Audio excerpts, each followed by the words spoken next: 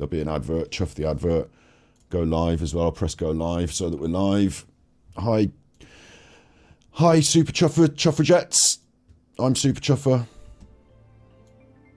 You know the score. Get on the dance floor. Okay. What we're doing is we are live react to Idiot Alan. That's what we're doing. So I need to open up his fucking channel.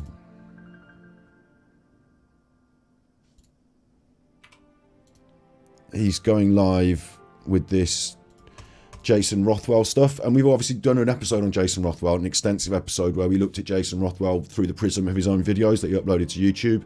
The one where he's talking about putting that weird stuff in the bin and having it rotting. We looked at him doing an interview about his life with another psychic medium who looked a bit like a large, and we noted that Jason Dean Rothwell has not found other people in the rivers.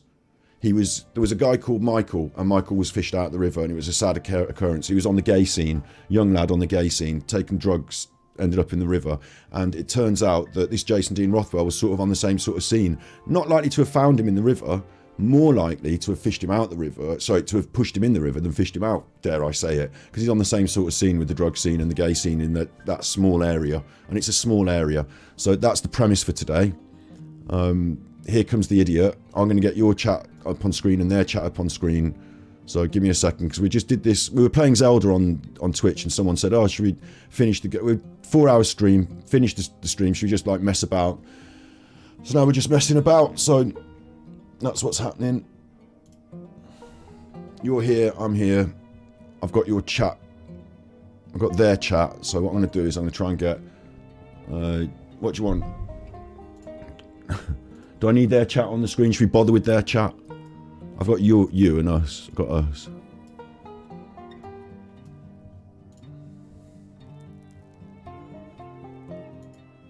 And I don't need that. And I don't need that.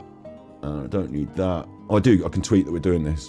Because I don't go by a staged disappearance where a phone is put on a bench. I don't go by a phone's put on the bench. This is the end screen that he's got playing at the start of his episode because he's an idiot. Could be wrong. But to me it looks staged because I don't see any CCTV cameras picking her up anywhere. So we're just chilling at the end of the evening now.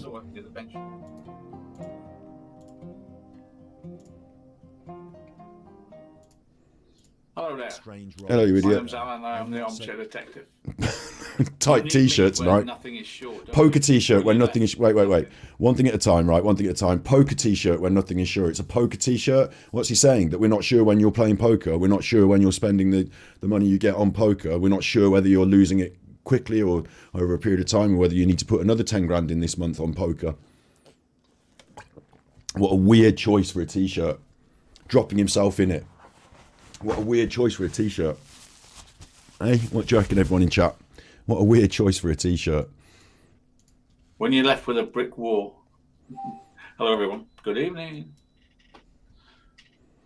See, it's quiet with a brick wall as well. Listen, it's quiet on the stream without my background music. So I want the background music of this because it's too. He doesn't put any background, like, so it's a bit quiet. So.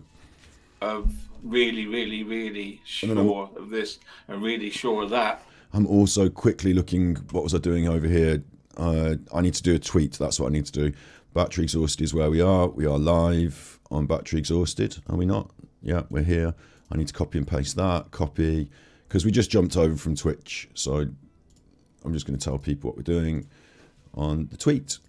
And what we are doing is we are live reacting to angry, should have done this earlier, Alan, watch us so you don't have to endure him. There you go. Tweet. That's out. Tweeted. Right, carry on, angry Alan. And yet they show you no evidence. It sort of sticks in you, doesn't it? Especially you've got other creators going, of course, the police are right, of course. You know this stinks, don't you? And I'm here just to put the facts in front of you before it's too late, another month, and it will all be finished. quite a lot of times you talk a load of bullshit, and when you say another month and it'll be finished, you're worrying that in a month the inquest will shut this down and you won't be able to make your rubbish videos anymore. But facts are not your strong point, Alan. I won't be about much next week because I'm having a knee replacement. So Are you? Are you really having a knee replacement? Really? Really though, are you? Are you though, really? Because it's hard to trust anything you fucking say these days, isn't it? So is that the case, or are you popping off somewhere to spend some poker losings, to lose some of the money you get grifting off these people on poker? Make the best of me in the next few days. Oh. Or the worst of me, whichever you want to call it. Because you could be dead before you know it, and if you were, it wouldn't be a great loss to the world, but carry on. Tonight's show is about stuff that perturbs me about Jason Finding it. Rothwell. Oh, this will be good, won't it? Let's see what you My found out. mate, Mind Juice, Your mate, Mind Juice. Mind Juice doesn't like you. has really shook his cage. Mind Juice is an intelligent man. I've not been watching Mind Juice. Mind Juice also has been lifting some ideas from other places. Like one of his videos, no offense to Mind Juice, right? I don't watch a lot of their stuff because they said, oh, check out Mind Juice. I watched his video and it was like, oh, it's like 2 days after my video. He said a lot of the stuff I've said. It was well weird, but I mean, it's one of these murky worlds on YouTube, isn't it? Everyone needs their views and whatever. Some people really like Mind Juice. I haven't watched a lot of their stuff, you know. Dear, oh dear. But Alan's claiming they're friends. Really They're not shook his friends. cage. It's a load of bollocks. Mind Juice is an intelligent man. Alan's trying to claim, like, oh, because people like Mind Juice, they might When like me you as well now make because a I put the two statement- together. And you got someone like Feed off it. Mind Juice listening to you. You better not lie. And what he's trying to do is he's obviously going to be using Mind Juice's ideas today. So now he knows he has to credit him. Otherwise, we all point the finger and like figure it out. He doesn't want to irk Mind Juice. He thinks Mind Juice like want to get him on my side to say the things. Like he's trying to slightly change tack here.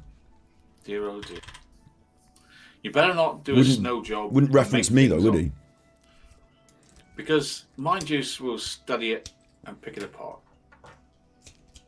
Jason Rothwell. I was the one that said Jason never found any of these people and was never at any of these places. Who is he? It's Let's gonna annoy refresh me. you, guys. This light is annoying me, not so much. Nicola anything Bullett's else. body was discovered in the River Wye more than 3 weeks, in fact, after she disappeared. 23 days, like it said on the bench. The bench has got nothing to do with it. Don't start making this into conspiracy theories. He's trying to make people like into conspiracy nuts. The mother of two was spotted by two passerbys who were pictured with the police at the scene. Just happened to be the Sunday just after the media circus left town. The media circus left town, and do the police really want to find her, or would they prefer a member of the public to find her? When asked directly by people on the Twitter and all that, people said, why do you think Jason Rothwell found her? And I've told them, because he was the only one still looking. No one else is still looking. The police are not going up and down that river. That's why Jason found him. Swish, and then swoosh. Grandmaster Sid Sophos sent tippies. Scott, you look like Prince Vlad from Transylvania, aka Dracula, the Bram Stoker's Dracula movie. Starring Gary Oldman. Fine. Super Chuffer owes 3 hugs. I don't know why I would look like that, but fine. I'm getting really frustrated not being able to light my reefer here with these, like, holding the lighters in my hand and them not working is... There we go. Listen, I've been playing Zelda for 4 hours on the other stream. I kind of needed to knock it on the head and have a break instead, so I said we'll do this as a chill out afterwards. It's not making me feel very chilled at the moment. I've not got my stream completely set up yet, so like this is annoying me. The fact the main frame is just slightly off like that is annoying me. Like things are starting to irk me, and so they naturally would, because you know, people, human feelings, whatever. And like, it's not that Alan makes me cross. It's what he's doing now is Mind Juice has previously, like, let me say it straight, because people are going to be like, oh, it's all about you and it's Alan and you. But listen, Mind Juice has used one of my videos as the base point to some of his videos. Like, it happened a long time ago. I'm not here bullying Mind Juice on the internet. I don't care necessarily, but I don't watch Mind Juice, and I look at them and think, well, if a lot of the stuff you researched came up from what I said, maybe you're just watching other people's videos and I don't need to watch you. I just watch their videos. So I don't really have a lot of time. Like, a lot of people might like Mind Juice. It's not about that. It's irrelevant.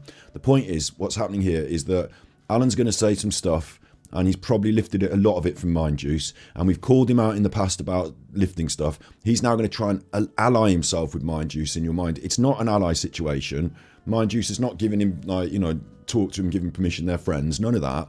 And maybe some of these ideas might actually originate from me, because that's what he tends to do. I've seen it. Okay, he's going to do it from other people as well, but if it is the case that it's originally come from our stream and it's come via Mind Juice and now he's saying it, it's even more annoying for me, isn't it? Hello, Snood in chat, big ups. How do we sleep while our beds are burning? Exactly. I should remember the comedy, you know. But it's even more annoying to me if it's going to be this deliberate, because I think Alan would do that to kind of be deliberately annoying to me, you know, like knowing that I said it first, but now he's going to attribute it to Mind Juice. Scott, you are a legend, mate. YouTube loves Red Heart hash you, man. Super Chuffer owes 6 hugs. So without beating around the bush, let's be clear what I've said, you know, early doors, because I did my episode on Jason Rothwell. He's a charlatan, he's a fraud, he's a weird nutter who's interested in making money, convincing people he's a psychic. That's why he's interested in finding bodies. He hasn't found any other bodies. The cases that he references are things that he may have had more close, like the thing with that boy in the river. I've said he may have been the bloke that fucking pushed him in the river, not likely to be the guy who fished him out. We know all that. And I've also made it very clear that what was the other thing that I was going to say, you know, from the start, that he was the only one looking for them. Like, he's out there looking for them. There's no, I'm not saying it's some kind of fucking psyop or that they're all related to each other, or that, you know, his cousin was friends with Paul Ansell's second cousin's mate and they bought drugs at the same time. They all live in a similar area. They're going to have some connections somewhere along the lines, but it's not that. It's not some weird psyop bullshit. Let me see how it's annoying me though. Yeah, it's annoying me. So let's see where we go with it, because I don't know if I'm in the right frame of mind to put up with his bullshit today. Case like this, it's better for the police that a member of the public finds them, because then they haven't got to investigate. If they found her, right? Let's just suppose that it's never going to happen. But okay, that's an amalgamation of one of the ideas. And what annoys me now, okay, is that I'm on the internet going, I did this, I did that, I'm the one, I'm the big chuffer. And that's not, it makes me look bad because it makes me look like an egotist. But the truth is that he's mixing up one of our ideas. One of the things I've said is that if the police say this is a crime, if on day one Nicola's gone missing, they say, hang on, we think Paul Ansell's done it, we're investigating it as a crime, then suddenly, that's what we wanted, that would have been good, but suddenly what you've got is an expensive criminal investigation that needs to be carried through. If it looks like a missing person and it smells like a missing person and you don't have to conduct a thorough criminal investigation, let it be a missing person. Don't spend the money. We haven't got the money. I've said that for a long time. Now he's amalgamating, like, if the police find her, they'll have to do, no. Doesn't matter who found her. Just because somebody else found her doesn't mean the police don't have to do any sort of investigation. They still have to turn up, fish her out, and fucking, you know, they still should have crime scened it off. But he's amalgamating ideas now. So suppose the police have found her. Or putting his spit twist of line. He's jerky, herky, jerky. His stream is herky, jerky. That's his end. He's got bad internet. Media, that'd be all over it. They'd be covered in it. Media. Which meant they would have to make a crime scene, because it's going to be on telly, and you can't just embarrassingly put a rope around the body, put it in a bag and pull it out, and it drops back in and pull it out. Alan is alluding to the footage of them removing Nicola from the river there, and I don't know if they did drop it and pull it back out, a rope around a body. He's getting that wrong. What they do is they have, like, it's like a stretcher. Like, it's like a stretcher, and they put it in the water, they get her on it, and then they put this bag around it, and then they haul it out with the rope. So he's getting it wrong. Alan is getting it wrong. And I'm going to talk frankly about gruesome facts. If you're in the body of water, it preserves you in terms of not letting you rot because you're not exposed to the open air. You're actually underwater. So it preserves you in some ways. But in other ways, it softens the tissue, so you're going to do damage to the body, you know, in this process. And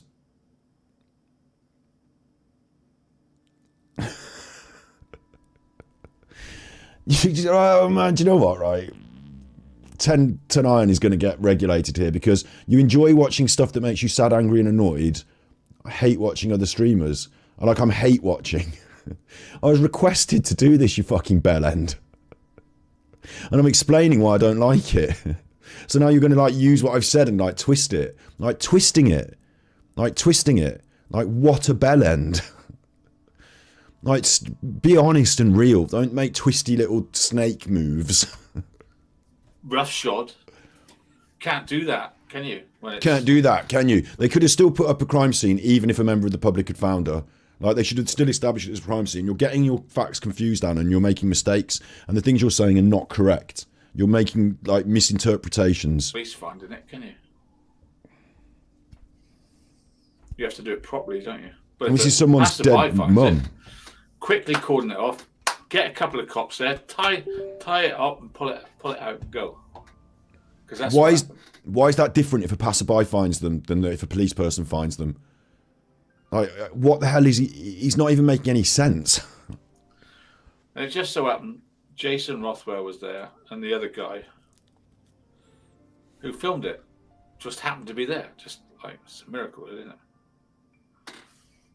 It's not, right? So it's not a miracle that Curtis was there or Jason was there, because Jason was there because he's trying to make his living as a psychic. So he's looking to try and find, in his local area, there's been a dead woman and she might be in the river. No one's found her yet. They say she's in the river. So if he can, it's like the lottery for him. He doesn't have to spend any money on a ticket. He's got no job. He's out there walking up and down the river, because if he finds her, he's a big someone. That's what's in his mind. No one else was out there walking up and down the river. 3 weeks had gone by. They'd all fucking given up and gone home. The blokes with the boats and the sonar, they'd all gone home. So no one's out there looking for her. Curtis is out there day in, day out with his cameras. Anything goes on in that village, someone like, wails a siren, Curtis is going to turn up. So lo and behold, on the day that she's found in the river, it's fucking... I couldn't be happier. Chuffer is there Slinky looking. Socks sent tippies. Can you explain how to give tippies? Someone in chat is asking XXX. You can super chat me Super on this Chuffer channel. owes 3 hugs. You can super chat me on this channel, and I haven't pushed the tippies thing, have I? Sorry, the tippies link. You're going to want... this is the tippies link. Usually it posts it in the chat every time someone does a tippy, but for some reason on this channel it doesn't. So there you go. There's your tippies link. I prefer it on these tippies because it reads it out, and also I get more of the cut. But you can do a super chat as well. That's fine. But yeah, Alan's getting this wrong.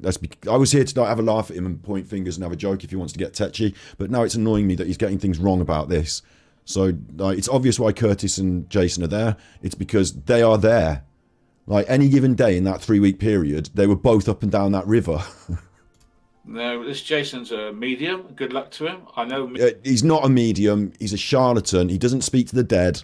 Not good luck to him. Good luck to him. He's a fucking weird, dodgy, like, you wouldn't want him living next door to your kids. Good luck to him. Fucking Alan's got track record with pedos, hasn't he? Because Alan interviewed a man on his channel, all factual, all recorded. Alan interviewed a man on his channel who had sex, or a relationship but not sex, with a 13-year-old girl. Sorry, a relationship but not sex with a 13-year-old girl. And Alan suggested that was okay in some way, and that we should sort of like, I think he suggested that some of his Spanish should send this guy a letter while he was in prison. A 13-year-old girl, Alan. He got a track record with this. Jason Dean Rothwell is not okay. Right, he's not okay. Let me show you this. Like, he's got a criminal record. Well, actually, I shouldn't say that if I'm absolutely not certain 100%. But if you go super chuffer, that doesn't get it. You need double F, mate. You need a double F, super chuffer. If you go super chuffer, and this would, on the more fun tip on the playlists, Nicola Bullis. I don't know why they got me doing this today. I don't know why you chuffers asked me to do this. You wanted this. It was supposed to be a relaxing chill time so you could all have a chat in the chat. You just like chatting in the chat, and I've gone nuts. But look, this is where we're at now. Jason Dean Rothwell is not okay. Absolutely fine. It's a funny one. And because I don't know about yourself, but I found in school. Yo, Scott, you train at Johannes Forts in Mayfair? No. This guy's Jason Dean Rothwell. He's not okay, right? And it's not because, he's gay. It's not that. It's because he's a fucking weird nutter. And like, one of his videos that we reviewed, he talks about how he put a load of meat in a bin and let it rot. Thumb, give me a little thumb, press your little thumb on there. Load of waste into a bin. Yeah. And a few weeks later, that waste had turned into, there was mold and funguses and all sorts. And then at the same time, I then threw protein in there, meat. Meat? What? Like, he's some weird, like, not just weird, like, he's interested in, like, Edward Scissorhands and he's got a haircut. Like, he's putting fucking fetid meats in a bin and timing how long it takes to rot them. Like, he thinks he can talk to the dead and making shit up. Like, either he does talk to the dead and he thinks he can talk to the dead, or he doesn't and he's grifting old ladies. He's another one of these weird, you know, grifters. Like, he's not living in some fucking mansion somewhere. He's come from some northern, like, hard northern town. He's living a tough life. He's been bullied or whatever. He's got a strange attitude to, like, he's got that panda behind him. Those pandas. In terms of this Michael and the River Wire, I've got to get this one out. Michael River Wire. And I'm just going to say it. People like me because I say it like it is, don't they? Yeah? Like, they say it like it is because I say it like it is. It's raining again. I couldn't be happier. They're all mythical bullies. And then whoosh! Sexy Chuff sent tippies. Scott, oh Scotty boy. You are mega fit. All the chicken I can eat. All the chicken you Red can heart eat. hash, red heart hash, red heart hash. That gets us binned off of the Super Chuffer owes 5 hugs. the music. Look, Michael body. Like, it's all Nicola Bully. I don't want St. Michael's on Wire and Nicola Bully. I want this old story about this fucking lad called Michael.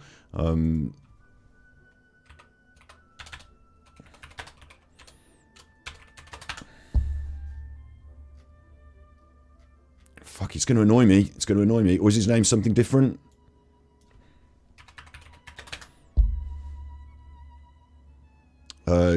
Grandmaster Sid has popped the super chat. Thank you very much. £5 super chat. Can somebody... Why am I... okay, here we go. He says he also found remains of a missing teenager. Jason Dean Rothwell, that's not his name. We found out on my stream that the reason he calls himself Jason Dean is because there's a town near him called Rothwell, but the Jason Dean comes from a film. It comes from this film, Heathers, which is about murders, which was in the 90s. A lot of people know Heathers. It's a film in the 90s. So that's why he calls himself Jason Dean, because he's got a weird infatuation with this murder film. And he also said, like, he said his gift helped him to recover Michael Brooks, right? So Michael Brooks went in the river, fished out.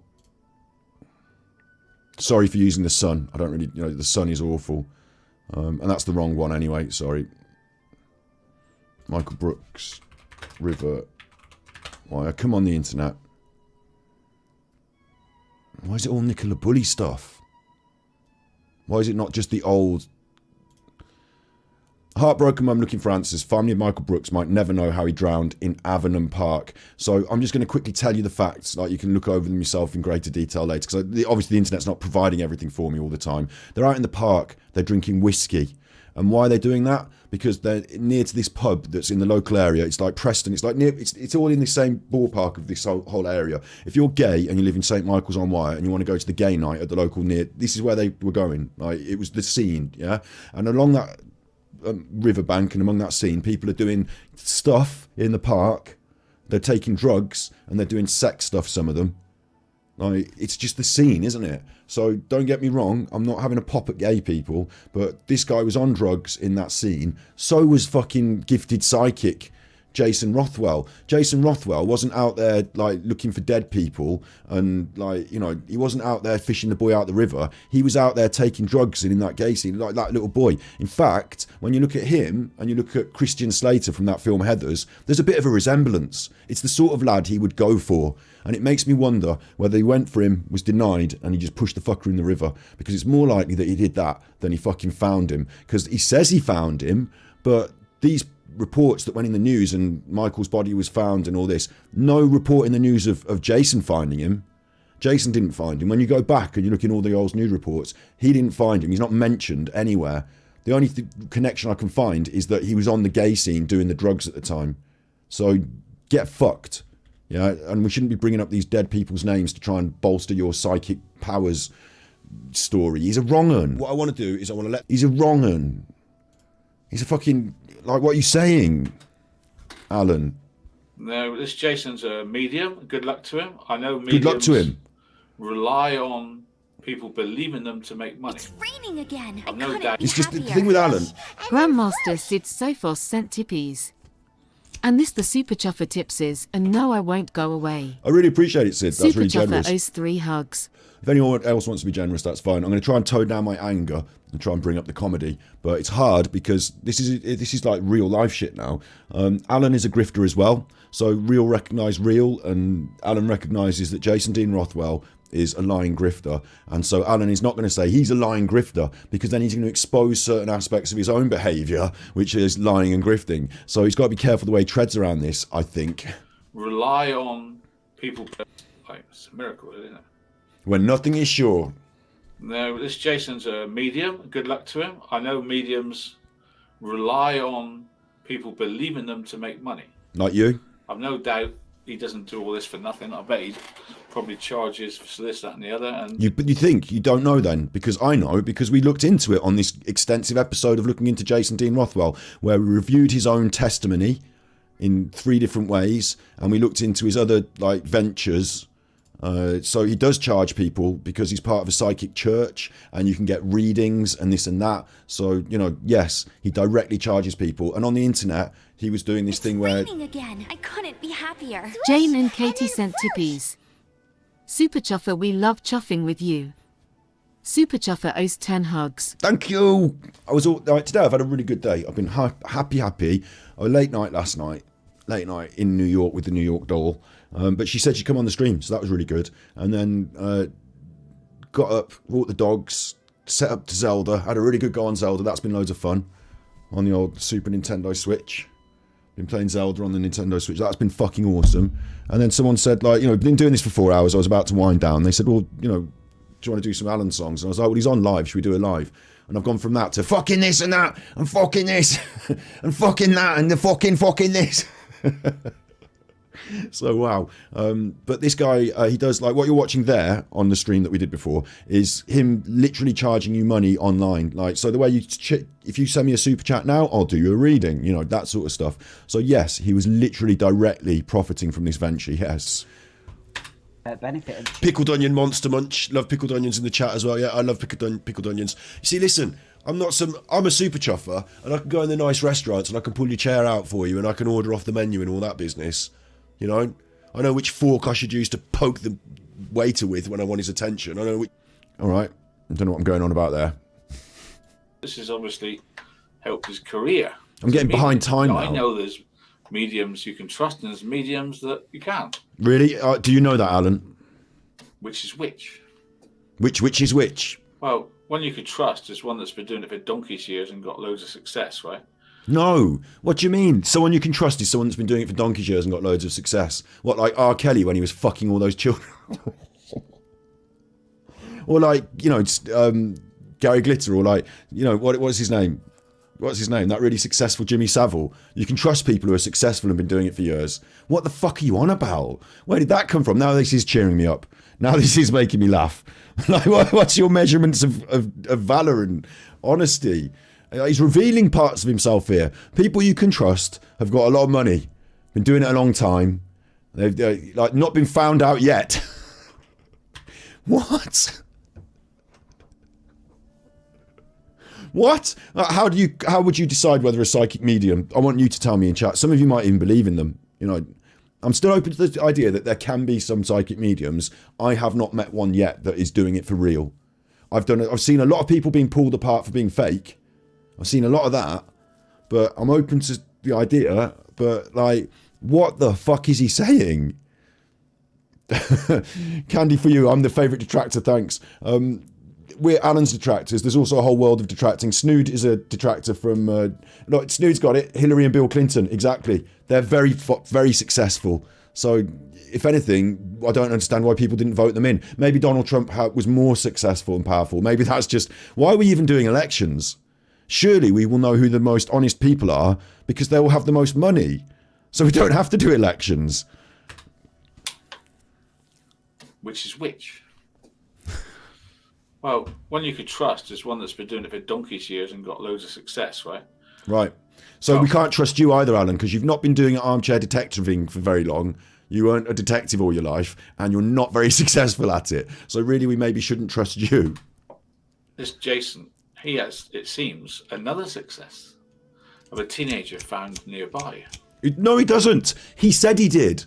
But if you're going to take people at face value, like Jason, and you're going to assume because he found a body, he said he found a body, but if you go back and look at it, there's no record of him finding the body.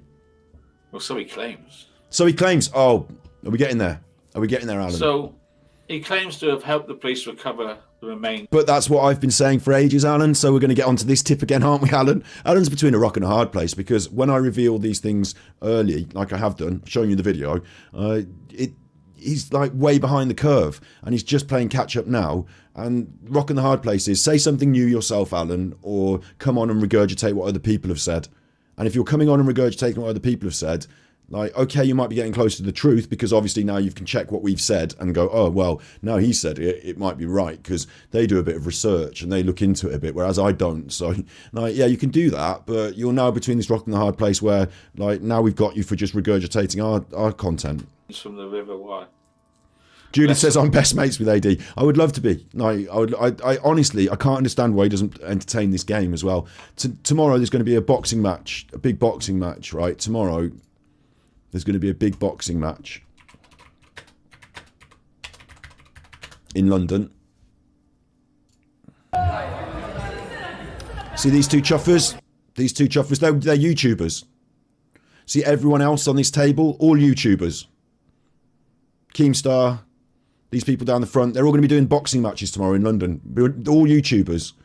Like, they're going to do, these two are going to do bigger business and better money than they've done in the last 5 or 10 years on their streams. In one fell swoop, YouTube boxing match.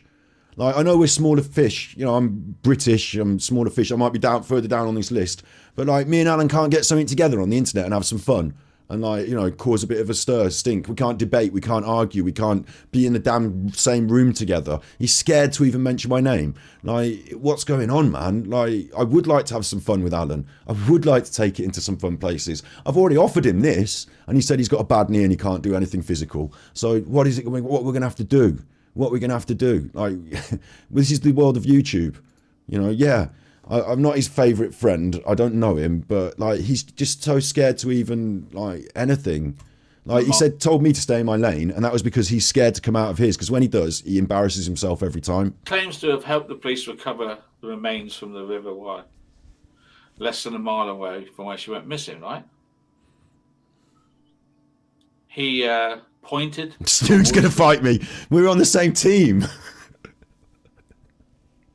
We're on the same team. You can't have detractors versus detractors on the same team. We'll have to be a tag team against, I don't know, we'll have to find another, like Alan's a target. Alan is my lolcow, isn't he? Like, Alan is my own my own personal lolcow. You know, my own Private Idaho, the film. My own private lolcow. Alan is my own British, like, I've found him grazing unawares that he is a lolcow. I've found him in the wild like I'm a cowboy. I'm a cowboy, and Alan, I've found him in the wild, and I've lassoed him and dragged him into this. You know, so I want him. Englishman says they'll fight me. Englishman's one of Alan's... Why aren't you watching Alan's stream, you fucking idiot?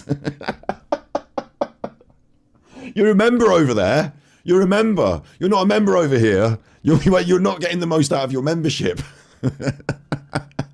You see, I don't know who you are, so I can't agree and just fight you because I don't know who you are. You might be 6'7" with a great big fucking giant, like ginormous. So, like, I've got to be fair. I assume me and Alan, like, it's a fair fight, and it'll be boxing. And there's no interest in you either. You need to get yourself a channel.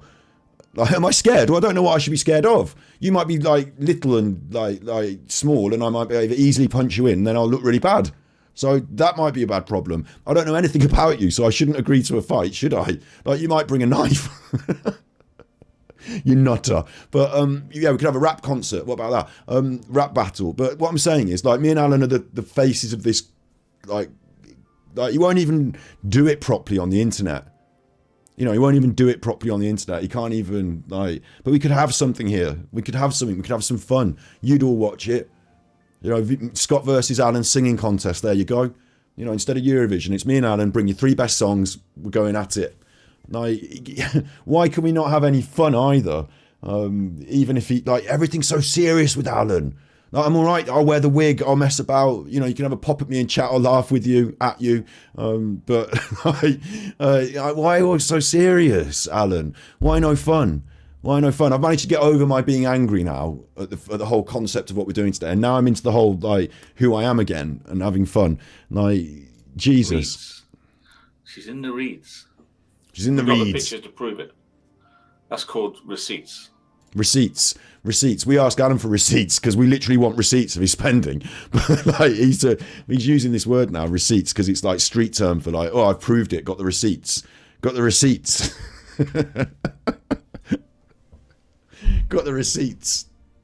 You got your receipt from W.H. Smith in Bristol Airport for one copy. He wouldn't even buy the paper, would he? He wasn't even prepared to pay for the newspaper. Wait, am I not wearing my Malta t-shirt today? What t-shirt am I wearing? My Zelda. But I've still got this. on. Big ups, Englishman. Listen, Englishman, you're all right. You're all right to stick around. Everyone, lay off Englishman. Let's show him a warm welcome. We've had our little, but now I'll buy you a drink. We're all right. We're all right. He explained his reasons for being on the scene on TikTok. The psychic said, "Psychic." Well, Jesus, wait. A minute ago you said that it was all right to be a psychic, that it was fine. Good luck to him. And now you're like, psychic. So which side of it is it? I'm happy to say I've never seen any evidence. Like, no one's shown me a psychic who can contact the dead. Like, I've never sat with them and they've never done it. Like, I've seen them on the internet get busted and all that.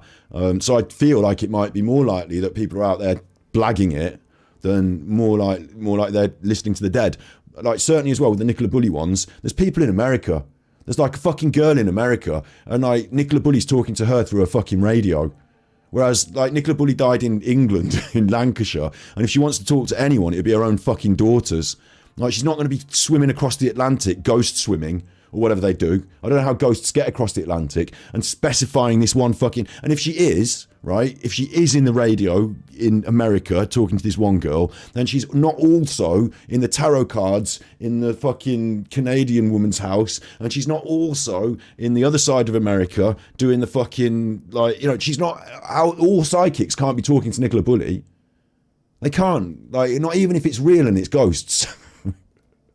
They can't all be doing it, can they? So, like, I'm a bit skeptical, but as I say, I will leave the door open because we're a YouTube channel, and I'm open-minded. If someone wants to come on and talk and show me their evidence, I'll leave the door open to that, and I won't say categorically no, bollocks to everyone. And if you believe it, you're a fucking idiot. That's not what I'm saying. That's not what I'm saying at all. But me personally, I'm allowed my feelings, but I'll be clear about them, and that's what I've said. I'm not going to say I think that the psychic is fair play and good on him. The fucking twat. Like, what? Why can't you even be straight with us, Alan, about even something you think? Just something you think, just what you think about. Do you want Frosties today? Yeah, I love Frosties. Fuck stupid them. I hate Frosties. Like, what? Why is it always got to be so double-edged? He explained his reasons for being on the scene on TikTok. The psychic said, "Psychic." Psychic. That's our new meme. Psychic said, "Psychic." No, you'll use it now in life. You'll all use this in life now. Psychic. The psychic said, Psychic. For when, like, like Jinx, psychic. Do you know what's on telly later? I think EastEnders might be on. Psychic. As has obviously become apparent, yes, it's myself in the images that the media are circulating relating to the Nicola Bulley case. Yesterday, Oh God, no. Okay, now what we're doing, he's not showing you this, but now what we're doing is there are some tweets, some messages from like Facebook or whatever that have gone around, and this is the problem with this shit. There's a load of shit going around on Facebook. Now, I can make you a fake tweet right now, like, if you want. Like, what you do, like, look, fake Facebook app messages. Look, you just type that in. Fake Facebook Messenger chat generator, fake messenger scam, fake messenger, fake chat. This is so easy to do. So if you're going to believe some pictures of a Facebook message and that's it, you've believed it. Even if it says Jason at the top and it looks like it's from his account. Have you spoken to Jason and verified this? Is it certainly perfectly what he said? I don't know. Certainly some people have said that he said some stuff on social media. If you're his friend on social media and you know, fair enough. But a lot of people have just taken things they might not know for fact and spun them out as fact. Jason himself may have made some statements on his personal social media, and they may have been reported in the mainstream media. You know, that may have happened, but he's not showing us any of this. So you just got to be careful now when you're listening to Alan about whether it's bullshit or not, because it may well can be. Morning. It was myself and a friend who reported and assisted the police in recovering the body. I don't know what they did to recover the body. Next to nothing. In fact, nothing. He just pointed at it. It's over there.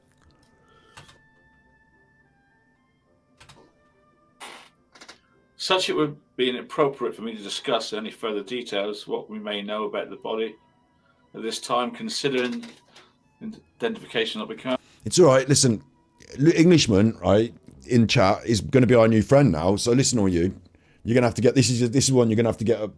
This is going to have to be able to figure this out in chat, right? Some of them are going to come over here from Alan's stream, and they're going to realise that Alan's being an idiot and we're having a lot of fun, and they're going to want to hang out. And at first, they're going to hang out by being difficult. And then they're going to come back and not be so difficult. We've got to be careful. We've done our having a go. We've done our back and forth. But now if we can be nice to them, they'll realise that we're actually good people and this is the better place to be. So they're very welcome here. So I'd encourage you in chat to try and be nice to Englishmen and just try and be nice to them.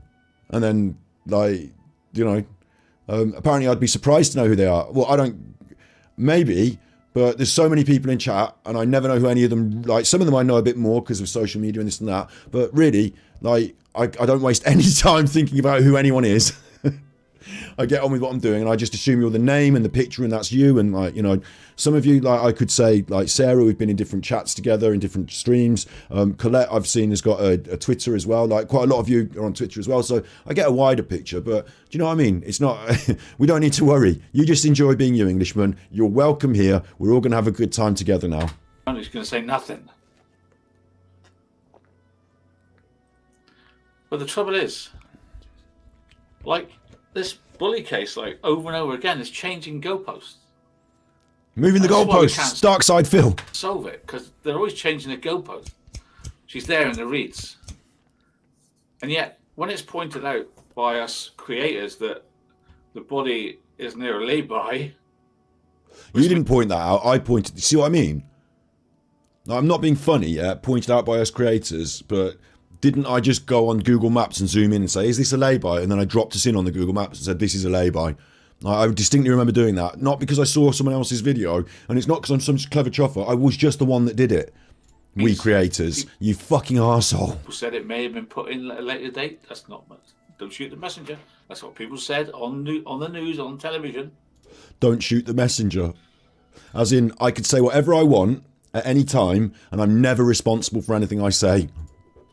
But Alan, on your channel, as a broadcaster, you are the messenger and you are responsible for what you say. Alan, if you had a guest on and they came on doing right-wing racist rubbish, then you'd be responsible. It'd be your channel responsible. Oh, don't shoot the messenger. I just got the guest on. No, it's your channel. Alan, if you read it out and say it, it's you saying it on your channel. You are the... There is no shooting of... Obviously, you're always the messenger because you don't have anything else to say. Like, it's always somebody else's stuff, but it's you broadcasting it. So you are now responsible for any... Like, you can't just say, don't shoot the messenger. Sorry, I did some racial stuff there, but don't shoot the messenger. Like, what? Then come back on the scene and said, no, actually, it wasn't in the reeds. It was floating down the middle of the river.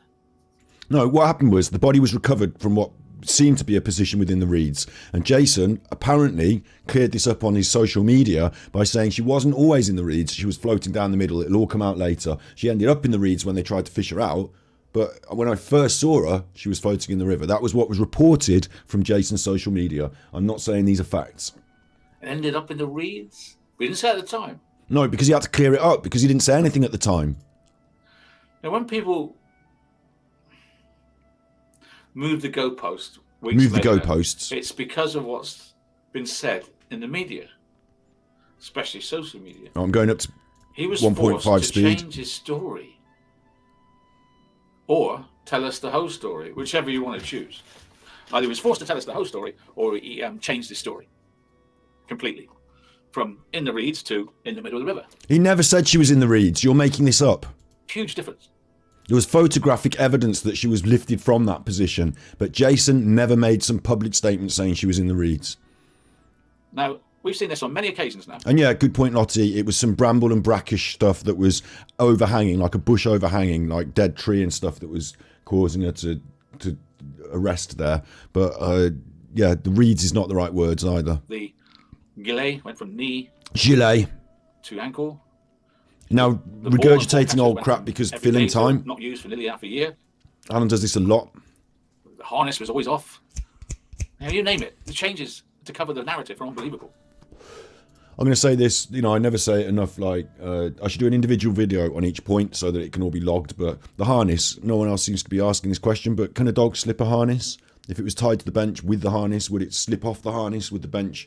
Would it still appear to be tied to the bench on the floor near the bench? Could a dog remove the harness itself if it was tied on by the harness? And then we get him changing his story from the reeds to the middle of the river. How many times are they going to change the goalpost? But you change all your stories all week long, Alan. Like last week, you said there was an altercation between two people. Then you said that there was this, Alan, what the thing is, right? Alan is being hypocritical here because he will make up something and then say, I didn't say it was definitely a fact. I said it was an option and we should just ask questions. So Alan's goalposts are not just moving each week. They're just like, they're here, they're there, they're over there, and then they're over here, and they're not their goalposts. And then I've only got one here, and then there's one over there. And I didn't say that last week. The goalposts are over here now. Like, Alan doesn't, like, his goalposts are never even situated, let alone moving. Like, they're never set down. Like, Alan has said literally the opposite of what he said last week, this week. So, like, this is ridiculous.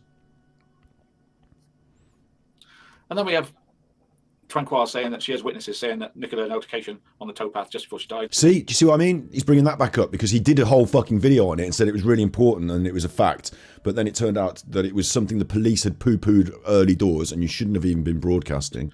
And someone saw her laughing and joking minutes before she died. No, they didn't. And then that's washed away and we never saw it again, right? Because it was someone said they saw someone said, their friend said, they had, and it turned out to not be rubbish. So all these are moving goalposts, aren't they? No, in the early doors of an investigation, you'll get information. We'll ask a lot of people what they think. They'll bring forward information. And some of it might even enter the public sphere. It might even get misreported and spread around by people like you. And then the police will go and verify it. And some of it will be bullshit. And then they won't, like, that's bullshit. They had to do a whole press conference to say, would all of you fucking people on social media stop bringing up a load of bullshit and making up a load of bullshit? Because it's not what's been going on, and we've been checking through it, and it's bullshit. So in the early stages of an investigation, you will have different lines of inquiry, and then you will solidify and clarify what's actually the fact. That's quite normal. But if you're you, Alan, and you jump to every conclusion every 5 minutes, then you're on the internet spreading all this bullshit. It seems like the stories are always changing because you're always changing them and making them up and pushing them. So like it's a misinterpretation. You're trying to make people feel confused like you feel. But if you just step back a bit and give it some time and taken some pause for thought and not have to churn out a new video every day, I need something new to say every day, then you would have been able to see more clearly the facts. And that's Alan's problem. That's why what we do on our streams rings a lot more true, because I'm not just trying to jump to every fucking thing. I'm pouring through it very carefully. Like all the stuff we do has been based on the testimony of Paul, the testimony of Emma, the testimony of the friends, pouring through it very carefully. The CCTV, 5 hours looking through it. So Alan's going at this the wrong way, and he's describing a situation which is not accurate, and it's of his own making in a way. That she has witnesses saying that Nicola had an altercation on the towpath just before she died, and someone saw her laughing and joking minutes before she died. And then that's washed away and we never saw it again, right? So all these are moving goalposts, aren't they? Moving goalposts. And now there's too many, because we now got the January the 10th being played down. January 10th, welfare check. Believe me, it's being played down. Being played down. It's nothing of the sort has happened. We've had the report into the welfare check, and they've basically backed the policeman and said nothing was really, wrong in the policeman's behaviour. We looked at his whole episode. I don't repeat myself too much, but of course she ended up dead, so there is something wrong. And the two faults were didn't write anything down, didn't turn on the body cam, but other than that, everything was fine. So it's gone from we're going to investigate this. They did investigate it. Nothing to see here. Police have cleared it, and unfortunately, the policeman forgot to turn on the body cam when he went in the house. Yeah. Moving the goalpost again. In what way? How many more goalposts are going to move? What goalposts? What do you mean? Isa Tranquil. I'm dyslexic. These things. Like, why do they call it dyslexia, right? How can I spell dyslexic? You think like, oh, all these poor people got dyslexia. Let's call it a 4-letter word. No, we call it dyslexia. I wonder if he's the first person to ever said this.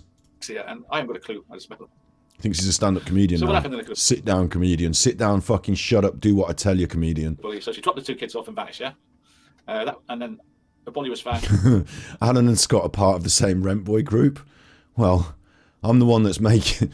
Alan's pouring his money away into poker and he's desperate to claw the money. So I understand who's the one getting fucked in that group. But he's not, you know, he's no spring chicken, so he don't make much. I get a pretty cheap ride out of it. 11 a.m. February the 19th. Near Rawcliffe Road. It was on the edge of the river, caught in a fallen tree. He dresses himself up. You don't think I'm the only one wearing the wig, do you? By a member of the public. Police are now saying, and I quite like this bit, the police are saying the death is unexplained. That's almost like we've got to investigate, isn't it? The police said the death was treated now as unexplained. That's because they can't explain it. They can't explain even going in the water, or even being anywhere near the water, or even being in the field. I would say that's pretty much unexplained. His web. Pressure is mounting for an independent inquiry into Lancashire Police handling of the disappearance. He's reading old news. I agree with that, but it never happened. Oh, it's happening. Jason. The inquiry is happening. We're expecting the results in the autumn after the autopsy. Initial splurge of publicity. Let's see what I did with it.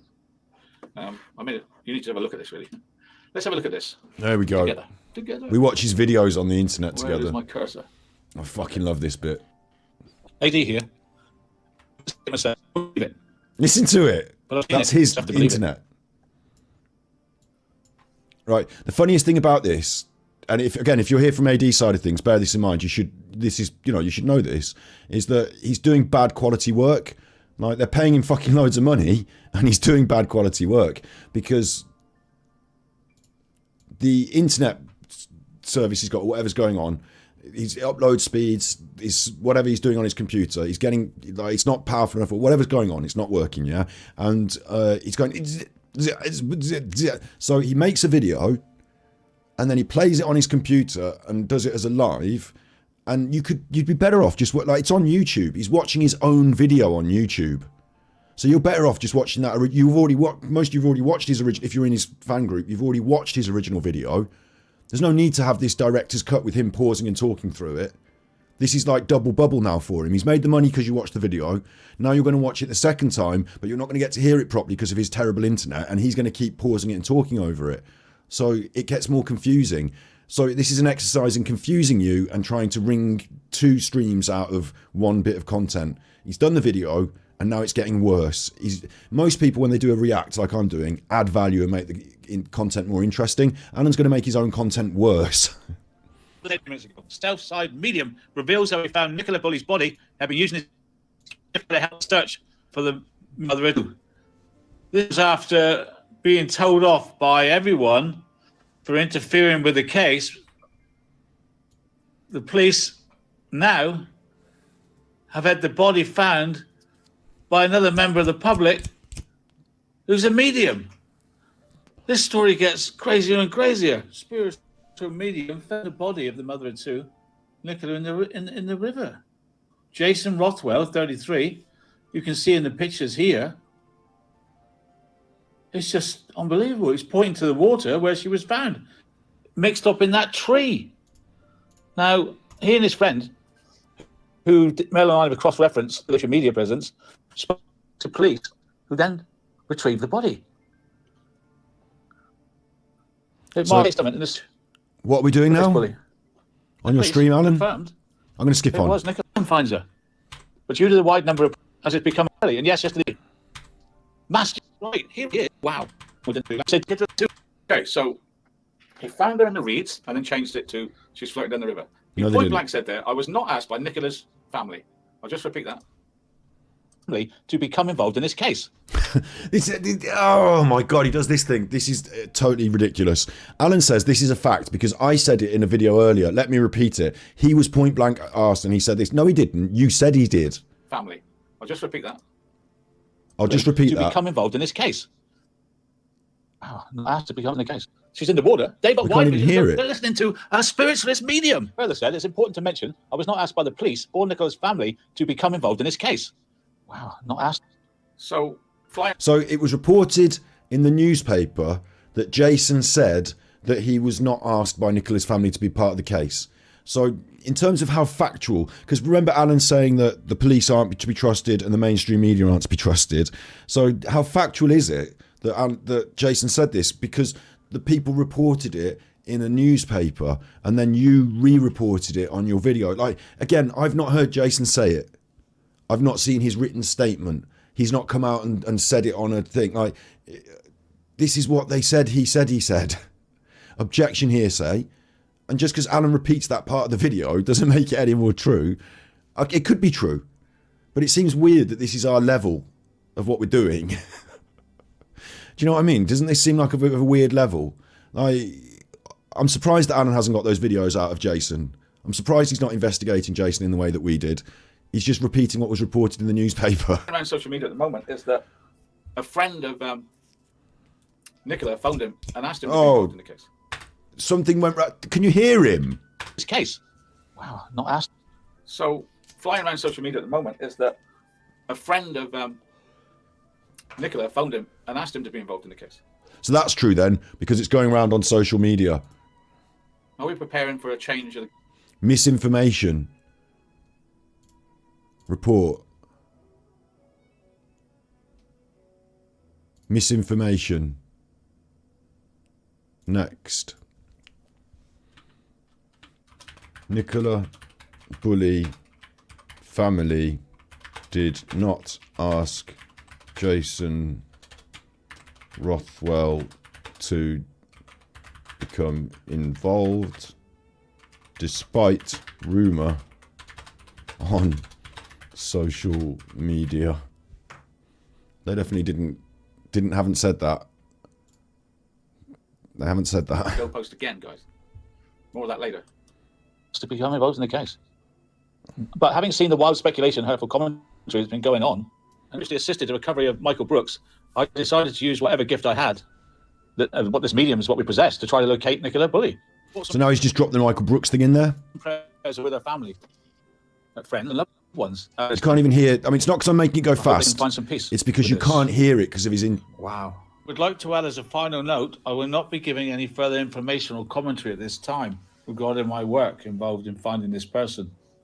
Nor is it my place to engage in any discussion on how the body came to originally be at this place in the water. Mr. Rothwell describes himself as a spiritual stage. I will tell you that when we come to the inquest, they better say that Nicola was intact and they could see her coat. If we don't get a description of the clothes she was found in, think back to this moment when he said he saw a blonde woman tangled in the reeds. Obviously, He didn't say she was tangled in the reeds. she was in, like, you can see who she is, right? Let's see what turns out later on next month. And the air still off.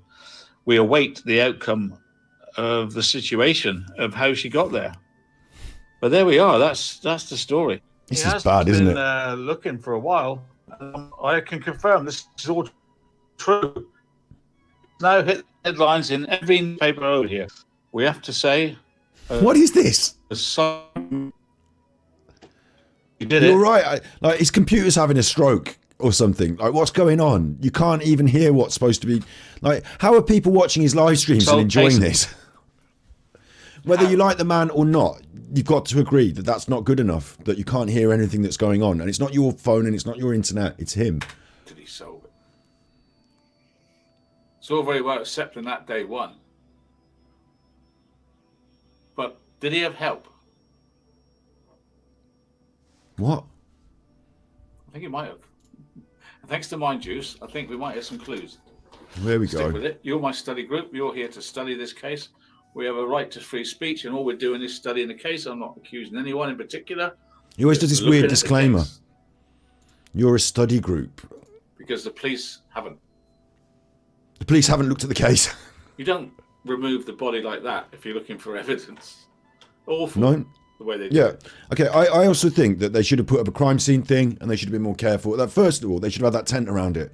Like, it's very difficult to put the tent around because it's down there by the river. But for Christ's sake, a bit of respect. They didn't do a very good job of that. No, but it doesn't mean they're not like investigating the case. I mean, that should be an inquiry on its own. And the police aren't going to be looking at that body and looking for evidence on the body. They're going to be sending that body for the autopsy. So then we get the next day when sort of by the 21st of Feb, all the newspapers are looking into this guy. Where did he do it, right? So in the Daily Mirror, psychic that found Nicola Bulley's body also found the remains of a missing teenager. Jason Dean Rothwell, long name. It's not his Members name. of the public that found the body. The self-proclaimed medium claimed he helped to find. Now we're reading the missing teen. news. Again, helped to find, right? He helped to find Nicola Bulley. He helped to find missing teen. Claimed. Yeah. Didn't. The body was a mile from the phone, of course, which we know about. I'll tell you one thing that's striking me a bit lately is that some people are starting to say the lead was on the harness. I had one creator say this morning the lead was on the harness. No, it wasn't. It wasn't on the harness. If the lead was on the harness, they would have tied the dog up with a piece of string. They didn't. Who said they tied him up with a piece of string? Where's that come from? The lead is missing. Even though the Sky report said that there's the thing and there's the lead. Oh no, not a lead. There's no lead. So some of these creators have got it all wrong, and they're sticking to the narrative, and they're not even doing the investigation properly. Nor are you. So it's his gift that compelled him to help. In a statement, he added that he previously helped the recovery of Michael Brooks, a 19-year-old, who was found in a river in Lancashire after a 3-week search. 3-week search again. But he Michael Brooks. had no part in finding him. Preston college student was last seen on January the 13th, 2018, by a friend after they went to a local park. Why aren't you showing us pictures and stuff, Alan? Why are you Michael's just body was reading this found old February news? 6th after a massive search. Okay, reading the old news, I've explained it to you already. So, did he find this Brooks guy? No. Oh, why is he taking so long just to say what I said at the start in 5 minutes? Okay. So the coroner in that one, this is interesting because the boy in the river drowned. 3 weeks later, pulled out, same as Nicola, right, same time. And the area coroner, James Newman, recorded an open verdict. Open verdict. That's the words I said that he's going to say about Nicola, remember? Because of the track record. With the best will in the world, I don't think we're ever going to get the answer. The post-mortems into his death revealed he had drowned, but did not find any other signs of injury. And that's what you're going to get. So, Jason claims to find this other body. I would like to say a huge thanks to Lancashire Police for their help. They helped find the body for him. Support and open-mindedness, which they dealt with us. Following our call, spiritualists or mediums are obviously not something the police come across every day, and I appreciate the respect they gave us both. So they found the police and said, we found the body, right? Yep, they did. It's also important to mention, I was not asked by the police or Nicola's family to become involved in this case. But having seen the wild speculation and hurtful commentary that has been ongoing, and had previously assisted the recovery of Michael Brooks, I decided to use whatever gift all mediums possess to try to locate Nicola Bulley. Thoughts and prayers with the family, yeah. I will not be giving any further information or commentary into this work involved in finding this person, and nor is it my place to engage in any discussion of how the body... Shut up, Alan. I've just done a tweet. I've done a tweet on my own. Look, there's Angry Alan. This is us. We're reacting to it. I've done a tweet. Look at this. You're going to want to see this. Look at the size of that. Audrey. Look at the size of that. That's a cucumber and a half, isn't it? Look, there's the... Look at the size of that. Look at the size of that. Look at the walloping large cucumber. What about that? Hey? Seemed to originally be in the water. The trouble is, he's now changed his tune twice. Changed his tune twice. Which is driving me crazy. And mind juice. Driving mind juice crazy as well. Don't listen to the fucking nutter. He just makes up a load of shit. He's chasing Dean Rothwell. Nutter. Professional nutter. So don't worry about it. He's been on the scene for years. You probably pushed that Michael in. What do you want? And why do you keep like connecting yourself with mind juice? I've just got to check this out. I haven't again, I gave mind juice a bit of a kicking because people said, watch these videos, or their videos, sorry, I don't know if it's a he or she necessarily, but watch their videos. This was 2 months ago. I did watch it, and I was like, well, it seems like they're watching mine, the end. And like, so I haven't watched, not interested necessarily myself. Like, there's a lot of people making Nicola Buddy videos. People have gone on about this ring. I didn't really see the ring myself. I know that people are upon this ring thing. I can't, like, in those number of pixels, I can't make it out as much. But they've got their own take on it, and fair enough. And they're on the Nicola Buddy thing, and fair enough. And they're not all just videos and ripped off of my videos, obviously. Like, you know, that's obviously not the case. But like, maybe I come across like a bit of a, you know, cock. You know, he's doing my videos, but like, do you know what I mean? Like, I've got my own feelings on that, and I just don't watch much of it. But how is Alan allying himself to Mind Juice now? Like, why is Alan allied to Mind Juice? Like, obviously he's doing this video, this Nicola Buddy Rothwell 5 days ago. But what Alan's going to want to say is like it's weird, because when he took my stuff, or when he took stuff off that other woman,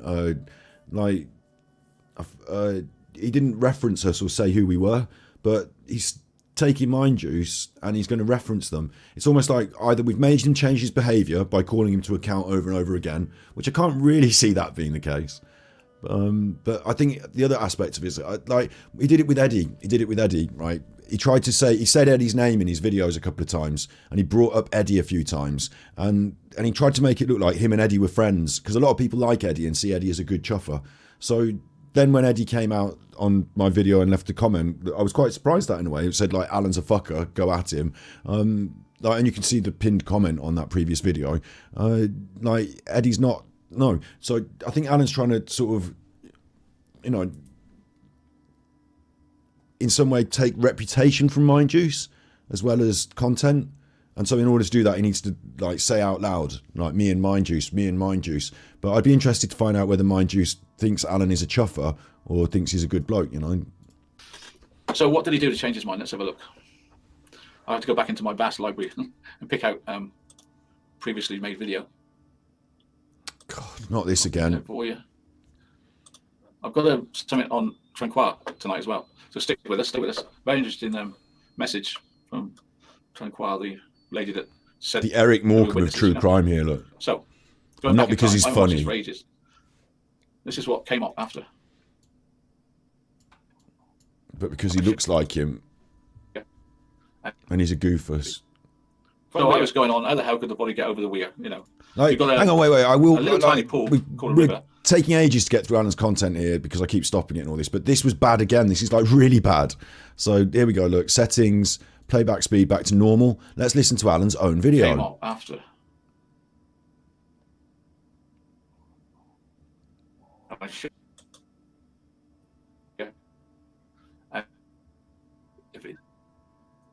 So I was going on, how the hell could the body get over the... So at Alan's end, he heard that playing, but at our end, we didn't hear it playing. So, like, what the fuck? Weird. You know. Sam Chuffer doesn't ban us or tell us off for commenting, no. And, like, people are going to be in here, like, from Armchair Detectives at times. I've got a few mods who are, like, you know, trying to keep... on top of things if people get really mean or personal, you know, attacking each other in chat. But otherwise, you know, it's okay. Like, it's fine. An Englishman said, this isn't just slagging someone off. Be happier. Let's meet that head on quickly. Tippies. Love you and your passion. We have children in chat. Super Chuffer owes 3 hugs. I'm not going to stop swearing just because there are children in chat. That's up to people to regulate what their children watch at like 11:30 at night. The thing with Alan, right? I'm not just having if I wanted to slag people off, there are loads of people who I could just get in and slag off, aren't there? And like, there are better people on the internet to slag off who are more popular that I'd get more traction with. Like, it's not about slagging people off, or I could do it in a funny way and be a comedian and, like, you know, let's have a go at Will Smith because he gets pegged by his missus, and, you know, you can do a bit of, like, jokey slack, like, but really what happened with Alan is he took some of my content, literally a video off one of my channels, and uploaded it to his own channel. So that was off. I did the editing. I got the interviews all together, and he had that for his, because he thought I was a small channel, didn't know people know it's just a little thing, I'll rip that. He does it all the time with all of his content. I've seen now. There's loads of other people he's hurt along the way because he just steals things off them. And then it's on top of that, he takes the ideas and the concepts out of smaller channels stuff, because he thinks, fuck them, I'll use that for me. Then on top of that, he's grifting off these people, he's manipulating and lying to them so he can go and spend the money, and he's got a gambling addiction, and he pours the money away on a gambling addiction. So he's a bad chuffer. He's not like, I'm just having a, like, slagging someone off and I've got nothing better to do. Today I've done my 4 hours of streaming on my main thing, playing Zelda, having fun. And like, people have asked me to do this, and you might see in chat there's quite a lot of people who react to it, respond to it, and they like the fact that we draw account to Alan's grift and his bullshit. And like, Alan has no place in this true crime space. He's just, oh, free speech, anyone can say anything on the internet. Yeah, you can, but he's just some arsehole who's shoehorned his way in to a position where this true crime space, it does have a lot more women, and some of them, like, the demographic is more skewed towards slightly more grown-up women. And Alan, those are the people he manipulates the best, and like, he's got a small group of them who he's really manipulating, and like, it's not very nice, it's not very nice. Like, slagging him off is one thing, but like, holding this particular, and we call him a lolcow now because we can rip the piss out of him and I can make content out of him, and everyone else can see what he's like, and only a very small number of people agree with Alan, and Alan himself doesn't seem to get it. Like, it's gone beyond him being a bad chuffer and deserving it now. Now what it's got into is, like, it's good content as well. So like, have I got nothing better to do than slag him off? But this is part of, like, I don't know if you notice, I get like thousands and thousands of views, and lots of people have been tipping me, and like, this has gone on to something else now. We're on the internet, it's YouTube, we're having fun. So like, it's a weird angle to come at it, like, oh, have you got nothing better to do than take the piss out of this man? Like, let me just, I do this quickly as well, because I do sometimes, like, I could be ripping Jason Dean Rothwell. Like, why am I not just doing video after video of this? Like, this is an easier target, a softer target, more of a numpty, but Jason Dean Rothwell didn't directly steal from me. Jason Dean Rothwell didn't fake his apology and use it to offend me. Jason Dean Rothwell didn't then commit the same thing that I told him to just stop doing it a week later. Like, so, like, there are softer targets out there on the internet. There are other people who are more easy to ridicule. I'm not a bully. I'm not here to sort of like go, ha, look, there are autistic people being funny over there, let's laugh at them, ha ha. Or like, this woman's doing a belly dance and she's got a big tummy, ha ha. Like, it's not that.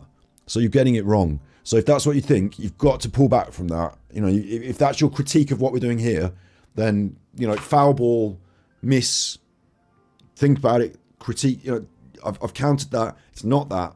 It's something different. So, keep with it. You'll get what I'm saying. You'll get what I'm saying, because Alan will reveal this as he goes tonight. He can't help it. He's a bad chuffer and he does all this stuff. And one of the worst things he's doing is he's making up shit and talking bollocks on the internet about a dead woman, and her children are growing up in this world. And like, Alan don't care about anything except himself. He wants to make some money off this. Tonight he's going to get his next 50 quid for his next poker session out of this bollocks. Like, it's just not right. And there's no internet police. What we have instead is other content creators make content and draw it to account. So that's how it works on YouTube. So, swim with the fishes. Like, You've got a little tiny pool called a river that's not fast moving because the weir stops the flow. You've got 2 foot drop. old news. Doubt. And out of that 1%, 92%, no action was taken. Now we're looking at official complaints against police officers. I'm not even going to bother making a statistical analysis of the complaints against police officers here because I don't think it's relevant. But what is the point of you expecting to find out what happened on January the 10th? Zero. Those same 47 different officers, some receiving multiple. Here, are we now watching Mind Juice's video? Alan previously watched Mind Juice's video, and now we're watching Mind Juice's video. 6 were referred to. But you can't hear it properly because of Alan's terrible broadcast. Again. I couldn't be happier. Andy sent tippies. So 6 of the 11 Up the were chuffer. from Lancashire. Bend me over, Brenda. So staggering. Super chuffer owes 3 hugs. Thank you very much. Now we're seeing that there's corruption Sorry, in Lancashire police. Yeah. Yeah. He says here. He says her journey home ended in. And this again, like, I don't know, Mind Juice, this is what Mind Juice is presenting, but it could be this is exactly what Jason Dean Rothwell tweeted or Facebook post at this time, at this day, or this could be just some mock-up, or it could be found, like, again, is this, this is what we go on in general. People are saying this is what Jason said. Look, it was on his Facebook, but is it? Is it though? So I don't report this on my channel because I don't like. It could be what Jason said, or it could be a fake thing that anyone can make. Like, I could make one right now that says the opposite, and it would look exactly the same. So I can't necessarily go on that. But Alan has been going on that, like, with watching. This is now Alan showing you a video of him watching someone else's video several weeks before. So I'm going to skip past it because it's not content. It's someone else's content from several weeks before.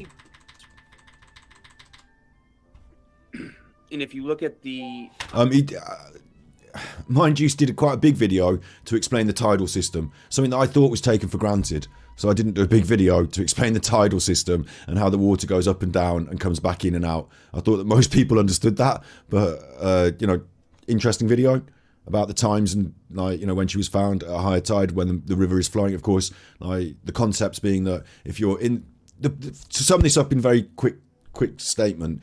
If you go in the river and you drown, then you sink to the bottom and you're stuck. That's how you drown. Like, if you floated, then you'd be alive because you'd be floating and you could breathe. So you're stuck underneath and you're at the bottom. But then your body fills with gas and it makes you float again. And during the high tide, depending on whether it's coming backwards or forward, you will float and move during that moment. You know, that makes sense, doesn't it? So she was found during that moment, like when, like, you know, movement was possible. And during this mock-up, there's a portion of the river here. And then there's portions of the river where she could or could not have moved during that amount of time, generally, you know. So, and that includes Marsh Farm. So Alan is using Mind Juice's content here, just to the point where now he's literally just playing his video. Really? Tweeting? Unbelievable. You know what I like Mind Juice? It's not necessarily the views of this channel, of course. Look at. And now he said that's not even his views. Mr. Snowden here with the chief constable. Like, Alan's not doing a particularly good job of reacting to this. And now we're going over this, like, Snowden stuff. We brought this up before. Corrupt politics. Said it in the previous episode. So I'm not going to, like, dig much. Like, we could go into that, but then I'll be doing politics episodes about the politics of crime commissioners. And, like, as we know, it's a fucking load of bollocks, and he's funneling off the money. So, like, you know, I've said that very clearly and quickly. Next. Both mysterious. This poor guy, who knows what happened to him? He fell in the fucking river. He was like pushed in the river probably after, like, some argument with someone whilst on drugs in the park after some session. Like, at the road, there's like a notorious and popular gay, not notorious, like in a bad way, but, you know, the popular gay venue, and it was the popular gay night. And most of the young lads that were gay were out on the scene, and they go in the park and they get their drugs, and maybe some of them even suck each other off. What do I know? This one ended up in the fucking river. That's how he died, like that. Only to leave his mom without answers to this day. And, like, I'm not dissing it. Like, they're not bad practice. You know, I went out with my mates in the park, and I would hope to get sucked off. Like, not on gay night. I would have hoped to get sucked off by a girl, but it's the same principle. So I'm not suggesting that people shouldn't be out in the parks trying to get sucked off. It's not like some slur and horrible thing about gay people. It's just the exact circumstances of what was happening that night, because I tell it like it is. And, like, you know, rest his soul, he's dead now. I think Jason Dean Rothwell had no part in finding him, was more likely to have pushed him in. The result unfounded. Thank you very much, Jules, for the £1 super chat. I'm afraid is involved are going to follow that same line, unfortunately. Regardless as to how well the public can help out, it doesn't matter. The track record historically shows corruption. Why are we watching Mind Juice? Is that right? Snake their actions. Do you want me to? What I could do, if you want, we could go through and watch Mind Juice's videos. I could give my honest appraisals. Like I said, some of it initially I felt was resourced from other parts. Now I understand that Mind Juice is doing their own investigation, of course, and is bringing things to the fore that other people have not talked about. So I, you know, completely agree that they are a decent content creator in that aspect. But that one video initially put me off. Like, what are we supposed to be doing here? Like, this is Mind Juice. What now, Alan? And then we get yesterday. It's gone under the carpet. Nothing. So have you just learned this stuff, Alan, or you just showed us that Mind Juice said it? And it's not new stuff. Why? What? I was right. Alan was right. Hang on, wait. Alan was right. Snowden will put this under the carpet and nothing. I said that. Man. So Snowden's name come up first when he was going to start the investigation. He was going. Snowden's name came up first in this whole thing, really, on the internet, in this whole thing, when he was going to be suggesting there was going to be an inquest. And I found it on the BBC and I brought it up and I said, this Snowden says that the inquest is going to include whether the police have lost control of the narrative. So I specifically remember saying that point. Since then, other people have done investigations into Snowden, including So and Mind Juice. So Alan's got no part in any of this. Like, this is nothing to do with Alan, like, and his content and his thoughts or anything. Go, like that collaboration, right? 2 months ago. And what did I say? So what did I say? That was months ago. That was like 2 months ago, like that collaboration, right? That collaboration, you and Mind Juice in collaboration. You mean 2 months ago you watched his video on your channel? 2 months ago. And what did I say? What did I prophesize? Prophesize. Snowden will put this under the carpet. It's Right, raining again. except he came out publicly. Happier. Jackie sent tippies. Keep speaking out about the weirdos, Scott. Super Chuffer owes 3 hugs. Thanks. I got to try and calm down again. Because Snowden said publicly he was going to try and sweep this under the carpet. He said that the point of the inquest was to find out how the police had lost control of the narrative. And when you don't have to read between the lines, it is the lines. How the police lost control of the narrative. That was what the inquest is going to be. It's printed in the BBC. I said it like I'm saying it now. And Alan's like, yeah, no, I prophesized he's going to sweep it under the carpet. Except you didn't even know who he was until a few weeks ago. Like, Alan doesn't really, like, it's like he's riding the coattails of other, like, he's actually shown you that he watched someone else's video to get these ideas. And then he's like, yeah, I come up with it. This is me. And the reason he's saying that is because you that are watching me now, you know he's an idiot. But the people that are in his chat, the few people that are in his chat, he wants them to believe, and he's manipulating them, and it's badgering them, and it's going on it, and then they know. Oh, I'm sure I remember him saying that he was the one that said this. I'm sure I remember him saying it was right. It's gaslighting, because he's a narcissist.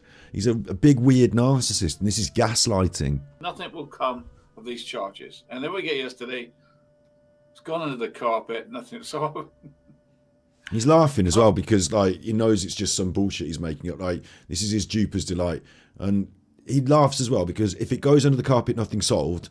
Like, if it comes back and they say, right, the autopsy report says that Nicola was killed with a hammer and they've just arrested Paul and they found the hammer at his house, then that's it done. It goes to trial. We know what happened. You know, we talk about it in a few videos, but if you go on and on about it, you're a weirdo. Yeah? Whereas if it never, we don't know. No one can ever... Like Madeleine McCann, we're all still talking about it today. That's what Alan wants. He doesn't want justice for Nicola. Alan wants Nicola to be left as an unknown quantity so that he can always make videos about it. And he's laughing about that concept. Like doing it in your face on his channel. It's gone under the carpet. Nothing. So. Why is that funny? Why is that funny? Today. It's gone under the carpet. Nothing. So. I was right. Oh, because you were right. I was right. And that's what's important here, isn't it, Alan? Whether Alan's the big right one. So it's so important that he has to steal other people's ideas. So important he has to play other people's videos. So important that he has to manufacture and manipulate things so that it makes it look like he was right. So important that he has to discredit and slur other people. So important that he deletes people out of his chat and will delete them off his thing. So important that he has to turn me into some sort of bullying bad man that's connected with a gang stalker. So important to Alan is to always be right because he's a narcissist. That's what it is. Not going to say I told you so. Right, now we come You just did. to the next bit of the show, which is the interesting part. Is it? That's not been the interesting part. Why the fuck did you just spend like an hour and a half upon it then? This is your show all over, Alan. You spend an hour and a half wasting time. So that, like, if you wanted to say this is Mind Juice's video, it's very good on the topic of tidal wave. Go and watch it. We watched it already on this channel several months ago. Here's us watching it several months ago. Could you imagine if today's episode I said, do you remember Alan? I did an episode on him a few weeks ago. Let's watch that together now. Because I did that a few weeks ago.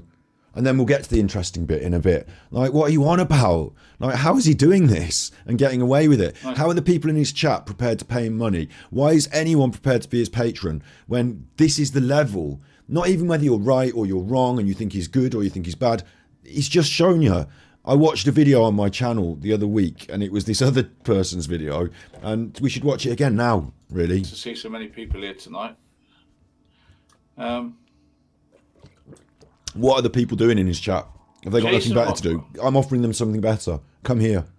Now, the reason I showed Mind Juice, because Mind Juice has been Happy winding birthday. him up. Happy by birthday. disbelieving his accounts. Well, no, I can't say this, but asking some questions of young Jason, right? Right? Like, you know, few questions. Somebody been asking some questions of young Jason, yeah? As they fucking should be, because he's a total charlatan. Like, it doesn't take much to work it out. You just look at his videos and his own stuff on the internet. Done. Been there, done that. Go ahead. And Jay felt compelled in the end to Is your internet working, Alan? reply on TikTok. Oh, here we go. So we now have a new statement from Jason Rothwell. Do we? Okay, which I want you to take notes about. Right? I don't... All you guys in my study group, there's 700 people here. It's important that you study the case properly. What was going on with your ham hand then? Study group, there's... Look at this ham hand coming. Look at the ham hand. The big swollen ham hand. And it's all right to say ham hands because, like, I figured this out the other day. Isn't it ham-fisted? Isn't ham-fisted an actual term? Being a ham-fisted oath. A ham-fisted oath. So I think ham hands is quite appropriate. Look at that. It's like a great big sausage with some sausages attached. Great big wallop of a... You know when you get Christmas sausage meat and you get it and it comes... Sausage meat comes in like a and you squeeze it out of the plastic. It's like a big wallop of sausage meat, isn't it? 700 people here. It's important that you study the case properly. And for that, you need to take notes. No. Really, Alan? Do they really need to take notes with a pen and paper while they're watching you? Or is that some kind of incredible narcissism? Part of the manipulation? You need to take notes off other people's videos so you can talk on the internet for hours. Statement from Jason Rothwell on TikTok. On TikTok. So that's it. 100% guaranteed. Must be true. Definitely Jason Rothwell. Definitely his account. Verified that. Know that TikTok is verifiable and, like, you know, he's all good in the hood. Like, there's no way this isn't accurately 100% verifiable. So we're going to go and talk about it on the internet. And you are to believe that it's 100. Me personally, I will take this with a pinch of salt. Go ahead. I would like to make a note here of thanking Mind Juice for asking my permission to use my content. I watched the whole thing, and there are many things mentioned or questioned. This is not Alan talking. This is Jason Dean Rothwell in his apparent TikTok message that he posted. Posed that I could explain further. So after saying he's not going to say nothing because of the family and the inquest, he's not going to say nothing. He changed the story from the reads. I have to take a bathroom break. And now again, he's doing it again, right? Because I'll tell you why. Mind Juice, friend of the show, called him out on the finding of Brooks, the teenager. Mind Juice has been doing some digging and found out that in fact it wasn't Rothwell that found young Brooks. It was his mother. His mother found him.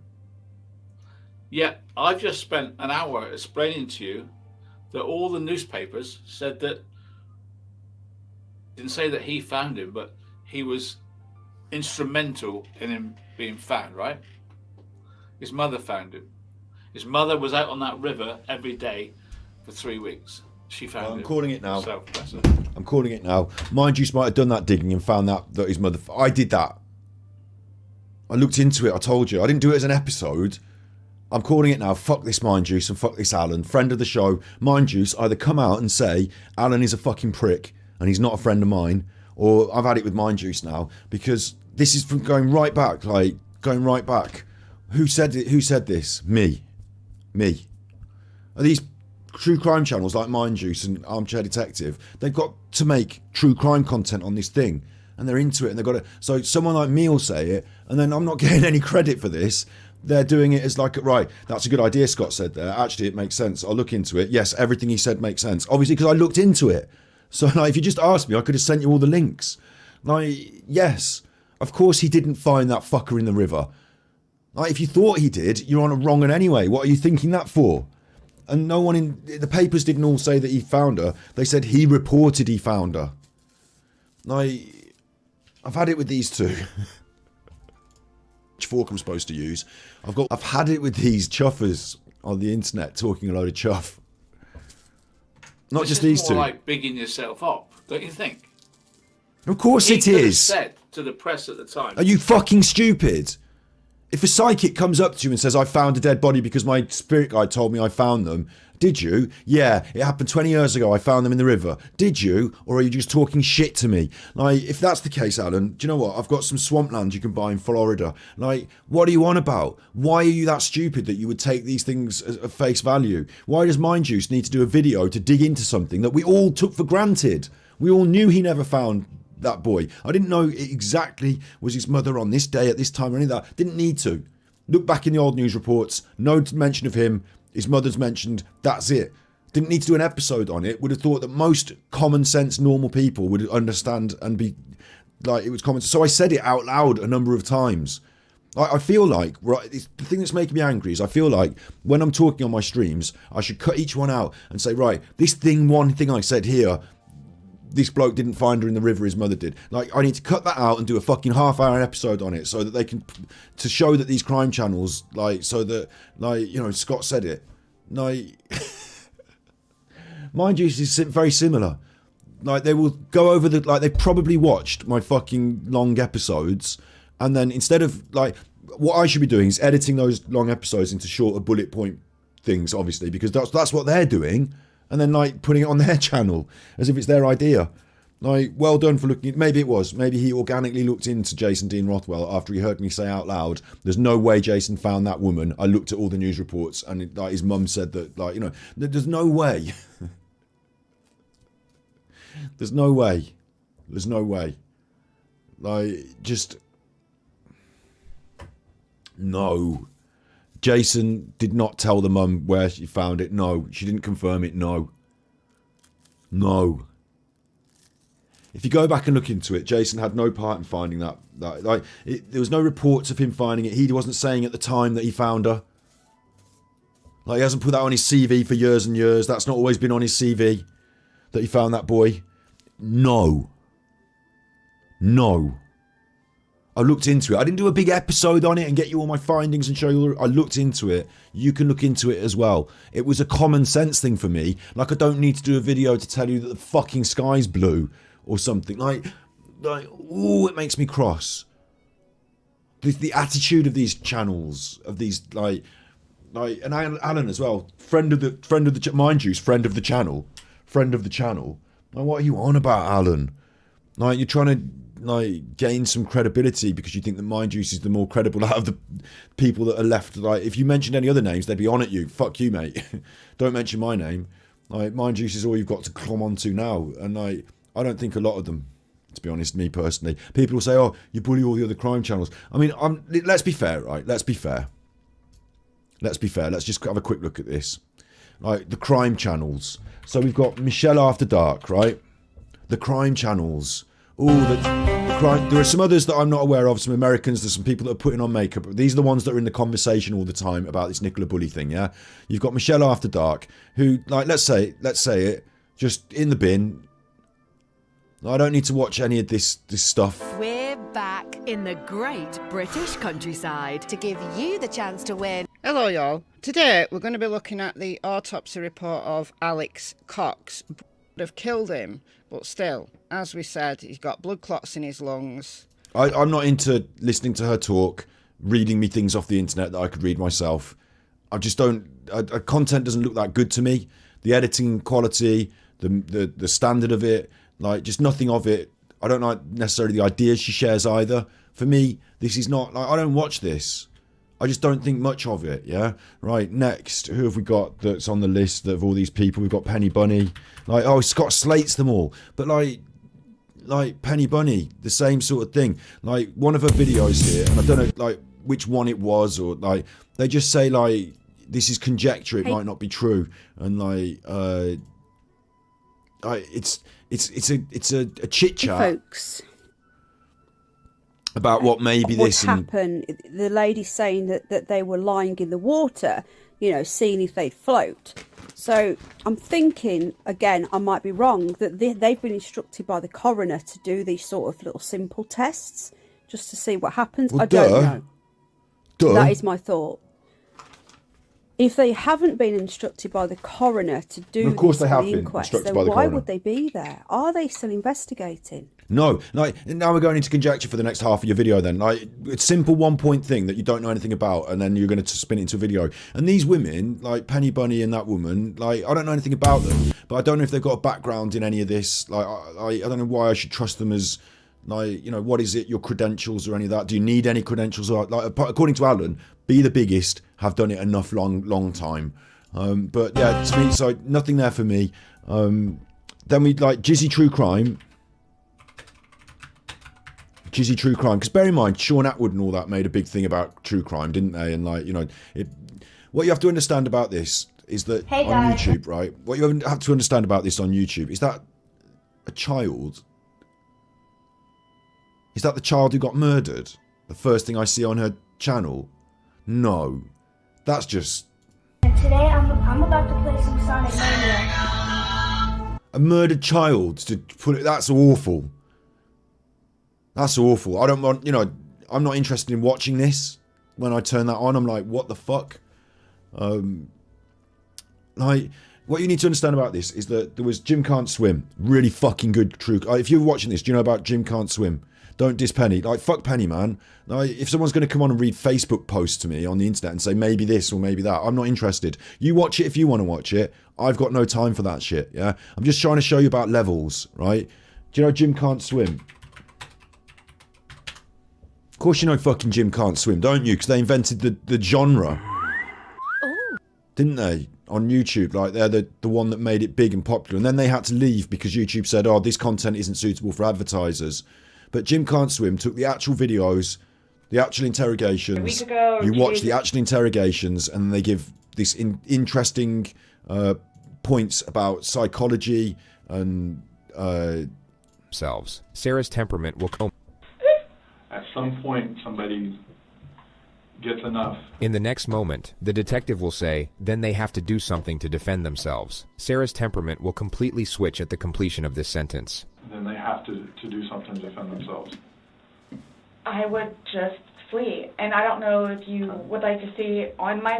So they invented the genre, but they got poo-pooed out of it because YouTube said that we're not going to have this suitable for advertisers. And then what happened is YouTube said, oh, hang on, wait, have a look at this. And they realised that it was suitable for advertisers, because advertisers will advertise on the fucking beheading of a fucking duck as long as it's getting enough views.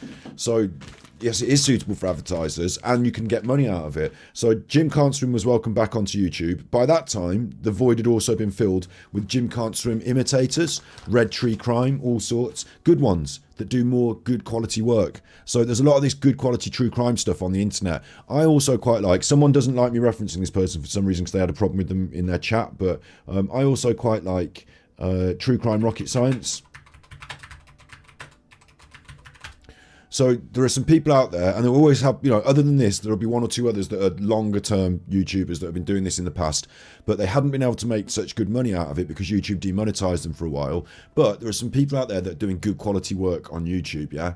Like, they're doing good quality work. And there's a lot of people who've seen this and gone, wow. And if I do true crime now, you'll also get a load of people who are like, and don't get me dissing the fucking people doing the makeup, because you'll get on, I find this weird, but there's what there are now is there's people like Danielle Kirsty, massively successful. So I can't diss Danielle Kirsty. As far as I'm concerned, she could have I don't know, but she could have a degree in criminology and be more interested in the crime than the makeup. But it's a really fucking weird thing because you watch the true crime I hope you're all... and she puts on the makeup. So to me, the glamorous, like, shiny eye makeup doesn't seem to go well with child murder or whatever. But for other people it is, and they watch it. So she's at the top of the tree. Yeah, Danielle Kirsty, top of the tree. She reads out the stuff. She reads it out. It's like watching a Netflix documentary. Instead, she's saying it. There's researchers involved. I'm sure she's not doing that all on her own because of the amount of content she's creating. And she's also putting on her makeup. I find it a weird combo. But that's top of the tree, yeah? So now you've got people like this is top of the tree. You've got people like Michelle After Dark and Penny Bunny who want to be this, and their quality is rubbish. They're not good. Like Danielle Kirsty, if you care about media, has got a good camera. scripted well, edits in the right place, a narrative, a structure, a style. Like, even if I don't, me personally, want to see someone putting on makeup while I'm watching true crime, I find that weird. That's not aimed at me. It's aimed at all the women who like makeup and true crime. And this woman talks to them on a level that they enjoy. So, good for her. Well done. Winning YouTube. Yeah?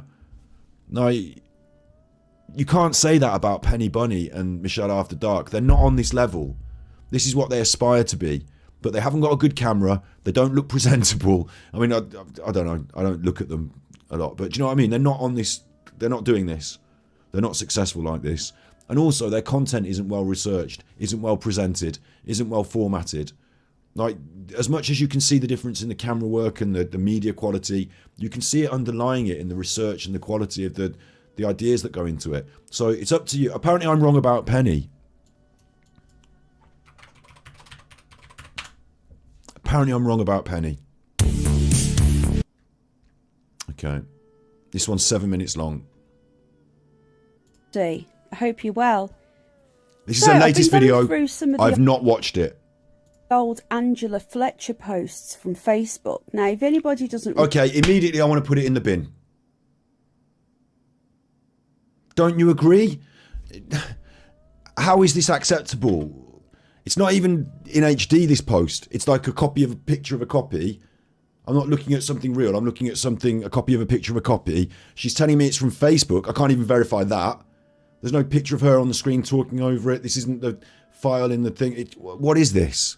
Let's listen. Going through some of the old Angela Fletcher posts from Facebook. Now, if anybody doesn't know who she is, in the early days of the Nicola Bully groups, when they first got set up, when Nicola had just gone missing and then was sadly found, a lady called Angela Fletcher, well, obviously not her real name, because Angela Fletcher is the woman from Murder, She Wrote. People aren't sure whether that's her real name. Of course it's not her real name. Don't be stupid. The other day, Penny Bunny pinned a post, a comment on here, and it was from Peter Folding, the one who's doing the search. But it turned out to be a fake account pretending to be him. The other day, same thing happened in AD's chat. People believed Peter Folding was in the chat, because idiots will believe any old shit on the internet. And that's what Penny is. And she's done a video about it. Not to say, this is some any old shit on the internet, be careful what you believe. But this is her video. This is the level. You might as well go to the local bus stop and ask some fucking woman at the bus stop what she thinks. You might as well go in the pub and ask someone in the toilets when they finish doing their line of coke in the toilet at your local pub. Come out there, yeah? And while you're washing your hands, can you tell me what you think about the Nicola Bully case? Yeah? Why don't you, I don't need to ask any more than you tell me what you think. It's just, this is ridiculous. Posting in all the groups, coming out with a lot of information, and most people at the time thought this is just rubbish. You know, she's either a drunk or she's just a troublemaker, and most people discounted what she was saying.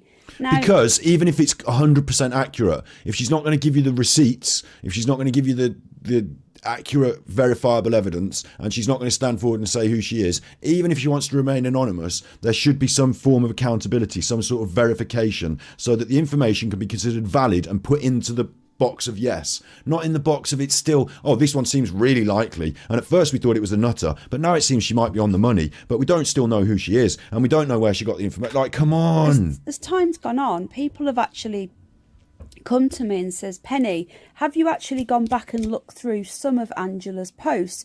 Because some of it actually makes sense now. But it might make sense now, but it still doesn't have to be verifiable. Like, it's still just gossip. We're just fishwives. So I've been going back through some of them and I came across this one. But I just wanted to add that Angela did disappear for a short time and she came back. Also, could be someone different. How do you know who's running the account? So she was back on Twitter and she's been back posting under videos on YouTube, though I don't think mine. So this is a quick plea to Angela Fletcher. Would you like to come on my channel? I'll give you the platform. Obviously, we need to have a quick debrief and explain that these are opinions only. Oh. And you are not actually accusing anybody. So there we go. So can I not watch this anymore? You told me in chat this was good. No offence to whoever told me in chat it was good, but can I not watch it anymore? Because to me it's shit. Of anything, it's just your opinion. But apart from that, as long as you stay within the community guidelines on YouTube, I'm happy to have you up. But anyway, I just wanted to get that bit out of the way. But I wanted you to look at this post. Now, this was sent to me, gosh, it was a few weeks ago now, and I've just been compiling the evidence from Angela Fletcher, like I say, putting it to one side, and I've just been revisiting it. And this struck me, and if this was true... So what Penny's been doing with her time is reading old posts off Facebook that nobody can verify who wrote and where they've come from, and putting them into a file. So people like this are getting themselves confused, and if you brought it to court, everything would go straight in the bin. Nothing of this holds any water or any account. They would surely know this at the inquest. We are only a month away now. Well, a month and a bit. I think it's the 26th of June. I think we're on... Tell you what would also annoy me is if some of it turned out to be true at the inquest and they were like, these people could turn around and say, oh, we always knew, we always had this. Yeah, but you had that and loads of other bullshit as well. Like, you can't say ever that this was a good idea to post this on the internet because I thought it might be, sounded really kind of might be, nearly. Like, it's still hearsay. And it's dangerous hearsay at that. Like, you can never, even if it turns out at the inquest, this exact post comes up out in the inquest and they'd say, this is who said it and this is absolutely right and all this. You still can't say this is good to do it now because you don't know that now. You can't say, oh, well, I was right in the future. Like, no. Each their own. Yeah, each their own. Each their own. Fair enough. If you want to do gossiping and fishwiving, that's fine in a way. It's not fine on the internet because this is, again, this one... It could be done, report misinformation, you know. We're talking about the death of a woman, a crime, like, you know, we're talking about serious stuff. But if you want to have a gossip and a fishwife, I suggest these people would be better off talking about fucking Love Island or something. They'd probably get more popular content and they could talk for hours on that and no one could be harmed. But this is someone's father and mother, and I think Paul did it. Let's be clear. But I'm not on the internet saying that he's not really the father of the children. Like, this is fucked up and weird. May now, so it's not far away at all, 5 or 6 weeks away. So anyway, it goes on. I'm posting this article in the Independent Office for Police Conduct investigation of the Nicola Bully case. And it goes on. Police attended the family home as part of a welfare check. Do you remember the welfare check? October, confirmed by expert Peter Folding. The fact that her body was not discovered at the site, the fact that not even Paul waded into the water to look for her, which would have been enough. Okay, yeah, I said that. Do you remember I said that Paul should have been in the water and all that? But nobody would write that in some sort of document like this. This is some nutter on the internet writing this. The fact that this, and the fact that Paul didn't go in the water. Like, who's writing this? Normal reaction for any man to do indicated foul play to the police. Which meant the police were now facing a huge lawsuit for leaving both Nicola as well as her 2 children at risk. See, this is all that now. There's a huge lawsuit. This is all some sort of weird conspiracy. The fact that Paul didn't go in the river to look for her meant that the police were liable. Gandalf gives sent tippies. Love you, Super Chuffer. Be proud of what you do, who you are, and am proud of you. Just wanted to say. Super Chuffer owes 10 hugs. Thanks very much for the tippies. Listen, I want to say this. When we're having a good laugh about it, and we're going to have to finish with the songs because we have a good laugh, but this isn't laughing matter, this stuff, is it? Like, I can't really make jokes about what she's saying here on the internet. Can I? Like, making up conspiracies that she found on Facebook. Like, that's Penny Bunny channel. It's not as good as other true crime channels. You can enjoy it to your heart's content. It's not as good as other true crime channels. I've got nothing against Penny as a woman. As a person, you know, I'd be nice to her in the street. I'd make her a cup of tea if she wants to come around. We can have a good chat. I'd be interested to listen to her ideas that she's found off Facebook. I can't broadcast them on my channel. I can't have Penny on as a guest on my channel because the things she says are unreliable misinformation that I don't want to broadcast, and I don't want to be like on my channel. I would then become responsible for the things she said, and you don't know what rubbish she's going to come out with because a lot of this is Facebook rubbish. So. Yeah, that's my review of that. So, you know, let's have another one of these true crime channels that we're dealing with now. Armchair Detective obviously is on the table. Mind Juice, not so bad. Mind Juice, the thing that I was Like, Mind Juice will actually share accurate information, like not all made up bullshit and weird lies. I'm not seeing the ring myself, but other people see it. I'm fine, okay with that. The issue I had with Mind Juice is that one video that people said, watch Mind Juice, and I was like, wow, you know, I've just spent fucking 7 hours breaking down this stuff on the internet, and then there's someone who's like, in half an hour, taken 4 or 5 of my key points and sort of summed them up in their own video, which I found disappointing for me, because that was me. But like, yeah, not going to slate Mind Juice in the same way. It's not as terrible. Like, so I'm not like trying to beat up every true crime. True crime rocket science, I think, is good. Going back to this, Jizzy True Crime, as far as I could see, read the news on, like, if you can find it, and she's still doing it now. A lot of them, the American ones, do this. There's a trial going on. You can simply watch and react, like we do in some contexts. It's kind of not the best content. It's not the most what's the word? Like, what she's doing is she's like a commentator on the news. Not she's on the news and she commentates on what is happening in the news. So things will happen in the news, and then she'll sit and sort of read out the thing and then say what's happened. So she's more like an aggregator. If you can't be bothered to watch the news yourself, and you can't be bothered to watch the whole trial yourself, she will watch it and you can sort of catch up with her.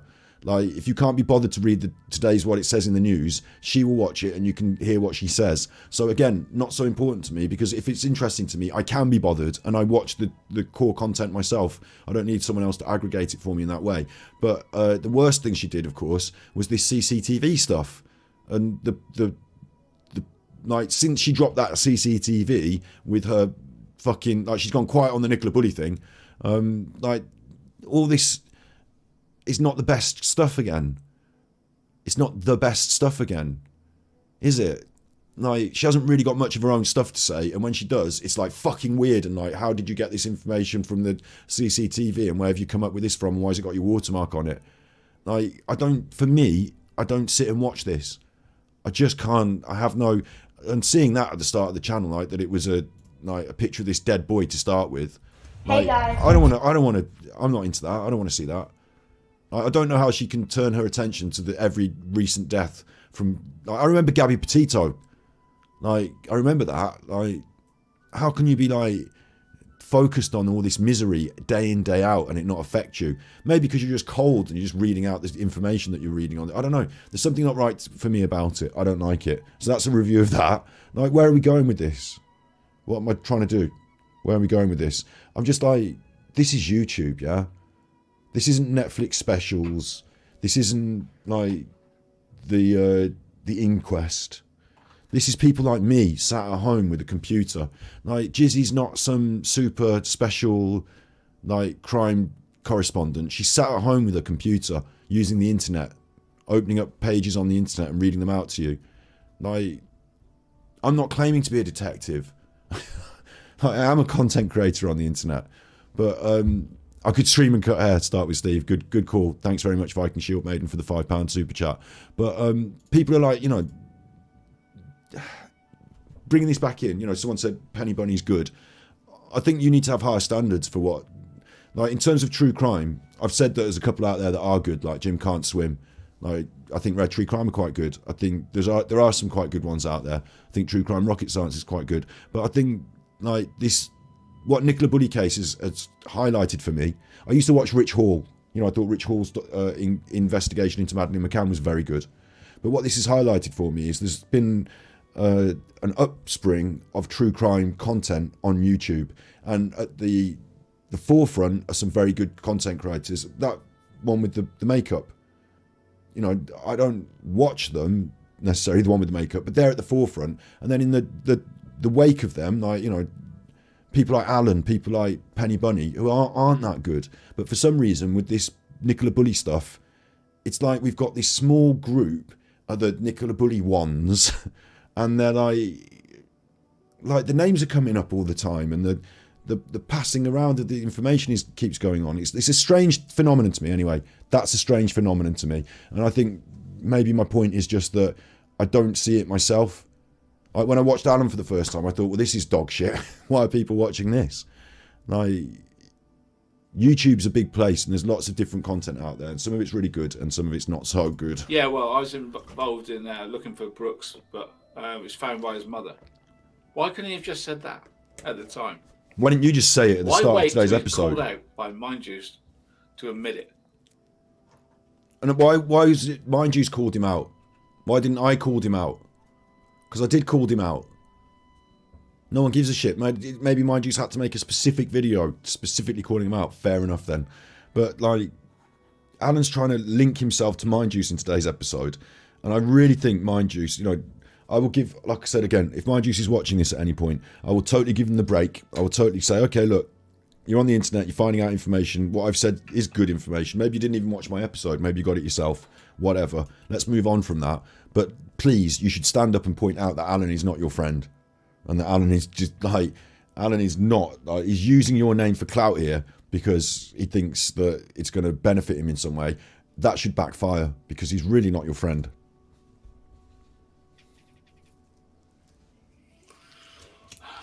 Right, so the use of the word case, indeed prior to the actual going that day to St. Michael's, I sat with the essence of Nicola Bully for some days.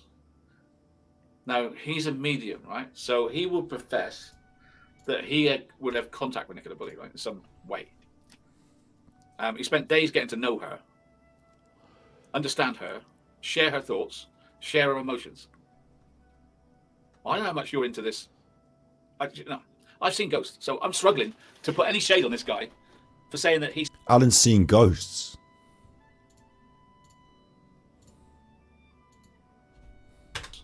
Share her emotions. No, I've seen ghosts, so I'm struggling to put any shade on this guy for saying that he spoke to her after she was no longer with us. I'm struggling with this. You're struggling with that. I'll be more clear then. Jason Dean Rothwell has not been speaking to Nicola Bully after she died. How about that? Take that to court. We'll argue that in court. Jason can argue that he's been speaking to her after she died, and I'll argue that she hasn't been speaking to him after she died, and we'll see who wins in court. Anyway, viewing events prior to her passing, but these things are hard for people to understand. Hence, I won't dwell on it, he said. I also don't share it openly, as it's an incredibly emotive topic. You come to know a person at a deeper level, and it causes me to feel serious sense of loss, even grief, to which in many ways I do not feel entitled. I'm going to skip past this bollocks. Specifically because the moon moved into Pisces. He's reading the bollocks. Friend to get involved with this situation.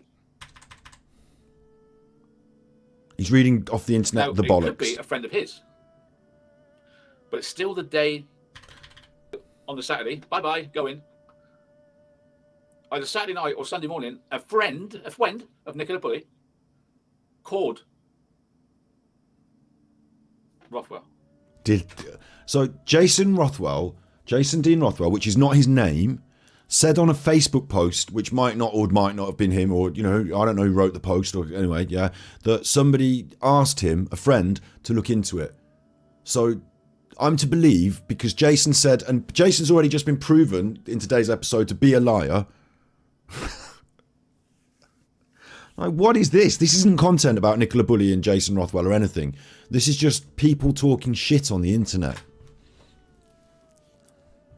Now, it could be a friend of his, but it's still the day they found her. A friend approached me to get involved. Was that the girl that was with him when they found the body? Nobody knows because he's talking shit. Reeds, banks and rivers. It's not exactly what I go go on.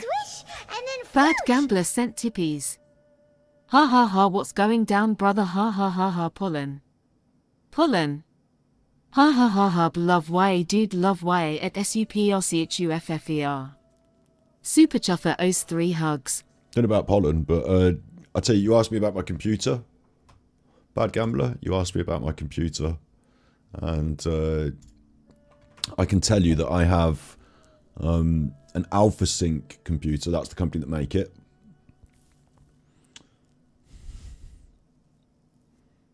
I don't know, I should be able to find out something about my computer in this window, shouldn't I?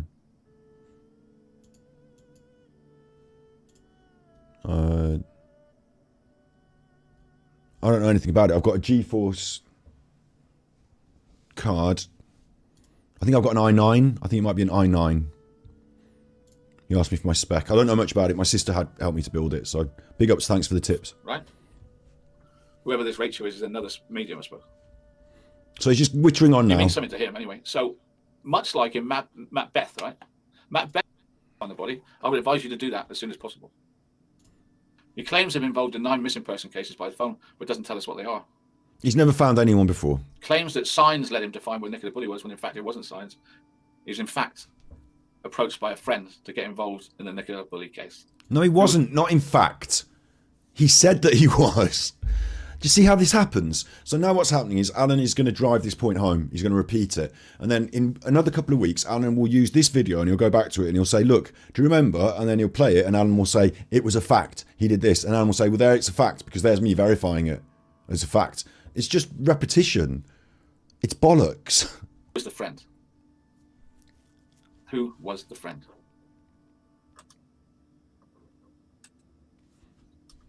What do you make of that? I think it's bollocks. I think it's a load of bollocks. Are we trusting this young man? No. I don't trust you either. Or is he a pawn? Pawn? It works that way. He's not a pawn. He's not a pawn.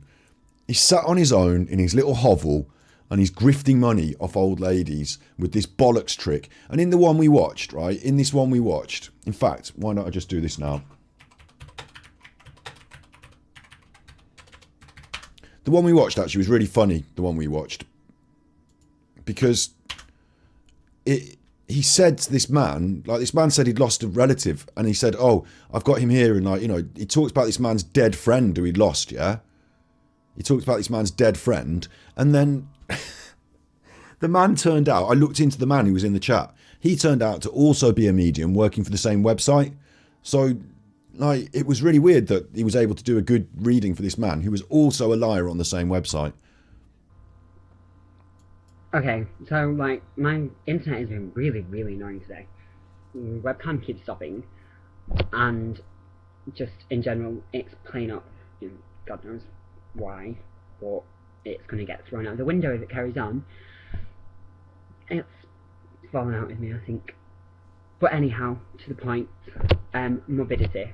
I'm not being morbid. In fact, I feel really, really happy today. I had an amazing weekend with my friends. Kicked off with a lesbian, bumped into a gay who wore chlamydia amazingly. You know, you looked at him and you could just think, wow, you really do pull off gonorrhea. But anyhow, I've been looking through my poems and I thought I'd put one on.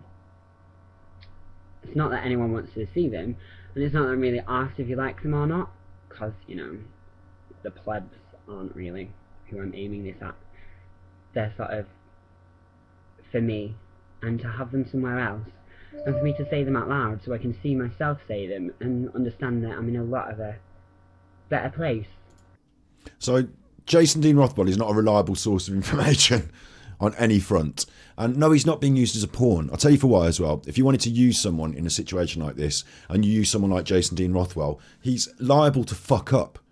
He's liable to get it wrong. He's liable to drop you in it. Like, how would you provoke him into going to do this thing and him not grass you up? Because he's a fucking... like, he's unreliable. Unreliable is the best word I could use for it. So I'm not accepting this. And if you look into it for more than 5 minutes, none of what anything, like, Alan's been on his show now, on this video particularly, for over 2 hours now, and has played Mind Juice's video and said nothing. For the police, because they didn't have to do a crime scene. It worked out well for anybody hoping to get any insurance, because without a body, you're never going to get insurance for 7 years. It worked out well for anybody that was a suspect. At least there could be a funeral. But it's all a bit highfalutin, crazy numbers in the sky to me. The fact of the matter is that he only learned that day that he had to go to the river to find her, and he knew exactly where to go. That's the harsh reality of it. No, it's not. No, it's not. I contest that. I suggest that if he said, I was out there every day for 2 weeks up and down that river, then that's not going to sound good. Also, maybe he got lucky. You know, there's no one else up and down that river. The day Nicola was, if she's there in that river that moment, there's no one else there for miles around. So if I went for a walk on the river, I'd have been the one who found her. It's just whoever went for the walk on the river, and he did choose to go there because he's hoping to find a body, and lo and behold, she was in the river, and I think it's because someone put her in the river. Yeah, but I don't think they then called up this guy and said, hey, Jason, do you think you might want to go and check the river? You know, hint, hint, wink, wink, nudge, nudge. I don't think they did that, because then they're going to, like, if you would put a body in a river, are you going to call someone up and make an self-incriminating phone call so that they can go and find the body, and therefore, like, if it ever got back and Jason came under any pressure, he might say, oh, someone called me. They said it. Why on earth would you do that? It's fucking ridiculous. And now we're making up lies on the internet. It's up to you guys what you want to believe, but I think Mind Juice is pretty much on the money there, that he keeps changing his story when he needs to. I don't even believe that's his story in the first place. I've got no evidence to suggest that. I just think that the man obviously keeps changing his story because he's a fucking proven liar. And the truth of it is, as I've explained over and over again, and there's nothing more to it than that. I just want to remind people, I've been getting comments from people saying, stop doing this for money. There's no ads on this channel. I don't get paid a penny. No one's because you can't. Listen, he does have adverts on his channel. We've watched his videos. Adverts have come up. Alan does get paid. He's got super chats. If his content is not able to be monetized because it doesn't come up to the standards of YouTube. I couldn't be happier. Swish and then Bad Gambler sent tippies. Call me as a witness. I will be very reliable. Ha ha ha ha ha. It was not me and it was not you. I do not anything LMAO. Exactly. Super Chuffer owes 3 hugs. No comment. Donna Brotherton sent tippies.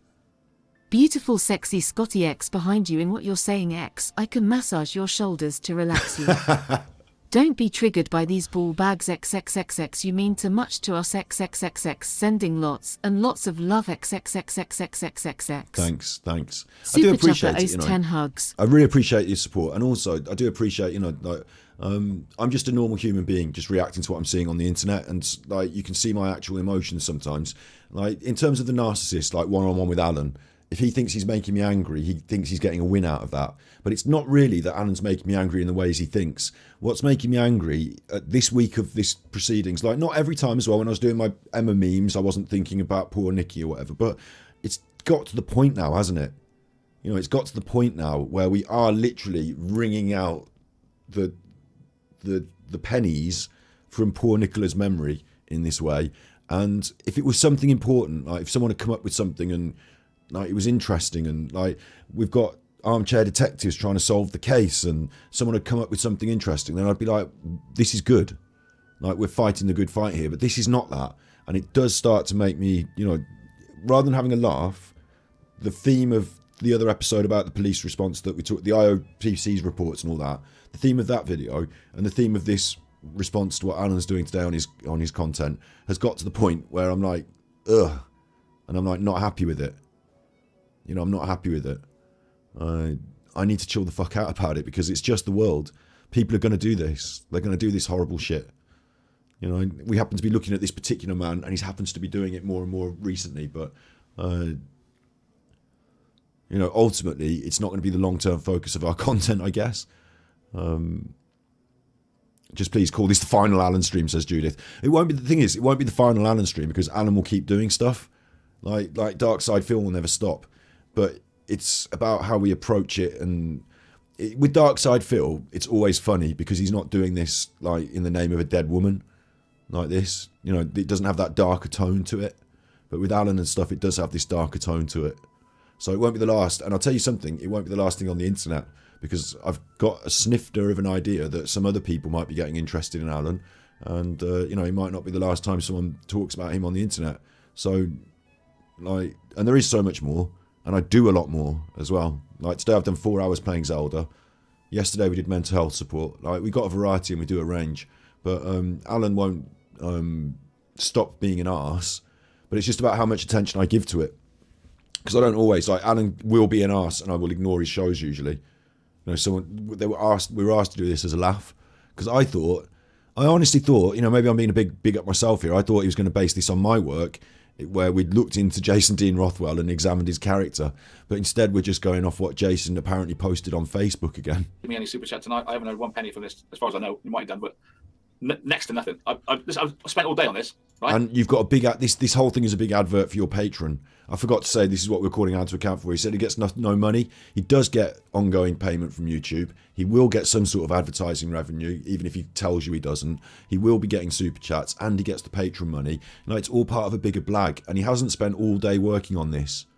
To show you Mind Juice's video did not take all day working on this. It's raining again. I couldn't be happier. Swish, and then Lisa Strasberg sent tippies.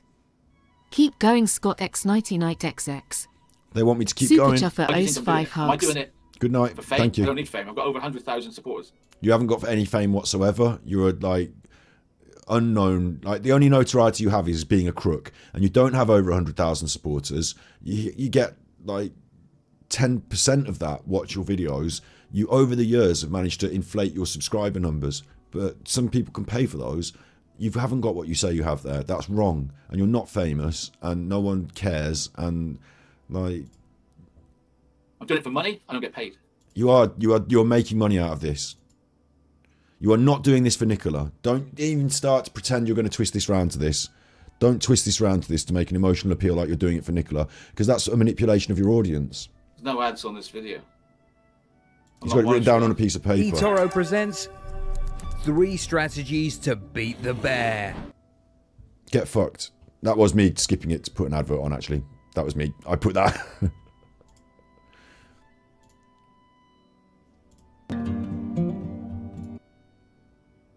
Right, so let's get that right. On the day, Where's his little bit much of like paper? in Mad. So, but it's all a bit highfalutin, crazy. Remind people, I've been getting comments from people saying, "Stop doing this for money." There's no ads on this channel. I don't It's get not. paid. Listen. It's not. Stop doing this for money. Everyone can make content, and he won't stop. You're right. Some people in chat have said he's been doing this for years. It's not. Don't do this for money. It's that. Do a good job, or stop grifting. Alan's trying to make out. Stop covering the Nicola Bully case for money. You're quite within. People are going to pay money for people to make documentaries and shit. You're quite within your rights to do the good journalist job and get an honest day's work for honest day's pay and all that. But that's not what's going on here. So don't pretend that that's what's going on. What they're asking you to do, Alan, is to stop wringing out the dead woman's memory and trying to squeeze every last grimy drop from every tiny little. Today's episode could have been a 20-minute episode for all the things he wanted to say, but he's stretched it out into 2 hours. Stop. It's obvious, isn't it, Alan? It's obvious. I don't need to reiterate that, do I? Paid a penny. No one's given me any super chat tonight. I haven't heard 1 penny from this, as far as I know. You might have done, but next to nothing. I've spent all day on this, right? I haven't earned a penny. Why do you think I'm doing it? Am I doing it for fame? I don't need fame. I've got over 100,000 supporters. I'm doing it for money. I don't get paid. Obviously, you do get money out of this, and you spend it all on poker, gambling addiction. There's no ads on this video. I'm not monetarized. Not monetarized, but you are monetized, Alan, because people give you super chats. So how are they doing that? So I'm not doing it for money. You are doing it for money with your patrons and all this. It's all part of the grift, manipulation. And I'm not doing it for fame. Is there a tiny chance I might be doing it because I feel there's an injustice? No. It's raining again. I couldn't be happier. Swish, and then Bad Gambler sent tippies. I am so glad this is not my credit card and it is someone else's. Ha ha ha ha ha. Super Chuffer owes 3 hugs. That money's not redeemable. That's gone. That's gone straight into the poker. I've got the poker app open on my phone. It's gone straight into the poker already, so it's not redeemable. Unless I win this hand. You ever thought about that? The people that hate me? That was a weird one. Hang on. Should I do body language on this? Is there a tiny chance I might be doing it because I feel there's an injustice? The way he's got this piece of paper, There's no ads on this video. he's written these things down, he's reading them off the piece of paper, so this is his little thing he wanted to write, his manipulation. I'm not monetarized. And when he says it, I'm not monetarized, he puts his head down, touches his nose, I wonder what would you think about the body language here? Is that a good signal or is that a lie signal? I mean, he is a narcissist, so narcissists are compulsive liars. So they lie all the time about things you wouldn't even expect them to lie about. So it's more difficult to read in terms of body language. But poker player, is that a little bit of a tell? Touching the old nose, covering the face? Yes. I would say this is possibly a lie. Because we know it's a lie. Baseline here, we know it's a lie. He is monetarized because he gets super chats, and I've seen adverts on his other content. We've been watching it, we've seen them. So definitely is getting money off YouTube. So this is a lie, and we can see it's a lie. So I'm not doing it for money. I'm not doing it for money as a repetition, drumming it in, narcissism. This is part of the gaslighting. And I'm not doing it for fame. And I'm not doing it for fame. So now he's brought up fame. I didn't bring fame into it because I never assumed that you could become famous from talking about the Nicola Bulley case on YouTube. I don't assume what we're doing here provides me with any level of fame. Like, we're not in Justin Bieber stakes here. Like, we're just some chuffers on the internet, yeah? So obviously no one's doing it for fame. But for Alan, fame is brought up. So yes, he is doing it for fame, or at least some sort of sense of status. Is there a tiny chance? Is there a tiny chance? So there's not a big chance. Not like this is a big thing, the main thing. Could there be a tiny chance? I might be doing it because I feel there's an injustice. I might be doing it because I feel there's an injustice. So now we've got this qualifying language. Like this is, instead of I'm doing it because it's an injustice, he's saying, is there a tiny chance I might be doing it because there's an injustice? So he's trying to manipulate there with like leverage so that he makes it like sarcastic. Oh, is there a tiny chance I might be doing it because of an injustice? But he hasn't said it in that way so clearly. It's a kind of manipulation, but it really reveals that his own feelings about it. Tiny, might be. No. Bargaining, no. I would say no to that. No, there is no chance. But again, this is Alan all over. He won't say, I'm doing it because of the injustice.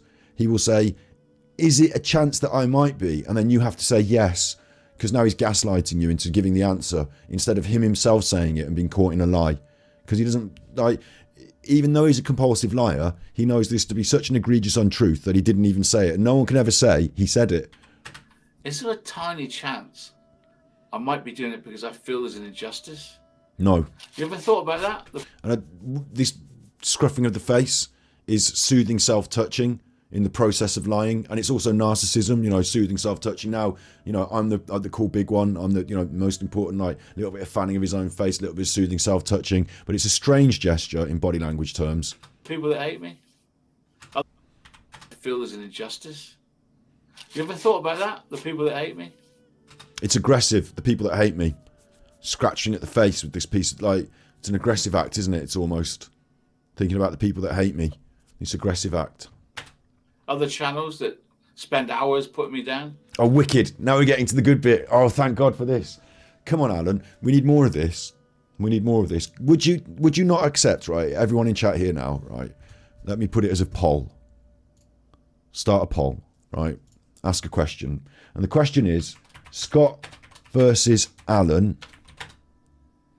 And it's only going to be 60 minutes debate, yeah? Or 60 minutes, I'll just put argument. Why call it a debate? 60 minutes argument, right? And it's going to cost £10. Ask your community, are you going to pay £10 to watch that? How many people are going to go in the poll? How many people are going to say yes or no? Scott versus Alan, 60-minute argument. The argument will simply be, I'm going to say to him, you're a big chuffing grifter, defend yourself. And I'm going to start saying all the things that I've, like, what about this when you said this? Okay, on my list I've got this when you went to the Queen. And like Alan, me and Alan talk it through. And he can then have 30 minutes to throw any shit that he wants at me. And if he hasn't got enough, then, I'll keep throwing shit at him.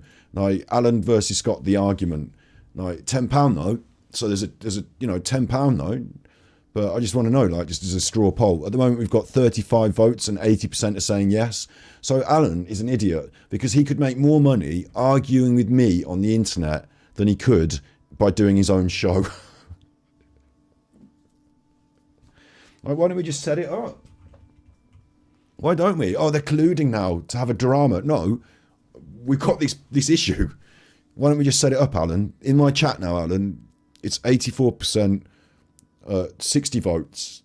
So do the maths. It's about 40 quid. 400 quid. £10 each they're going to pay. £400 now, that is. Fucking hell. That's loads of money. Obviously, I've got to split it with Alan. Whoever wins the argument takes the money. That's what we'll do. Whoever wins the argument takes the money, and it's a vote at the end, like we're having a vote now in the poll. Yeah? Winner takes all. Obviously, we'll probably do it on a neutral channel, and they'll have to be the mediator. So we'll pay the mediator like 20%, and then the winner will take the other 80% of the money. How about that, Alan? At the moment, we're up to 70 votes. Can we get up to 100 votes in the poll so I can say out of 100? That would be nice. Because at the moment, we're up to about 600 notes. If they're right in the poll, Alan, 600 notes for doing this episode. And that's just me in the poll now. We could, hype it up. You'd get your people involved. Like, there'd be more money in the pot. Like, we could do a round 2. It's YouTube, Alan. Like, do we have to have these petty pokes and pushes at each... Like, I do a full episode and I say clearly on it, I'm doing an episode about Alan. I'm fucking talking, Alan here, taking into town, Chuffertown, taking his pants down in Chuffertown. I make it clear. Alan will do an hour and a half and then he'll start his little segment. Because he used to do it at the start, but now he doesn't want to do it at the start because, talking about the trolls at the start. He's going to do this now, hour and a half in. And Alan is throwing away, in our chat now, I'm going to end the poll at 80. 82 is a good enough number. End the poll. Look at that for a poll. I mean, I'm not trying to grift you for money. I'm just trying to show Alan that there is a groundswell appreciation of the concept. And the concept I valued there at £10 for the episode. For 60 minutes, for an hour episode, me versus Alan. Like, there's the evidence in the chat. I'm not trying to grift people. I'm asking them, do you see that as a value proposition that you're interested in? And yes, they do. Yes, they do. If we charge them half that, we probably get 4 times the people. It's economics. So I think we do that. Bad Gambler says, give me £10. Yeah. Peter Kane says, yes, if the money goes to charity. Well, how about this? If I win, I'll give the money to charity. Because I really don't care. It's not for me. The great joy would be having the row with Alan. So how about that? If I win, I give the money. No, that's not fair though, because if Alan wins, he won't give the money to charity, and then you've got more incentive to vote for me. But AD won't agree to charity. He wants the money. I want to get him on for the promise of the money. I also want to sort of take it away from him at the last minute by winning. But he's into that competition stuff. He likes poker, so maybe he'll be into it. But I also think Alan is underestimating this. That he makes these boring videos about this true crime stuff, and he's got nothing to say. But when it comes to me, I imagine if he wanted, I imagine this is the truth now, isn't it? Alan, I hope you're watching this. The truth is that if you were to switch on the camera and start ranting about me, right, I imagine you could go for a little bit of a while. I challenge you, Alan. Like you did the gang stalkers one, didn't you? Do another video like that. Don't do all the editing or anything like that. Just sit down and say, listen, right, people don't want to hear it in all of my videos or this and that, but I've got something to say about this chuffer. Alan versus chuffer. And you watch how many views you get on that. Do it as a little test. You can delete it later if you want. If you don't, do it as a test. Alan versus chuffer. This is what I've been dying to say. I couldn't be happier. Swish and then whoosh. Donna Brotherton sent tippies. Behind you all the way super sexy Scotty Chuffer XXX. Don't be triggered by these ball bags. X will give you a massage to keep you relaxed. X we've had that one already. Lots and lots of chuffery hugs. X from your chuffer jet. Thank you. I think we've had super that one already. Super Chuffer owes 5 hugs. I'll just check the thing into chat again. That would be great though, wouldn't it, Alan? Do a video on it and see how it trends on your channel. See how it rates. See how it rates. And oh no, that's the last one. Yeah. Okay. See how it rates on the channel and have a pop, and it'll be great fun. Even if I know I'm saying this out loud on the internet. Maybe you shouldn't see behind the curtain like this if you're watching. Was I bullied at school? Everyone was bullied at my school by the teachers. But I had a bit of back and forth. I had to kick someone on the knee once. Kick the big bully in the knee. But it's not like I've got some sort of chip on my shoulder. Necrobeam, not in that context. So I think everyone was bullied a bit in my school. Yeah, I think it was part of the rites of passage in a way, not in like a horrible way, but even my friends would call me names in a nice way, and then the bigger boys would take your tennis ball and you'd have to kick him in the knee and that sort of business. Right? No big deal. I didn't get put in a bin or anything. Not that level of shit. I actually had a really good core peer group because of fencing. That was a really good group that I was part of. Yeah, Alan, I just think like he's missing a trick here. He really is. Like, we could have a lot of fun. And it's not like, oh, they're having a fake drama on the internet trying to for views or anything. But like Alan's YouTube stuff is on its way down, not going well. It's raining again. I couldn't Bad be happier. Gambler sent tippies. I can be the chat show host between you and Alan. Please do a Chuffer v Alan. Super Chuffer owes 3 hugs. They want it, Alan. They want it, don't they? They want it out there in Chuffertown. I bet your people want it as well. I bet if you could convince them of anything, to be honest, you could tell them that it was fucking Tuesday and it's time to eat eggs. Like, they would have to just do what you say. That's how you've got them whipped. But so we've got no problem at your end. And getting the I'll tell you what is interesting is we'd get the wider internet involved as well, wouldn't we? Because you could say, you know, there's this, like, from my end as well, with all the detractors and stuff like that, there'd be like an event that was happening and they could be like, oh, he's been having this thing with this guy. Lovely Jubbly sent tippies. Please leave Penny Bunny alone from now on. She is not a fake like some and does a lot for charity. Thank you, I would appreciate it. Okay, so remember, Super Chuffer owes 3 hugs. Now remember, listen, Lovely Jubbly, I am not judging Penny Bunny on her personality, on anything behind her YouTube channel. Like, I'm judging the Penny Bunny YouTube channel. Like, you know, what she does behind the scenes. She's probably a lovely person, like doing stuff for charity, whatever. Like, I'm not, like I said, she could come around my house, we'll have a cup of tea. I'm not dissing her as a person. It's the channel and the content. We just saw it then. I just put it on then. Like, in this true crime space, in terms of facts and what's going on with the true crime world, I can't, that's not for me. But the debate, you know,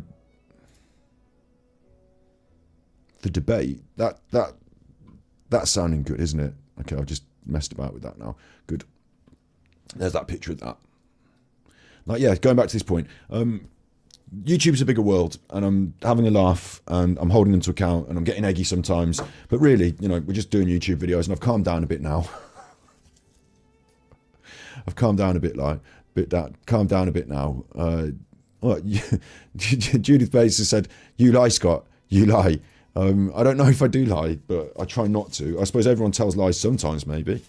I suppose in the past I must have told a lie. So, but in general context, like, you know, no.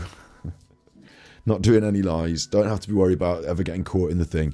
I think we're all good. But yeah, so in the YouTube world, I think we have an opportunity here, me and Alan, that he is shamefully not seeing, because he doesn't see things, so I'm having to spell it out on the internet.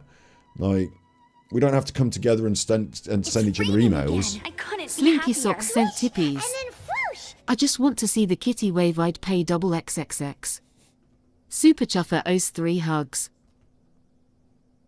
Because you'd be in jail. But we've got an opportunity to do something a bit interesting and creative with the content.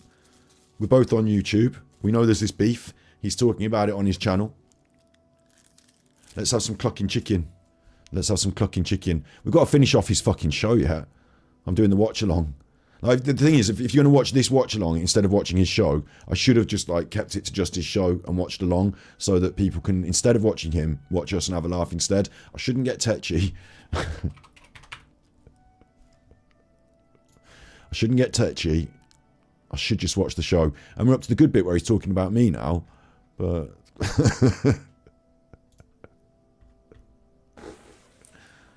Cluck you. Just cluck you, you and you, and you, and you and you, cluck you. Yeah. I see you driving around town with the girl I love. And I'm like, cluck you. Oh yeah. I guess the change in my pocket wasn't enough. So I'm like, cluck you and cluck her too. I said, if I were richer, I'd still be with ya. Now ain't that something, boy? Ain't that something, boy? Although there's pain in my chest, I still wish you the best with a cluck you. Oh yeah. I'm sorry, I can't afford a Ferrari, but that don't mean I can't get you there. I guess he's an Xbox and I'm an Atari. But the way you play, your game ain't fair. I pity the fool that falls in love with you. Oh, she's a gold digger. Well, I just thought you should know she's a gold digger, oh yeah. I got some news for you. Yeah, go run and tell your little boyfriend. I see you driving around town with the girl I love, boyfriend! and I'm like, cluck you. Oh yeah.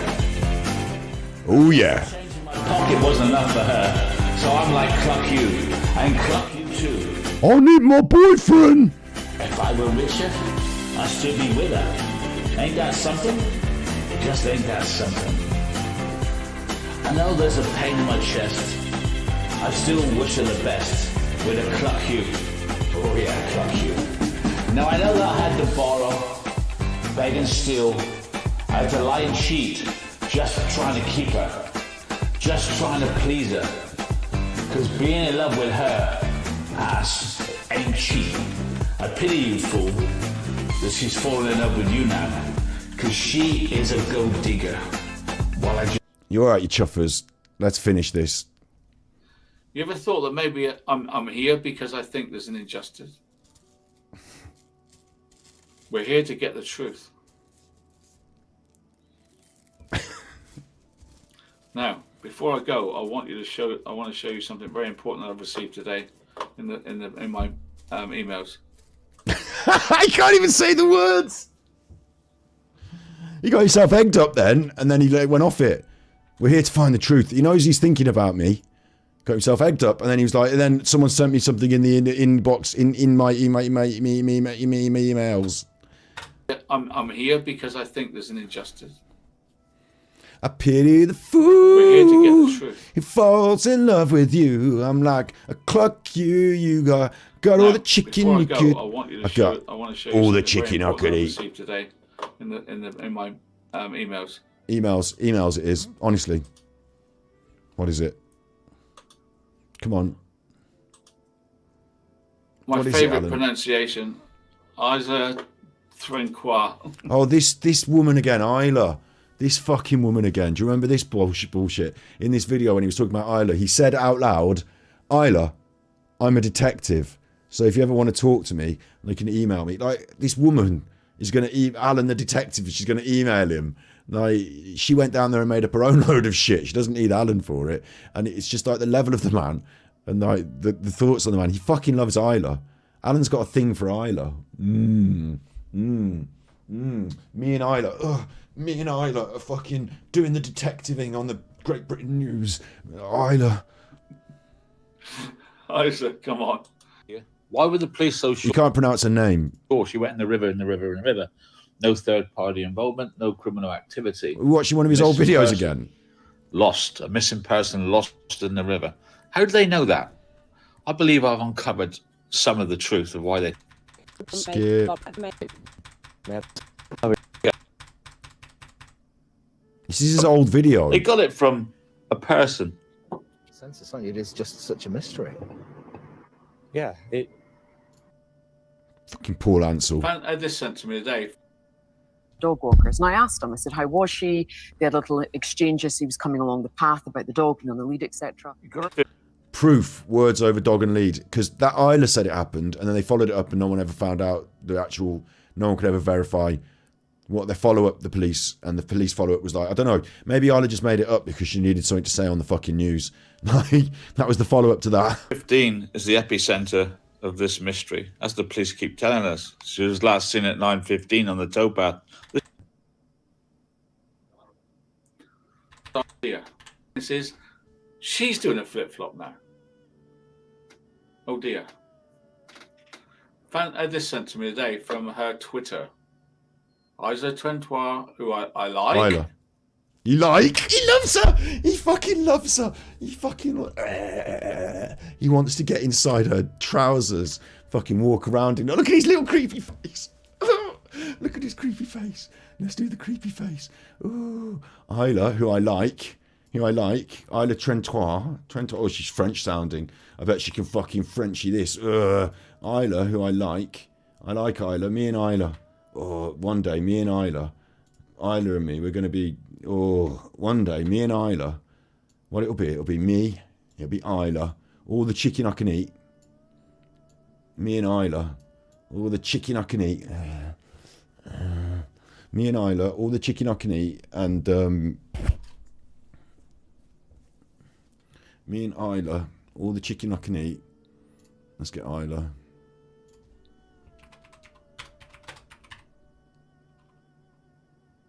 Trent, what's her name? Trent.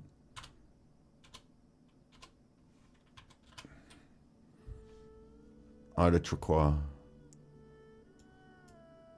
Isla Trequois, right, let me get that, and let me get another window for Isla Trequois. I'm not mental, this is fine. This is fine, don't worry about me. This is fine. This is fine, I think. Yeah, I think this is fine. I think this is fine. So let me get another window, and this window is going to be Isla. Yeah, I think this is fine. Well, which kind of image should we get of Isla? There's a few pictures of Isla here. How saucy do I want it? This will be fine, this one. She's not looking smiling enough. She needs to be smiling. I think for this. For this, I think she wants to smile. This one will do. Or maybe this one. I wonder what... there's so many pictures of Isla to choose from. She definitely wants to be smiling. I think she wants to have her curly hair on. This one. Yeah, this one will do. Right, there's Isla. Hang on. Here's Isla. Don't look at her like that, Alan. Alan. Look at the way he's looking at her. Alan. Here's Isla. Here's your favourite. Here she is, Alan, look. Alan and Isla. Ooh! Alan and Isla. Ooh! Yeah, she is, Alan. Oh, no, you're moving away from her, Alan. You're scared of her now. Alan, she's really here now. You're moving away. You're scared. I'm a bit scared. She's really here now. Oh, what should I say to her? What will I say to her? Tell her you're a detective, Alan. Look, she doesn't mind me giving her a kissy. She's happy, look. See? Don't give her a kissy. She's my girlfriend. Alan, she's not your girlfriend. She's her own woman. I'm my own woman. I do what I like. I didn't make up anything about Nicola Bully. I really did talk to someone who said they saw her laughing and joking. Sorry, Isla. I didn't realise. I wasn't really digging deep into what you had said. I was just sort of saying, can I put my arm around you? Yes, that's fine. Okay, so me and Isla now, Alan. Alan, me and Isla now. Alan. Alan's gone quiet, look. I put my arm around her, he's gone quiet. It's me and Isla now, Alan. It's not you. Hang on, wait. Where's my fucking... That's the one in the middle. Oh, I'm moving the wrong one. Hang on. You're just stupid. You don't know which one you should move. Yeah, all right. There's a lot of things to think about, Alan. There's a lot of moving parts in this sketch. Oh, for fuck's sake. How many Firefox windows? You're stupid. You don't know what you're doing. See? Wouldn't it be better if he was really here on the stream? Anyway, look, I've got my arm around her, Alan. You get your arm off her. She's my girlfriend. I love Isla. Get off her. I kissed Alan then. Oh, no. Get off her. Shove off. You can't shove me. Shove off. Alan, shove off. Shove off. Little hand movement there. Just shove off. Alan, poor Alan. Poor Alan. Oh, no. I'm going on little. Yeah. Sorry, Alan. Little Alan down there. Little Alan down there. Me and Isla. Kissy with Isla. Kissy. Look at me tickling her chin. She likes it, look. She likes it, Alan. Kissy. She's tickling her chin and all that. She likes that. Kissy. She's staring off into the distance. Cheeky kissy. She likes it, if anything. So that's my girlfriend. It's not your girlfriend, Alan. You love her. Tell her you're a detective. Go on. Should we tell her about you being a detective? I'm not really a detective. I know you're not, Alan. You're not really a detective. She doesn't think much of you. I asked her over the soup. What do you mean over the soup? We went out for dinner. We both had the soup to start with. What do you mean you had the soup? Yeah, we both had the soup to start with. We didn't want to have a big, heavy dinner, Alan, because of all the sex we were going to be doing later. What? Just had the soup to start with. What? And then she had some, I don't know, what's an aphrodisiac these days? She had some oysters. I'm vegan. I don't want to eat them. I didn't need them. I'm going home with Isla. She's all the aphrodisiac I need. Dizzy kissy. Get off her, you fucker. Get off her. Oh, I'm so angry. This all makes me really angry. He's in the MI5 Secret Service. He never said he wasn't. He never fucking said he wasn't, though, did he?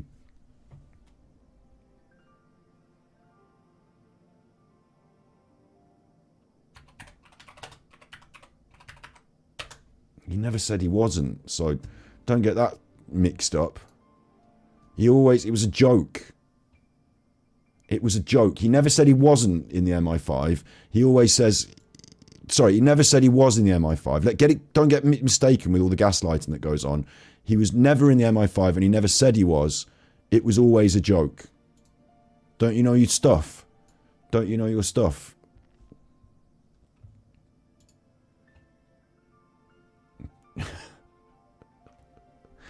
My episode is falling apart now because of my inability to control more than 2 windows at the same time in my brain, because they're both called Firefox on my fucking desktop thing here, and I want to turn the other Firefox off, which is one of these. There it is. Okay, like, don't get it twisted. Obviously, don't get it twisted. Lizzie Taylor here, courtesy of Lizzie Taylor. I was an MI5 agent, special agent. That's my only, I know I'm not an RJ detective, but I was an agent for MI5, really. An MI5, really. Didn't say MFI, he said MI5, really. He may have gone on. I really wish we'd got I want to dig in and find the long version of this to see if he does make the joke as well, because he says it's a joke. It was true. I didn't say I was former MFI. You did? MI5. I said I was former... It's a joke. MFI is a furniture company. They can't take a joke. They're saying I was former MI5. I've never been in MI5. This is an entertainment channel. I'm a comedian. He is a joke. The thing is, he could have gone on to make a joke about it. The joke, like, he goes on to qualify is like, oh, like I was in MI5. I mean MFI. Ha ha ha. And then he says, and all my cases fell apart, which is another part of the joke, which I believe he's got from someone else and stolen it. But it's all in this video. I used to sell this stuff. Embarrassing. So they put it up. And then he says he used to sell MFI furniture, which I don't think he did. I was an MI5 agent, special agent. That's my only, I know I'm not an RJ detective, but I was an agent for MI5. Really, I was. True. I'm sorry for the confusion. I know a lot of people in America think I said FBI or whatever, anything you like, but it was actually MFI. Monty Python's sense of humour. Sometimes. Don't get it twisted. Alan knows what he said, so don't you get it twisted, you idiots. All you bad chuffers trying to mess with him. Sometimes Americans don't get it. When I say I was in MFI, you all think I was in FBI or something. I'm just... He's an idiot. Oh dear. Had this sent to me today from her Twitter. So Isla Trentois, who I like. You fucking do. It's the only thing that gets you hard these days, and you can't even keep it up to finish the wank. She's shifting her opinion because she's been taken off of television, hasn't she? Basically. Here's a tweet. I'll read it to you. Isla Trentois. Isla Trentois. It's the way he says it. Isla Trentois. He fucking loves her. What's her actual name? Isla... Richard. Tresoir. Tresoir? Would you say the Q? Isla Tresoir. No, Isla Trentois. Or maybe it's Isla... Right, now I'm doing it. I'm rarely on here. This gentleman spoke to the police. He saw her as he was leaving along the path. Is this really her, though? Because this is just one tweet. These days on Twitter, you can't be sure who anyone is. But let's carry on. As she was walking towards the fields. Well, this is now, she's now saying, Isla, that she spoke to Mr. Last.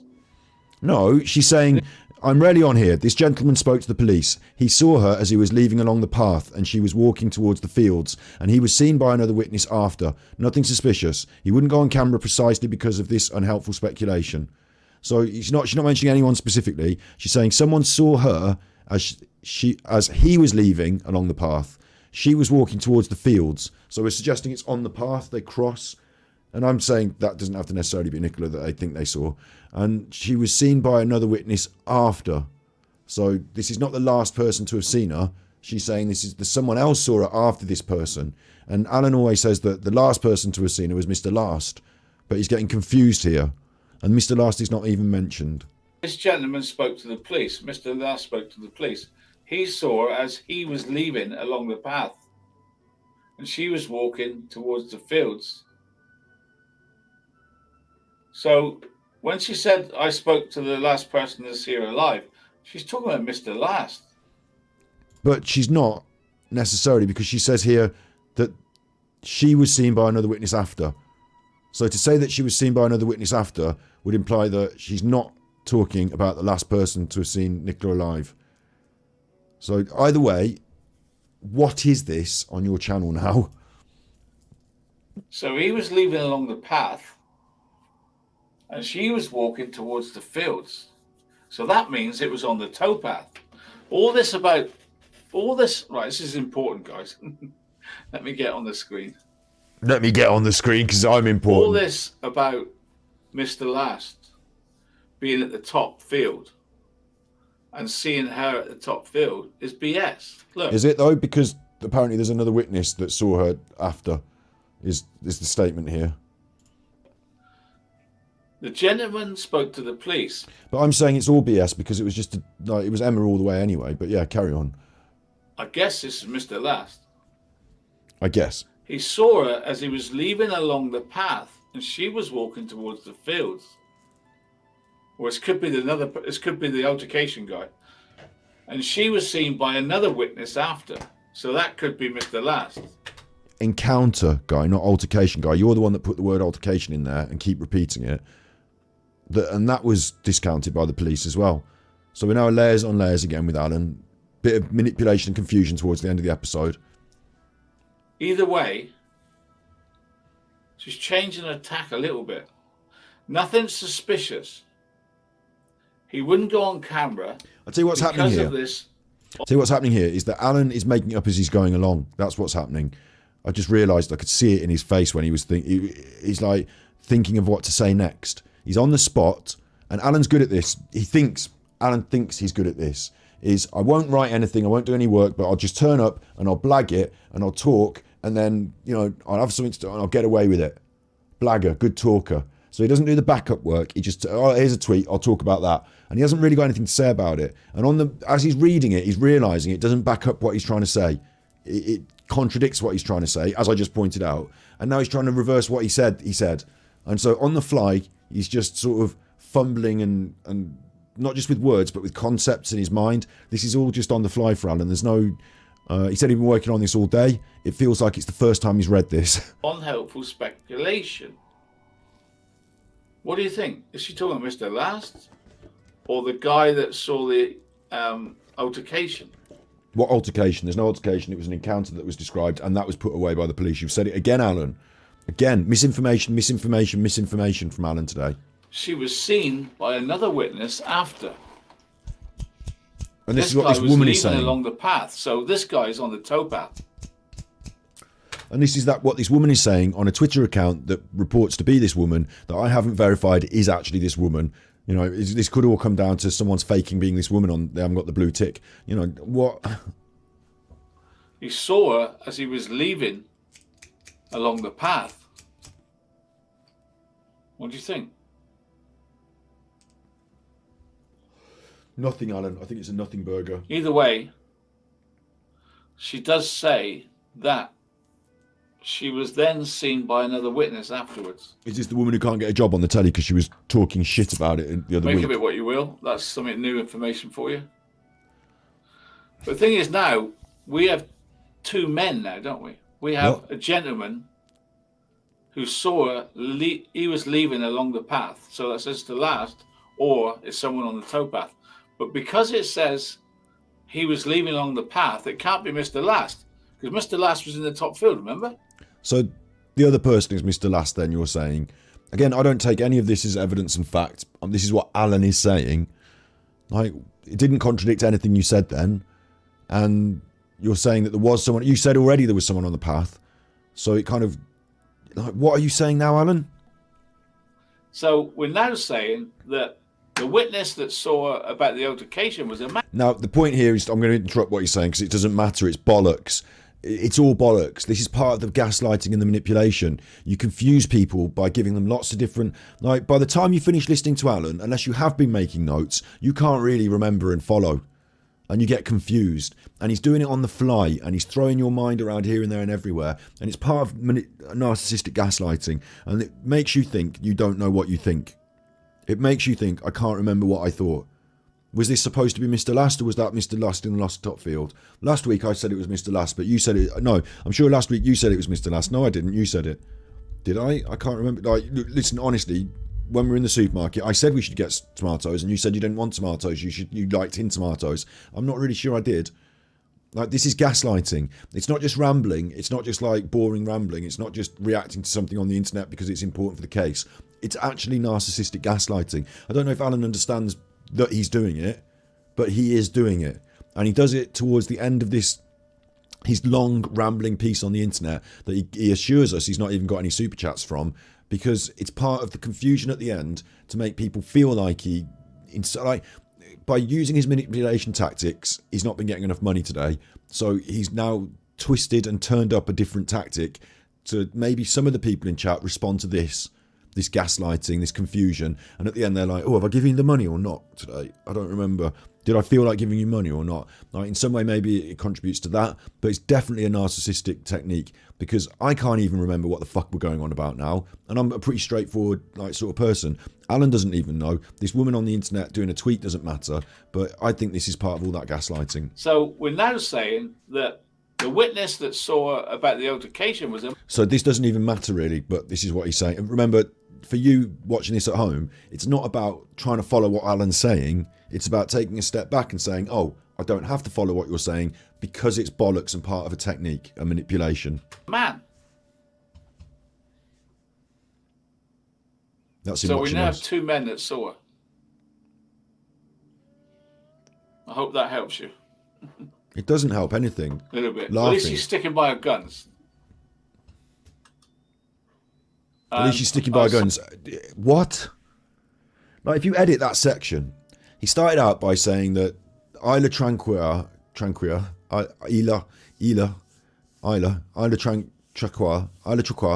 he started out by saying Isla Tranquilla has done a flip-flop and that she's gone back on her word.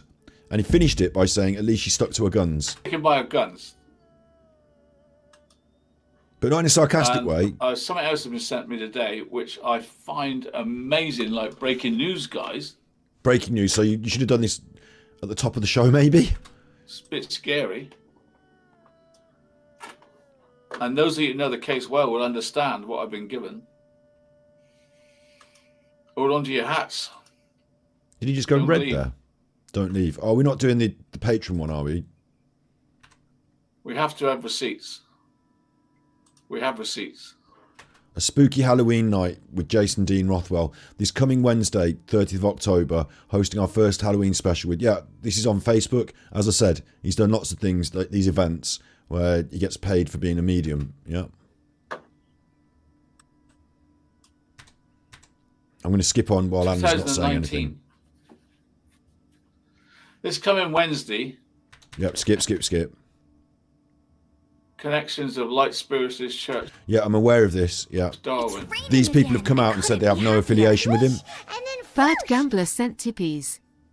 There is 100 of thing to be done here. https://www.youtube.com/watch V equals RYNFIRC0K6E.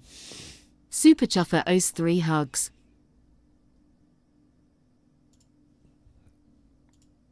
It's Limp Bizkit rolling, but I can't. Want the chance to win up to 5. I can't play it because the copyright. But thanks. £5,000.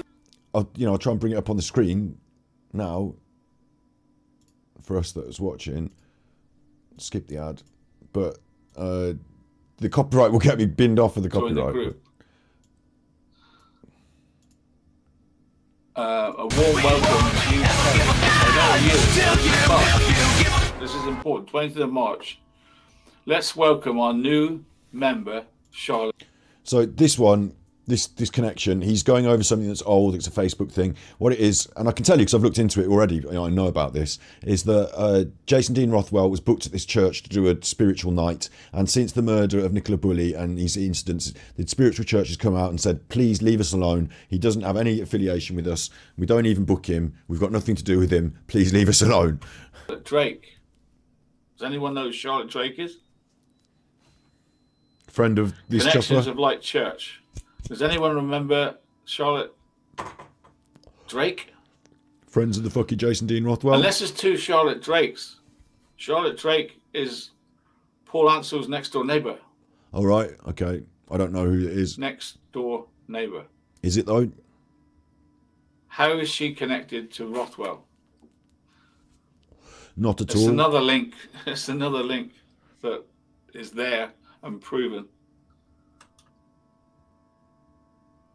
24th of March, 19, look, and you've got to see that Charlotte joined the next day, 25th of March, after finding out that the collection of light, Darwin, 3 mediums come together to support one of a cause. Channel 5's medium, Jenna Greennault. Some woman on Facebook is part of a group that are doing like psychic medium events. She's interested in the psychic medium event. She's part of the group. I don't know if that necessarily is Paul Ansell's next door neighbour. Like Alan is reporting that now. I don't really feel like doxing his next door neighbours, but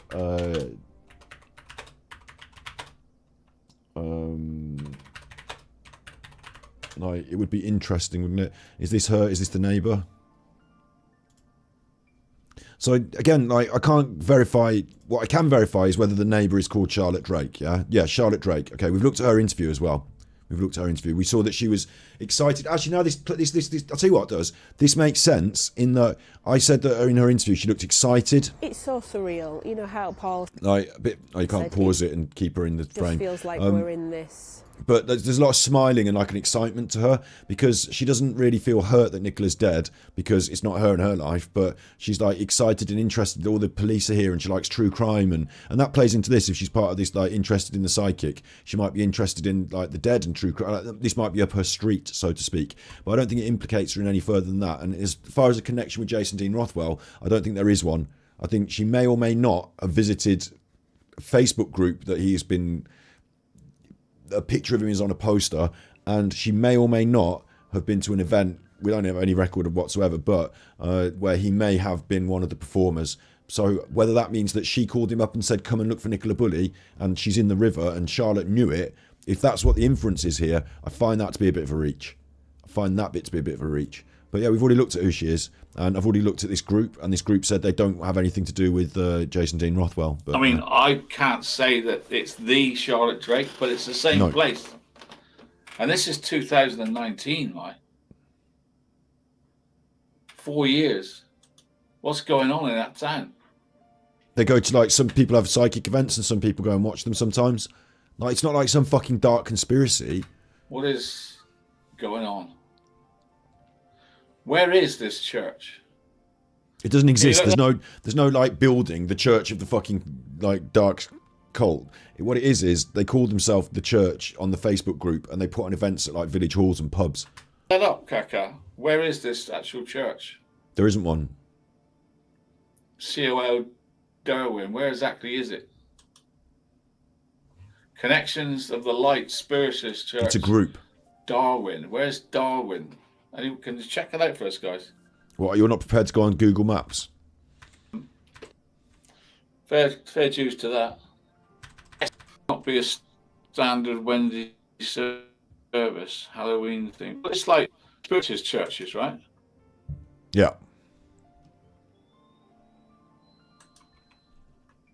New member. Again, like, I've seen this, I've looked into this. I didn't put it in my show, like, as an episode or anything, because what is it? It's just something off Facebook that is unverifiable and doesn't really, like, if you want to play it out as like a conspiracy, or you want to turn it in, this is the problem. Again, I did the mental health episode yesterday. A lot of people, what Alan is doing on his channel that's really dangerous at this juncture is he's got people who are a bit confused and a bit wound up, and he's sort of pointing them down the psyops, the Masons, the fucking, you know, all this weird dark ideas, like, but he won't really say it, and it's because he wants to play to that audience, because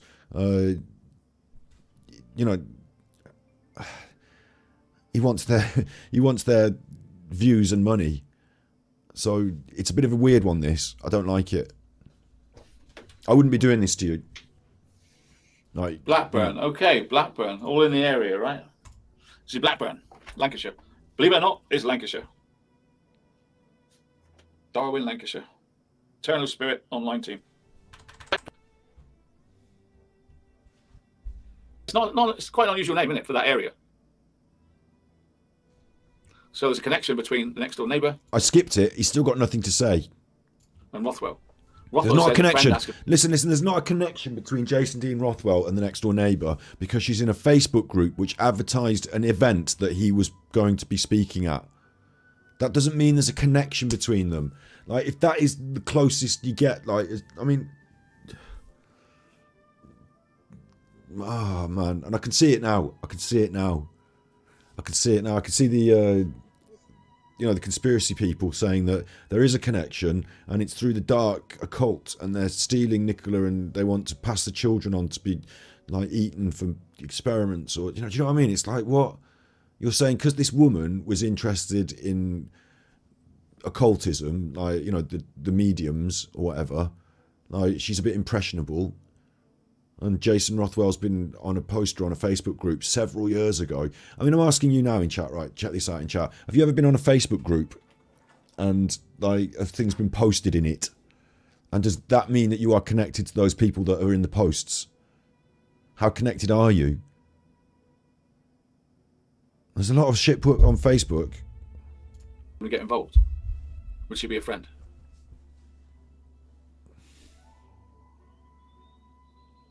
I'm not going down any of those rabbit holes, okay? No, but you're sending people down them. You're sending people down them. You're taking them by the hand, confusing them, and then pointing them at this dark rabbit hole, leaving them to be confused. You're a terrible person. With secret societies. I just wanted to give you the information I've been given to me. And now he mentioned secret society, so he mentioned it. So now he wants you to think it's all Masons. I'd like to thank the sub that sent me that. That's great, because it's got... I think what probably happens is he's getting some people sending him information, and these people that are sending him information is probably conspiracy people, and he's going as far along that information. They probably said the other bit, and he doesn't want to, because he doesn't want to go that far down it. So that's why this conspiracy has come through on his channel, is because he's being sent it by conspiracy people, and he wants to use the bit of information they've sent him, which is not information, it's just conjecture. It's not even that. She's in a Facebook group, or she might not be. Someone with the same name might be. And it might not even be that. It might be a fake image. Again. I couldn't be happier. Evie sent tippies. You owe me 3 hugs. Thanks, Evie. Super Chuffer owes 3 hugs. I owe you 3 hugs. It's not even a fact, because he didn't even open up Facebook and click and show you. He just said that here's a picture, and on this picture it says she's in the group. And, like, you know, armchair detective here. It's just real rubbish, and dangerous rubbish at that. Like receipts. I like receipts. I've also got a picture of Nicola's car now. At last, I remember I kept saying I should have got Nicola's car. I've got it now, and the number plate. So I now know the car and number plate. But it's like months too late, of course. What a shame. There are these people that have got more information like this. I've been offered it myself on the emails. Someone sent me pictures of Emma White, you know, since this, doing other stuff, and like, Alan is using this as like a tool to say, I've got inside information. You haven't got that, I've got that. Who's got the picture of the car? Alan. Because he's on some like dodgy, weird Facebook group where like he talks about gang stalkers, where people cross lines. And I'm not having a pop at anyone particularly, but it's not right to be broadcasting that necessarily on the... Like he shouldn't have been reading the little girls' names out. You know, there are lines that I will and won't cross when I'm disseminating facts on the internet and not trying to be a sensationalist arsehole. So showing her car and her license plate, whilst it may have been, as you say, may have been useful at the time, if we were looking for her car, which we weren't because the police knew where her car was, it was her they were looking for, so we never needed to know her license plate number, and we never needed to know his car. Like, what's he doing? Like, what it is Alan's got some grub holes on the internet where he can grub for information, and that's it. And he hasn't got... What can you say about the picture of the car? Well, nothing really. It's a picture of a car. If you want to dig into it, it's probably a bit slimy and a bit weird to be showing a picture of it on the internet at this stage. Like, we've all seen it with the license plate blurred out on that CCTV, so we don't... What? So you know her license number. So now you know her license number. Oh, like, it's a bit creepy and weird, actually, Alan. So could you make an episode out of that? Not really. I thought I'd just show it you. And the reason he showed it you is to prove to you that he's got some sort of status, and he's got the status of a plum. Status of a plum, you're a plum. But it does give you a different view of the drive from the other side, from the other end. Like. Yeah. You've got garage. I don't know what other... And the thing I can actually glean from that is the way the car is parked. Like, how are they getting those cars on the drive to record the CCTV? Okay, this is actually good for me. I like this one. Maybe I should be taking these images off the fucking Facebook groups. What I like about this is, you know, the CCTV that we've been shown. If that's to be real, then these cars in the CCTV are placed here and here, right out the front of the drive, and all this space in front of the drive is void. That's where there's nothing, so you can see them getting in and out of the car, and the camera is up here. I can't see the camera up there in that picture. It may be there. It's very small. It's just some pixels. It'd be interesting to get this picture and allow me to pick through it, because, you know, I've got some shit to say. So immediately what you'll say is that the cars were reversed out and parked, or they were facing the other way, weren't they? They were reversed in and parked because the front of the cars was facing out of the drive. So for some reason, the cars had been pulled to the front of the drive or reversed into the drive and stopped before you get to the back of the drive. I don't know why the cars would be so forward in the driveway like that. I wouldn't park my car in my driveway like that. It's a strange arrangement, and for both cars to be arranged like that, it struck me as strange now. What it did do for the CCTV is allow us the space to see the characters so you could put them in the CCTV. But, yeah, and also we're inadvertently revealing the house numbers here, aren't we, on the bins, which was conveniently blurred out because, you know, somebody's fucking house, someone still has to live there. So nice one, Alan, doxing people on the internet. But interesting, the position of the cars. I think we could talk about that. You know, why the cars are positioned as they are on the CCTV. For me, red flag, because in this image, that's how I would park my car. And if there's two of them and we own both, do we own both garages here? It seems the second car was, you know, are these a shared thing, or is that double garage? House with double garage? If so, again, why would you not park close to the garage or within the garage? Like, if you're not using the garage, you just park up close to it. You don't stop your car here and get out and leave that big space. Like, no one does that. It's weird. So to reverse in is one choice, and then to reverse in and not reverse all the way up the drive is another choice. Two choices there that were made so that the CCTV would look the way it looked. But is that how it would look on a normal school day? My car is halfway up the drive, but not all the way to the back. I don't know. And also, I mean, I don't know if I trust this image enough, because it's just a very blurry image, and we know that there are some images on the internet about this case that might not be real, like the CCTV ones. But were it to be real, the character comes from this direction, don't they? But I'm not seeing the entrance to the house, and that it looks like the house and all that is from, like, how does the character walk across from this way? Why are they walking across from this way? It would appear that this should be the entrance to the house, side entrance to the house, back entrance to the house here, and it doesn't look like that is here, but I might be wrong. So we need to have a good look at that. But there could be a lot taken out from that if you had a sharp and acute mind. Alan doesn't, and he just wants to prove to you that he's got their license plate. And it was irrelevant at the time because no one was looking for her car. The car was found very quickly, but she wasn't. I guess I can get from that, but I will be looking at it. It is an older model car, and it's, yeah, metallic grey, metallic black. Well, we know that because we've seen the fucking CCTV of it, you idiot. And I know the number plate. Y Reg. Why? Don't dox her, but just say things. That's what the police should have showed you day one, right? No. The car and the number plate. But they didn't, did they? They didn't need to because they weren't looking for her car.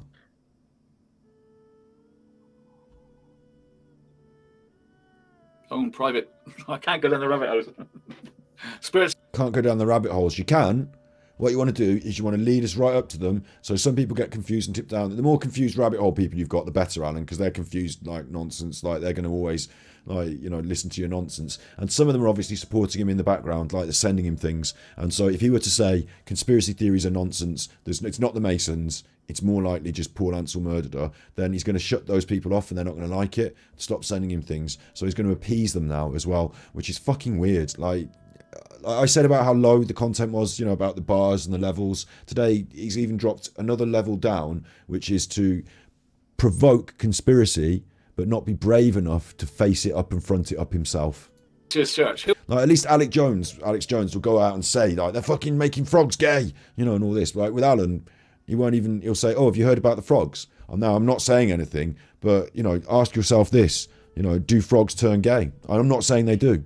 But, you know, I'm not going down the conspiracy road, but you can if you want. So that's the difference. Tiptoe down the rabbit holes. He's just such a slimy little wormy man. Who else was involved in the Spiritualist Church? If anybody can help us, if anybody's got more information, let me know. I've got some information, Alan. The Spiritual Church were contacted and they said, we really don't like Jason. We don't want anything to do with him. He's never been any part of our spiritual church. We're not doing any events with him. Leave us alone. I think that's been a bumper show tonight. I'd like to thank you all for watching. I'd like to thank Mind Juice for poking Jason into giving us... He's like to thank Mind Juice for poking Jason into giving us this account. I mean, maybe Jason saw Mind Juice's video. Maybe he didn't. But I don't even trust any of that narrative because it was all just something someone posted on Facebook and said they saw Jason say. And Jason is a proven liar. And I go all the way back to what I said at the very start. Like, well done for taking that, like, you know, my start point of doing an hour and a half, 3 hours on Jason, pointing out why he's a liar, why it's a load of bollocks. And you know, between the two of you, you and Mind Juice, you know, spinning it out into all this. But I feel less egregious about Mind Juice. You know, he gets some ideas from some other places, like Alan does. He's similar to Alan in getting his ideas like that, but he also produces his own ideas as well. So I will give him that. You know, I'm not totally down on Mind Juice. It was like that one episode way back, and I said it, and it's been said, and like whatever. But for Alan to be feeding off the back of Mind Juice now, if Mind Juice watches this, and they'll feel like Mind Juice will be pissed off with me for saying, oh, you nicked ideas off me. But really, I would say distance yourself from Alan and make it public, because this man will bring you down. Like, you don't want this man broadcasting your content on his channel, because he's worse than Jason Rothwell. He's on the same level as Jason Rothwell. So he will bring you down. You want to be distancing yourself from him publicly. Say it out loud. You know, make videos saying, Alan is no friend of mine. Please stop saying my name in your content. Please stop stealing my content and using it on your channel. Like, it's not like we're all in this together, like justice fighters for Nicola. The more of us there are, the better. That's not the case here.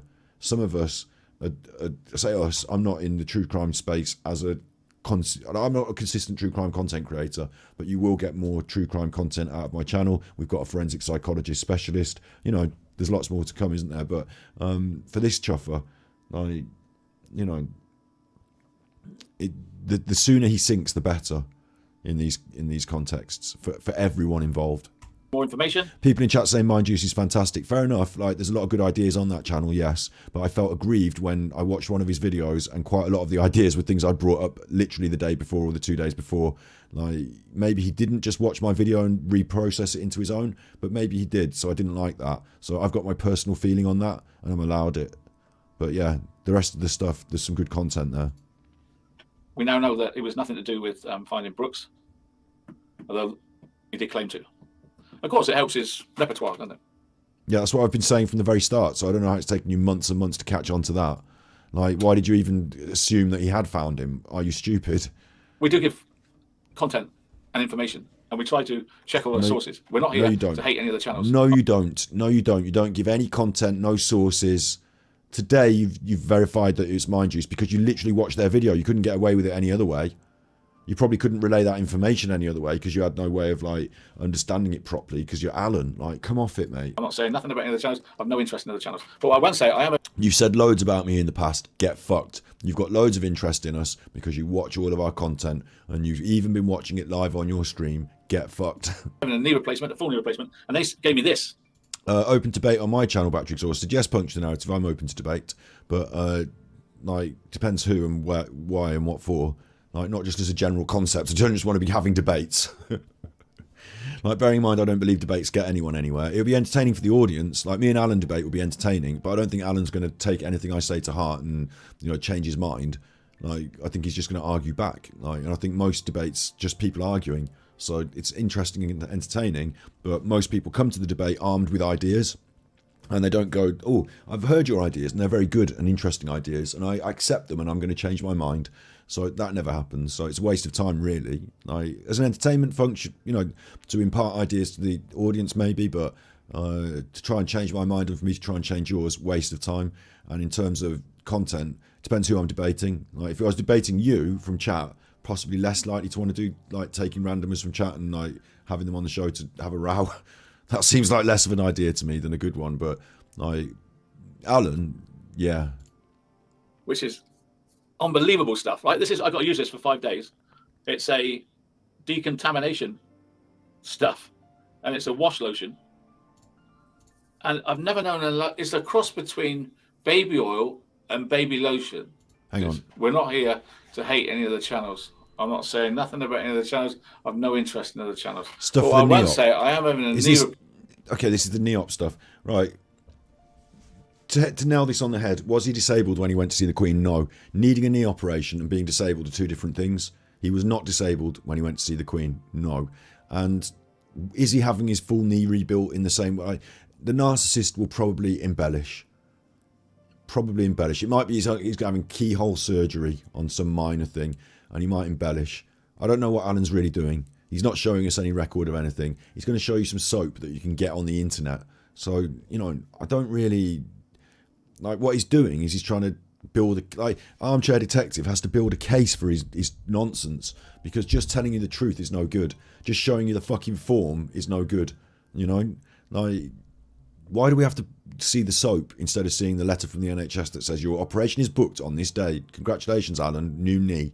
You know, why are we building this weird case? Replacement, a full knee replacement, and they gave me this, which is unbelievable stuff, right? This is, I've got to use this for 5 days. I mean, he could have a bacterial infection on his crotch and they gave him that. I don't know.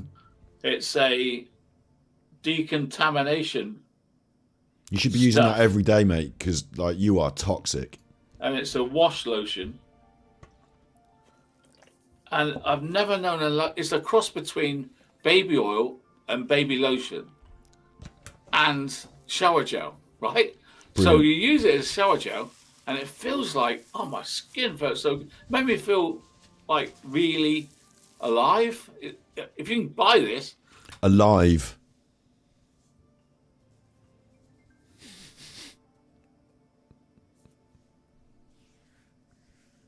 Felt dead before I used this washing lotion. Now I feel alive. Gout, says Debbie Langton. Gout. It's incredible to me that he doesn't have the emotional capacity to describe even the joy of a good wash. I mean, how were you not watched? Hang on, wait. Before this, you weren't getting a good enough wash. Is that what you're saying? And now you've started to use proper soap. You feel like clean and fresh afterwards. What are you trying to tell me? I'm a bit confused. You feel oily afterwards and it's like feeling sexy or alive, feeling alive. Like he doesn't speak to me in emotional terms, does he? Because he's a narcissist. This is a weird one as well. What is this narcissism? Why are we learning about the wash lotion in the shower? Like, it is a weird turn that this is taken all of a sudden right at the end. Like, we're now learning about Alan's showering habits. so you use it as shower gel, and it feels like, oh, my skin felt so good. Made me feel like really alive. If you can buy this, it's fantastic. It's German. Ottristan. It's German. Och and Stan. Not too bad with the old dyslexia there, though. So that's, you know, maybe he's not dyslexic in German. If you can buy this, it's fantastic. It's German. Ottristan. Och and Stan. I recommend it for making you feel. Why doesn't he just show us things on the internet? Like if you want to see something on the internet, look, watch. What's it called? Tennyson. Tennyson.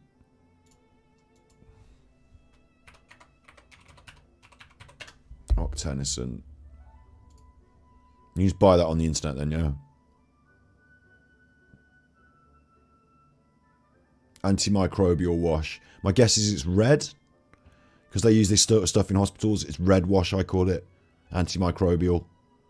You know, give you a proper antibacterial wash. Yeah, if it's everything like Hibby Scrub. Antimicrobial. Like, those that are in the know, Hibby Scrub, I've been using that for years. As, like, you know, it's a proper... They use it, if they're using that in the hospital, yeah, to make sure they're not getting germs going anywhere. I've been using that for years. I used to care for my nan, like I said, Hibby Scrub. Like, you know, it's just like a common thing, isn't it? Antimicrobial. So he's been given that.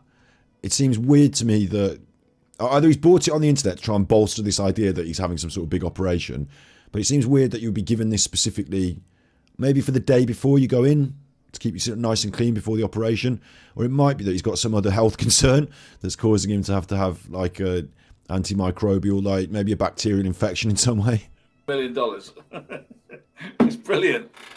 I mean, making you feel like he's wrong about that. It's not like it's got some sort of menthol in it, or, you know, it's not a super cleansing, you know, like body with. It's not got oil in it and baby oil. That's not the case. It just gets you really clean. Antimicrobial. Until I get my knee replacement, then it won't be so brilliant then. So I'm getting scared about it. Oh, there we go. The victim. That's what it is. He's got special medicine. He's getting scared about his knee operation. He'll be in and out. It'll be keyhole surgery. He'll be like, you know, the what I don't know what it'll be. I'm just like, the way the narcissist works is like, I've got to go and have, like, you know, keyhole surgery on my knee. I'm going to be in and out. It won't even be a full anesthetic. They'll just like inject the knee, and I'll be like, you know, looking at the sky for 10, 20, you know, they'll something like that, and he'll turn it into, this could be life threatening. I could lose my leg.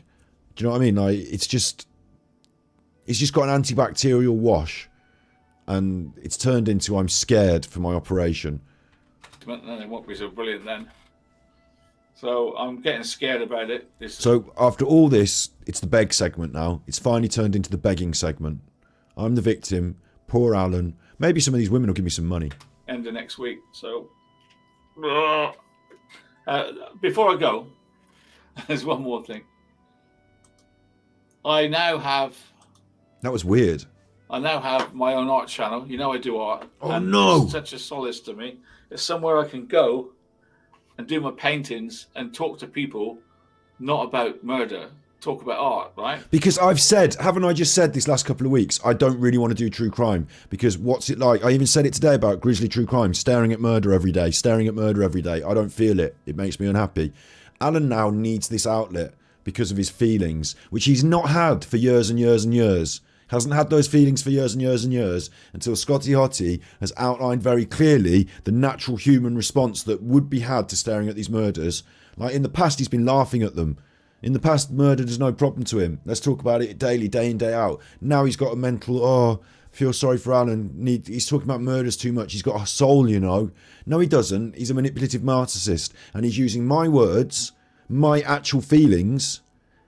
Bear in mind, my feelings, he's using, and he's lifted them, and he's wearing them like a jumper so he can pretend he's got feelings. It's fucking disgusting. I can't wait to watch his art channel.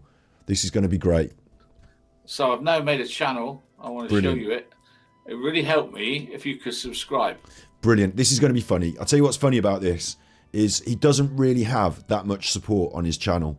So his art channel, whether he gets the numbers or not, Either he can buy them, and he can buy them, and then that'll look stupid because he won't get the views. And then he can buy the views, and then he's throwing his money away getting views from India that it's going to ruin his algorithm because they're all weird Indian views. And anyway, the point is, right, that Alan, if he starts a new channel, we'll be able to see. They'll get like a few hundred subscribers out of these people that he can convince to go into, and then not many. And it'll be a terrible shit, nothing.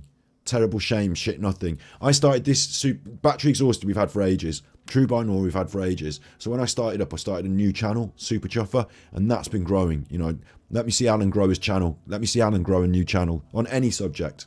Let me see Alan grow a new channel. That'll be funny as fuck. It's never going to happen. Because if I get 1,000 members, I can get the monetization. Other perks. So you, not the little perks, the monetization, Alan. That's what you get for 1,000 members. What is it? You get memberships and monetization. What is it you wanted? Because if I get 1,000 members, I can get the other little perks. So why not just say it? Monetization. I'll say it quite clearly. I'm really grateful that we got up to 1,000. Do you remember? Some of you will remember my road to 1,000 on Super Chuffer. I worked really hard to get there.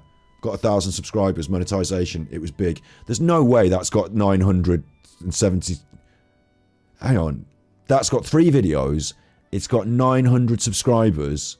And he's got 20 views on his video. There's no way he's got 900 subscribers. He's bought them. Then nobody's watching his videos. So why are they subscribing? And how convenient that it's almost the number he needs to get to monetization. And he's got 900. He hasn't told anyone on his channel about it yet, but he's already got 900 subscribers. Get in the fucking bin. Go to fucking, honestly, what a twat. What a twat. It's so obvious what he's doing. Now it's the Armchair Art Grift channel. If they're that stupid, we'll give them its own channel. Make them pay memberships. Double dip on the memberships now. We'll have art memberships as well. So that's my channel. I've got 929 subscribers. How? Nobody's watching your videos. There's no way. Why are they subscribing and not even watching the video? You're just telling us about it now. How is that possible? Unless it's an old channel that is in some way, changed. This seems like incredible. I need 1,000 to become an official channel. So Trannel. You want to be a Trannel now? Subscribers. I need 1,000 to become an official channel. So I only need 70 of you guys. Which is what he wants. There's the real number. 70 of you chuffers. That's the real number. How can you have 900 subscribers? To subscribe. And there's how many of you in the chat? 600. If 60 of you could please subscribe to my channel. The girls are going to put the link in the chat now. If you do me, I know I don't get paid. I'm not asking for any money. Please, you are asking for money because by them subscribing, it's going to get you to monetization. Then you can start asking for money. You can start using your rubbish for money. Money for old rope. Alan, this is ridiculous. Subscribe to my channel so I get to 1,000 subs, please, now. And if you are subscribing, say I've subbed. Please, now. Please. This is my future. As I get older and less mobile, I'll be doing more and more art. And I love art. I love art. I've been saying it on my channel for years. I've made documentaries about it. Alan thinks it's another grift, another lever he can get some free money. He doesn't love art. He's got no love in his heart for art. He wants some money for old rope. And he thinks this is the easiest grift because you can knock it up on knock it up on the easel. Mine looks a bit like a Picasso. It looks nothing like a Picasso. If you think yours looks like Picasso, you don't understand what Picasso's doing. It looks nothing like it. You're awful, and this is money for old rope. And because for Alan, it's if he was writing a book, you can call him out on the words in the book. He's not very well written. If he's making videos, we can call him out. For this one, but it's art. So we can still call you out, Alan. It's just you don't have the sophistication to understand the levels on which we will be calling you out. Because to you, all art is just bollocks anyway. There's just stuff they're painting on the page, load of bollocks. You're not understanding the depth. You're not understanding, Alan. And this shows it. Money for old rope. May you rot. So, you can go there and you can see... Report that channel. Weird activity. YouTube will automatically see it. How on earth did you get these 900 Indian subscribers overnight? All my pieces of art really in one place now, and I've made some films as well. The bin. Here's my latest one that you haven't seen. I did this today. This is Rum. Self-portrait, a clown. Rum is a clown from the 1930s Paris. Self-portrait then, yeah? In the 1930s, clowns were massive stars before television. Yeah, self-portrait. They were like the star turns of the circus, right? I know they got a bad rep for murderers and stuff these days, but at the time... Ha ha ha, bad rep for being murderers. There aren't really a lot of clown murderers that have a bad rep. There was one in America, but there aren't really a lot of clown murderers. But this is clearly a self-portrait. And what Alan's done to mask the self-portrait is to pretend that he's painting a clown. The clown is Alan. Alan is the clown. And by pretending he's doing something else, he can mask his own ineptitude. Because it didn't come out very well, this one. So he's turned it into this shit. Now, they were massive. I imagine this might be a copy of an image. But he does this thing with the... You see, the thing is, he does this thing with the perspective and the background, like this very childish like form to the background. So I think this is actually Alan's self-portrait, covered up as a clown. Sees himself as a bit of a... See, the thing about the clown, as he alluded to, is serial killer, is that everyone else sees the clown as benign. Everyone else sees the laughing, smiling, joking face, the ha-ha-ha smiling clown. But underneath, he might not be so benign. He might not be so childish and alluring. He might be a bit something else. Like, you've got those eyes peering out from behind. You've got this dark structure and this like almost like dark structure around the eyes and here, like darkness around it. A bit more dark and defined there, almost like peering out through binoculars.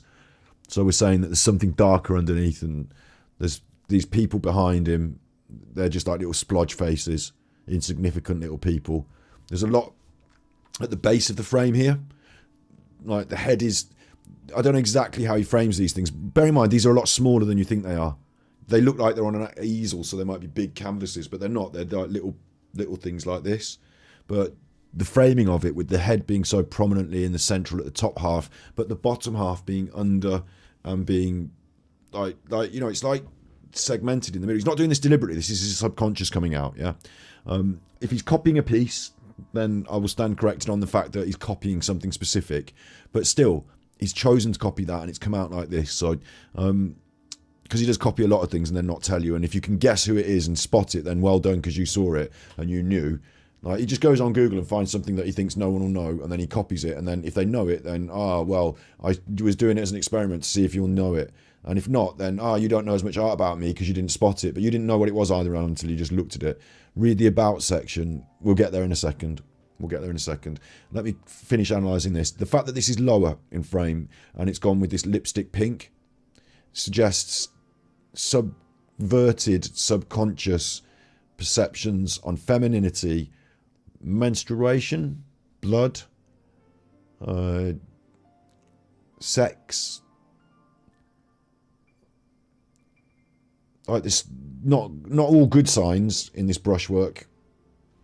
This suit that's applied on top as part of the visage of the clown, but it's pushed under, but dominates in the frame to the point where it's bigger than even the background and the perspective.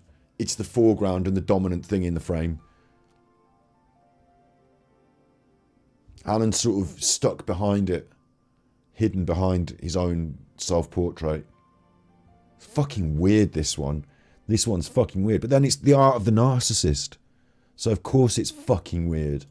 Stars, and this is the biggest one in all of France. Oh, okay. Someone in chat saying it was the team and community outreach channel. He's changed to his grifting art channel. It was supposed to be for charity videos. Got it. No wonder. Yeah, if he's got a previous channel that he's been trying to, pump, and he can just change what it is. That's Darkside Phil used to do that. Has done it recently. You change what the channel is, and then you've all of a sudden got loads of subscribers, but they're not people who are subscribed for that reason. So it's not really your subscribers. Like, I could do that today with Battery Exhausted. I could change Battery Exhausted to be the Alan Appreciation Society, and then Alan's got like 3,000 more subs or whatever. No, he doesn't. No, a lot of the people who were originally here for Battery Exhausted are not here now watching this because I slightly changed what I was doing, but I didn't change the name of the channel or anything. Lizzie's giving me $3. Thank you, Lizzie. Lizzie B. Yeah, this is Alan being weird on his Archer. I understand now where those subscribers came from. So it did seem really fucking weird that you would start a new channel and already have nearly 1,000 subscribers. But God help him. Like, the thing is about it, even if he gets monetized, right, he'll be able to receive super chats. He'll want that because that's how he's going to get the money. But the advertising revenue on his art videos will not come in because there won't be any, because no one will want to watch his art videos. Only us having a laugh and some of his wrenches. But it would be lovely to see him painting these stuff and putting this up, because like the analysis of it gets us really, you know, somewhere else. It really gets us somewhere else. He's such a confused character. So what I did, I'm trying to base my art on Picasso. There we go, yeah. Picasso. So he's not trying to base his art on Picasso. What it is Alan is shit at art. And Alan thinks Picasso also looks shit and no one can notice the difference.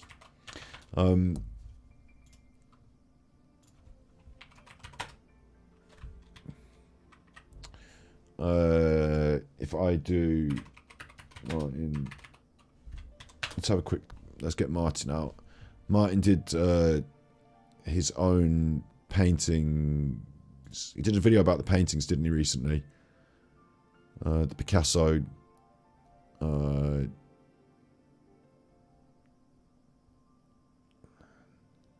was it? So there's a lot of content. Martin did one the other day about the two things side by side, the two videos side by side. That's what I'm thinking of, the two videos side by side. What I'm looking for is the two Picasso, like the Picasso and Alan's image side by side, because the Picasso has such nuance. Like, I mean, fuck it. I don't need to do this. Like, we know that Picasso is a very, very talented artist, and what he was doing was something exceptional. And Alan sees it as just some shapes, so you can get away with it. Because if Picasso got away with it, he can get away with it. And he doesn't realise that his spludges and splares and scrapes, they're not the same brushwork as Picasso. It's not the same subtle movement of colour. Like, he's no Picasso. He is no Picasso. Like, he hasn't got the technique. Look, you see the self-portrait that Alan tried to rip off and copy?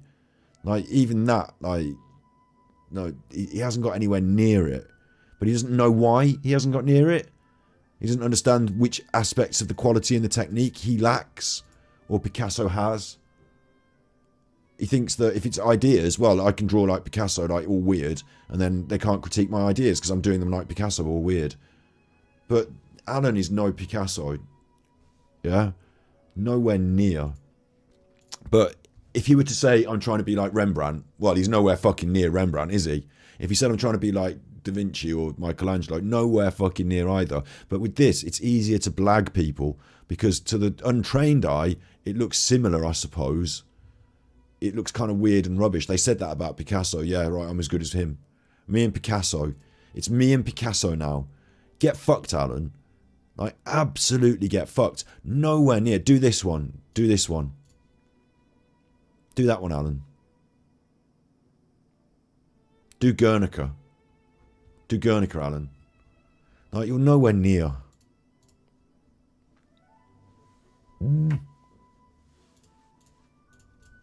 Vincent, a mixture, and then modern art, and I'm trying to bring that modern art into today. Modern art, he knows nothing. Like, they went out on a big walk on their own.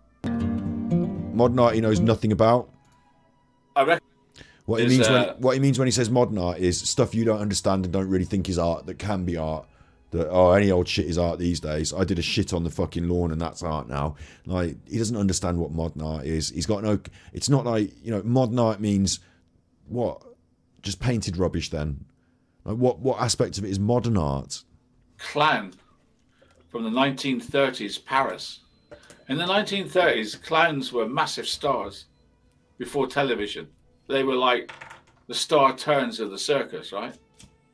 I know they got a bad rep for murderers and stuff these days, but at the time, they were massive stars. And this is the biggest one in all of France.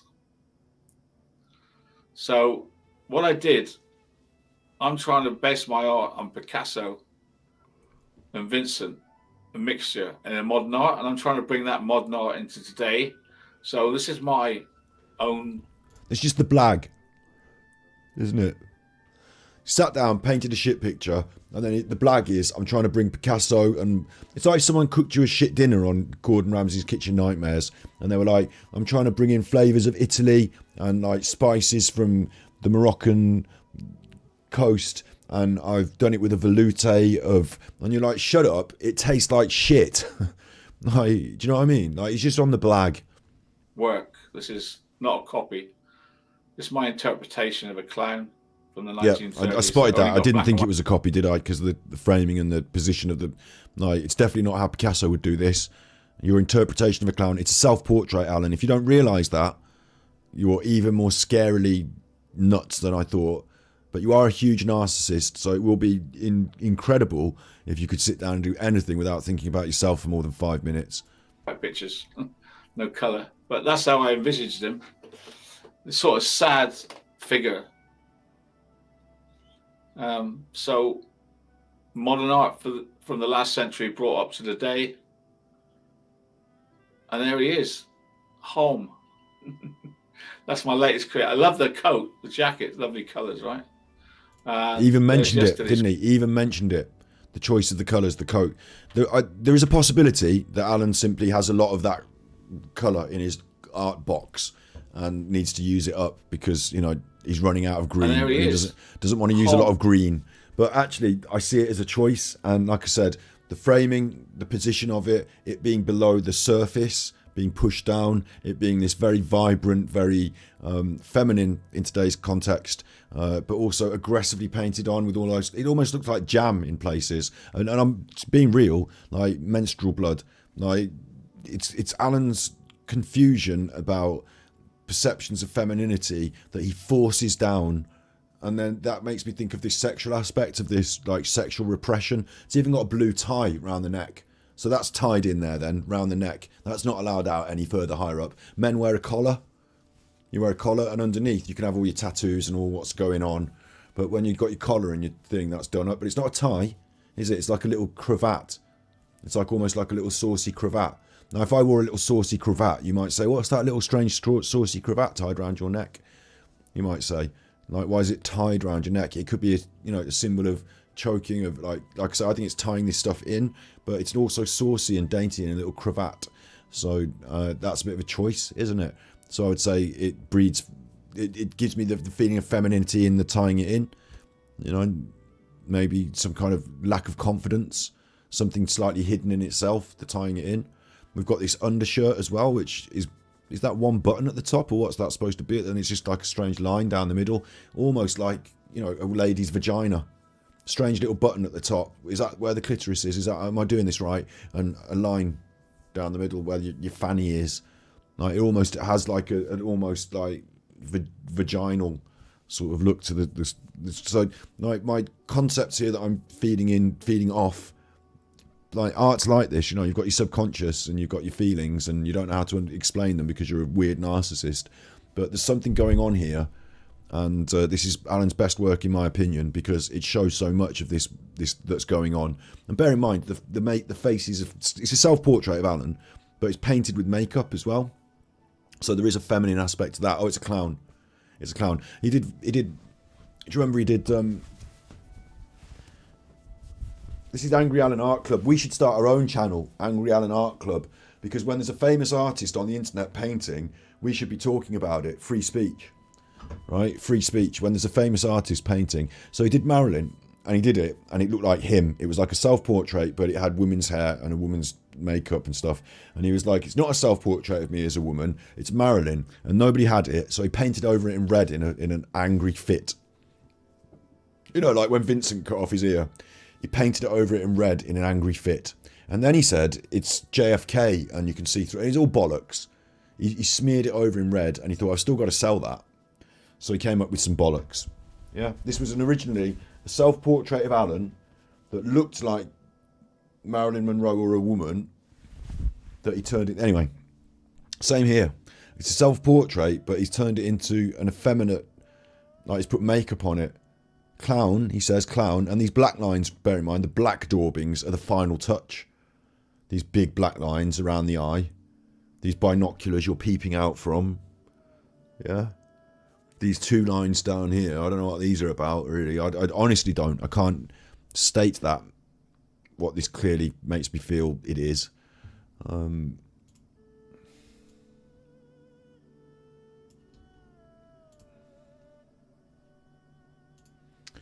It's very, very aggressive.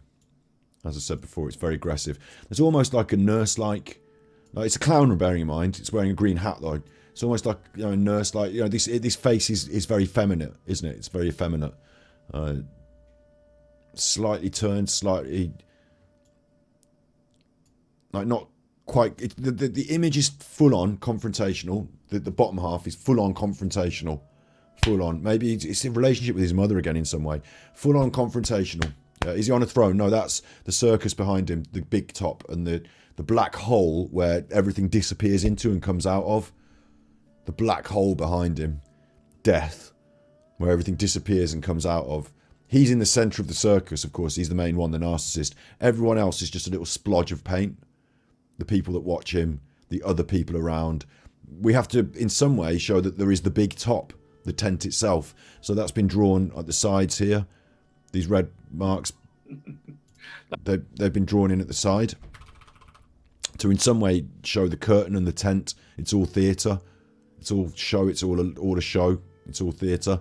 But it's kind of a weird choice, again, to, like, you know, wallop that in on top of the people. On top of them, in a way. Walloped in on top. And it might not even be that. You know, it's all red and it's fiery. But this might be an image of hell. Burning in hell. Remember your subconscious and stuff like that. You know, be a good boy, the nun said, otherwise you might burn in hell. There's a lot of creepy overtones to this. Like, real creepy overtones. Because it's clearly supposed to be a man self-portrait, and it's been dressed in women's makeup to appear to be effeminate, non-threatening, not comedic, like a clown, not with a big smile and stuff, just women's makeup. Women's makeup. Women's makeup. Roundy on the nose. Really certain about that round red dot on the nose. Not fully certain though, because it's more red down here than it is. Or is that supposed to be the artwork where, you know, you're using a bit of tone to show like shape or form? I don't think so. Red dot on the nose. That's alcoholism, isn't it? In an older man, red dot on the nose. And the way the eyes are pointing out away from frame as well. Like, the face is slightly turned. The bottom half is fully on, fully confrontational. Mother doesn't, like, you know, full on confrontation. But with the face here, it's slightly turned, and then the eyes are going the other way from the turn. There's like a, like, I would say it's shying away from the confrontation. So because you're straight on at the bottom half, but then the head is turned, so you're shying away from the confrontation. But then the eyes are coming back and across that turn. Like they're being, because the inside, something else is going on, isn't it? This is all a facade. But the eyes that come across are like not, they're almost like hopeless and lost. Sort of staring out, hopeless and lost, aren't they? Like, almost like help me eyes. Scary in a way. Not great detail on the eyes either. Not gone for any great special detail. Just the shapes, the splodges. Move on. Not overdoing that. Don't really want people to see. Don't really want people to see that fear. Yeah. We've got to do a picture and do a call-in where we say what we think. Yes, that's a very good idea, lovely jubbly. I like that. We're going to do that. Next edition. I like that. We're going to do his music as well as a full length, aren't we? But this is something special, I think, as a view into the man's psyche. Long may it continue, you know, long may it continue. They all do it, don't they? All the famous nutters. Don't they, though? All the famous nutters painting from their cell or whatever. That's my latest create. I love the coat, the jacket, lovely colours, right? And there's yesterday's one. What? I call that sausage meat with a hat on. The Great Depression. The Great Depression. It's you again. It's Alan again, the detective again. The Great Depression. This time face... I mean, I can't go too deep into this because I've just done that one deep. That's enough for art appreciation, but we've got time in the future to do the art appreciation on this one and to tell you all about what I think, but there is a lot more to be drawn out of that as well. The Great Depression. 1930s, you're not allowed to say you have depression. You're told to... You're allowed to say you have depression today, mate. We did an episode on it yesterday, but don't you dare hold it up as a shield to pretend that you're depressed, because I just saw you laughing around about this stuff earlier. Just been watching you having a great time on your show, watching someone else's video, having a pop at people, having a laugh. We saw him chuckle about this thing that he was doing, and it's not like he's the sad clown who's one thing in public and another. But Alan's not suffering from depression, mate. He's having a whale of a time. He's not suffering from depression. Don't hold that as a shield. It's not very nice. I call that the Great Depression. 1930s, you're not allowed to say you have depression. He's a manipulative narcissist who doesn't have proper feelings like other people, who's pushed the people in his life away. And people that don't like him are staying away because of the things he's done. He's made his own bed and he can lie in it. There's no way you should feel sorry for Alan for claiming he has depression. You're told to pull yourself together. So that's a guy's suffering Meg says inside. you don't think they're his paintings. It'd be interesting if they weren't. It'd be interesting if they weren't. I would imagine they are. But the thing that I think that's very different, because I've seen him with paint on his hands before, and I don't think he's got anyone close to him that's going to paint paintings and hand them over and say, this one's a good one for your channel, this one's a good one for your channel. I actually think this is part of the narcissism, that he thinks highly of himself for doing this. And, a normal person would say, I'm just getting into art. My stuff isn't much. And, there it is, but that's it. Alan's created his own online gallery, he thinks, a YouTube channel, and, thinks of himself in the same breath as Picasso. It's narcissism. That's what it is. It's narcissism. So he's not really depressed, and he's a manipulative narcissist, and so you shouldn't feel sorry for him for claiming this. Himself. And just basically art, just art, all the time art. Shit, just all the time shit. Oh my God. Look what he's done. He's gone over the black and white Cleopatra that we've got on video so it can never be lost. He's gone over that with colour. And he's given the black character bright red lips and lots of red. And he's given the white character a very neutral yellow. And framed her in a sort of golden neutral yellow. Yellow's neutral in terms of gender, isn't it? In terms of traditional thinking, well, what is today traditional thinking about gender. And the phallus in the middle, which I said looked like a cock with the capping pyramid, he's gone for blue. Big male sexual phallus in the middle. So if you're interested in art, I'd love you to, if you could subscribe. I am going to be there, Alan. This is going to be my new fucking favourite thing, your art. I'm so glad for this. I said earlier in today's episode, why doesn't he play the game a bit? This is him playing the game. Well done. Can we have Alan's rant channel as well? Where's Alan's rant channel? I appreciate it. I want to get that 1,000 barrier, and that's it. AD Art Gallery and Studio. Do not subscribe to it, you chuffers. Do not help him get to 1,000. 829 subscribers. Let's make him work for it. See how many of you press the button for me now. Because he doesn't deserve half of them. They're there for charity, apparently. It used to be a charity channel. Just go and subscribe. Don't. It's in chat there. Oh, 3 of you have joined. Come on, guys. And there's 600. He's giving them shit There's for not... 600. 3 of you. Oh, thanks That's so how. much. That's the truth of it, though, isn't it? That's the truth of it. If I were to, I'm not going to do it. I'm not.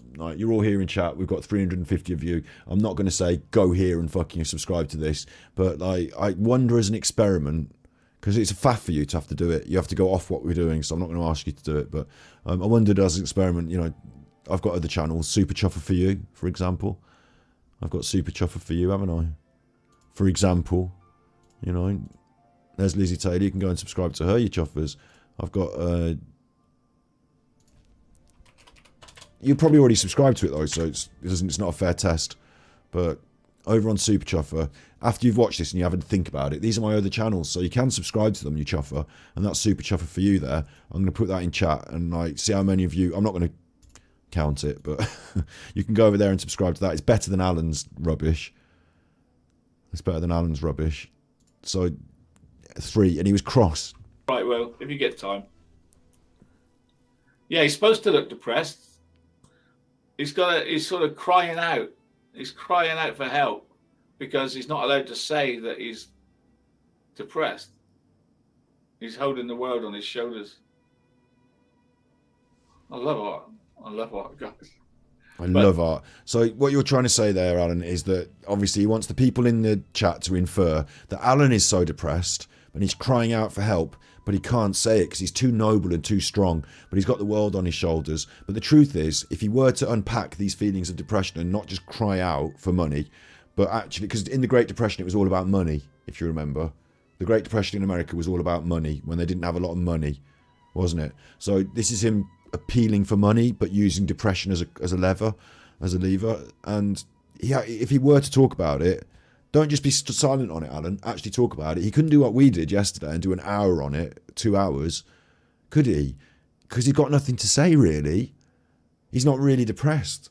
So he's going to say that he is depressed, but he's too depressed or noble to talk about it. So you can't. Now what you're going to do? Now you can't get him on it.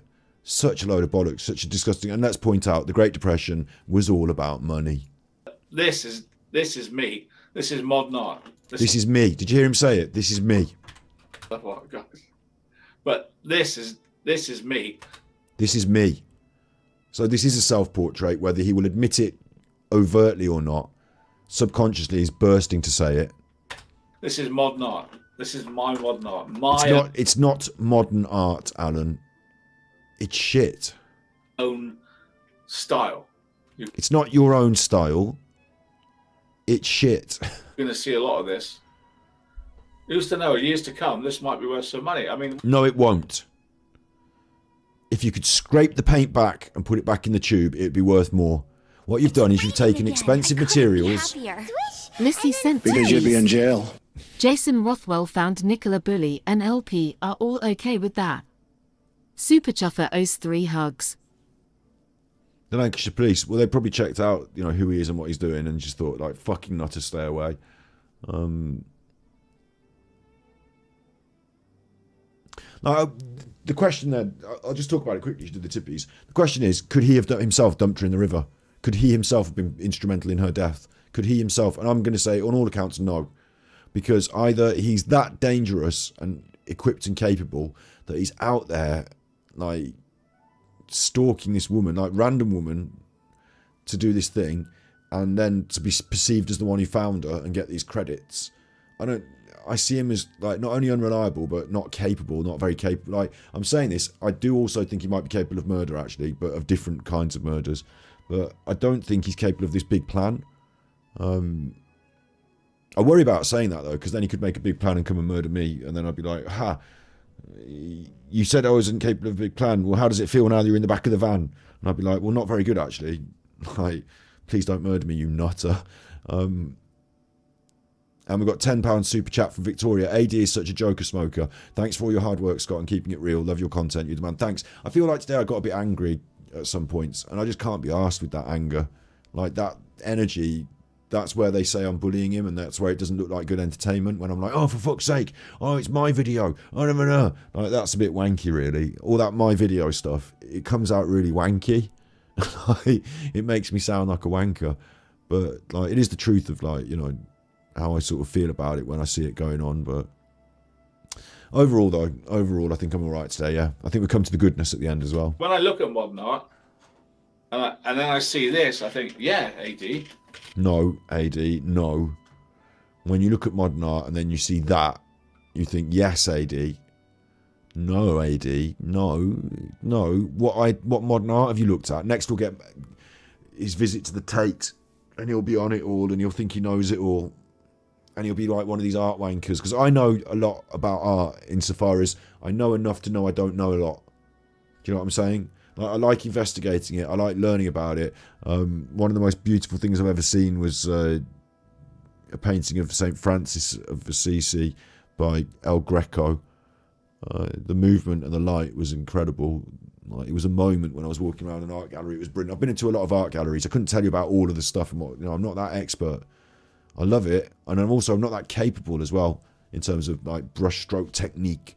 But in terms of ideas, much better than Alan at art. Like a lot more of the stuff I've done is artistic. A lot more of my edits, my film about video games being an art form.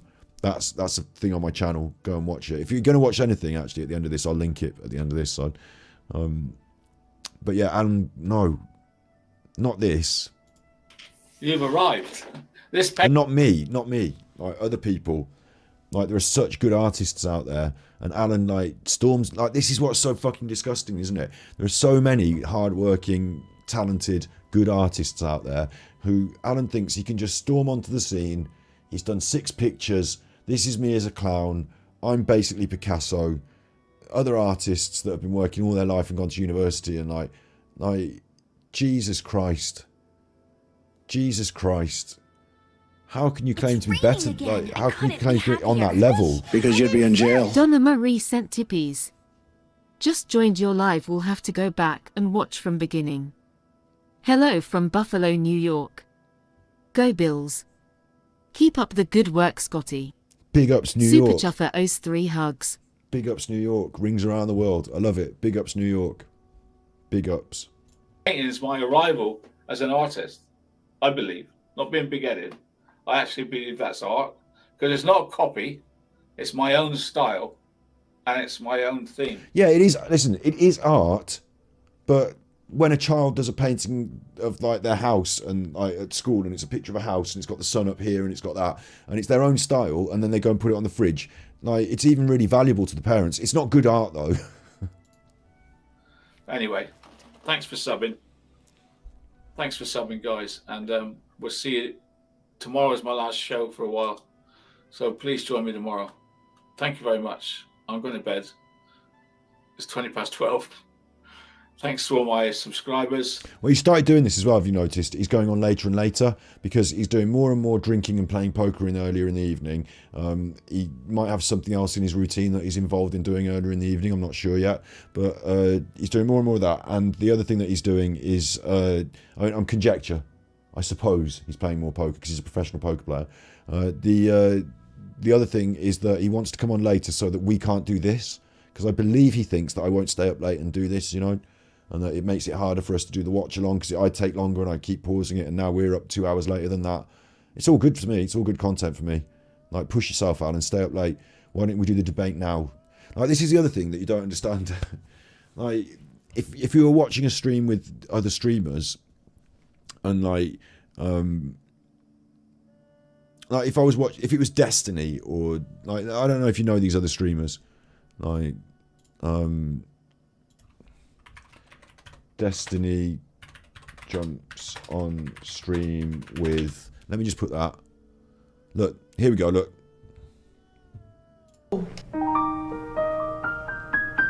You're having a call with Kidology. Okay, if she messages me, then we'll go, but I'm not going to play like the 12 hours of trying to hound her down on, you know. I was just letting you know. Thanks. All right, bye. So, What? the weather's really nice. So these are just 2 streamers talking, yeah? Lily jumped on stream with Destiny. That was the first one. Mr. Girl jumps into stream to try and defend himself. This is a different one. The clarity that you are looking for is clarity that does not matter. If I go into Hassan or Vosh's community, there is a ton of clarity on whether or not Lauren Southern or Nick Fuentes is a Nazi. So they're having a debate, they're having a discussion. It might be organised or whatever, but Mr. Girl is just going to jump on stream and start talking because we're streamers and we're all on the internet. So if he wants to come on the stream and start talking to him, he's going to come on the stream and just start talking. And it's all just like... And that, you know, are... Destiny's eating. He's having his tea. Unreasonably vague. They're just having a conversation online. Like, Alan doesn't understand. Do you know what I mean? Like, today he's maybe has gone to bed and maybe it's a bit late for him, but he could have just jumped on, defended himself. We could have gone onto a neutral platform and had a conversation. Like I was saying earlier, he's got no concept of this other YouTube world and how things are done on YouTube and how people, you know, interact and behave and what more he could make of it. We could make of it. Not even in a bad, like, you know, I've got my position, he's got his position. We know that. We've got our opinions and our thoughts. Don't just do a little snivelling little poke at me in your little... Because I told you, keep my name off your channel. Yeah, at least he, you know, he's too scared to say my actual name. but mainly because he's too scared because he'll think that people come and watch our stuff. But like, he's using my content. Fuck that, Alan. Just let's have a conversation on the internet so that people can watch it. Why are you so scared all the time? Like, all the other people on the internet will talk to each other, right and wrong, debate back and forth.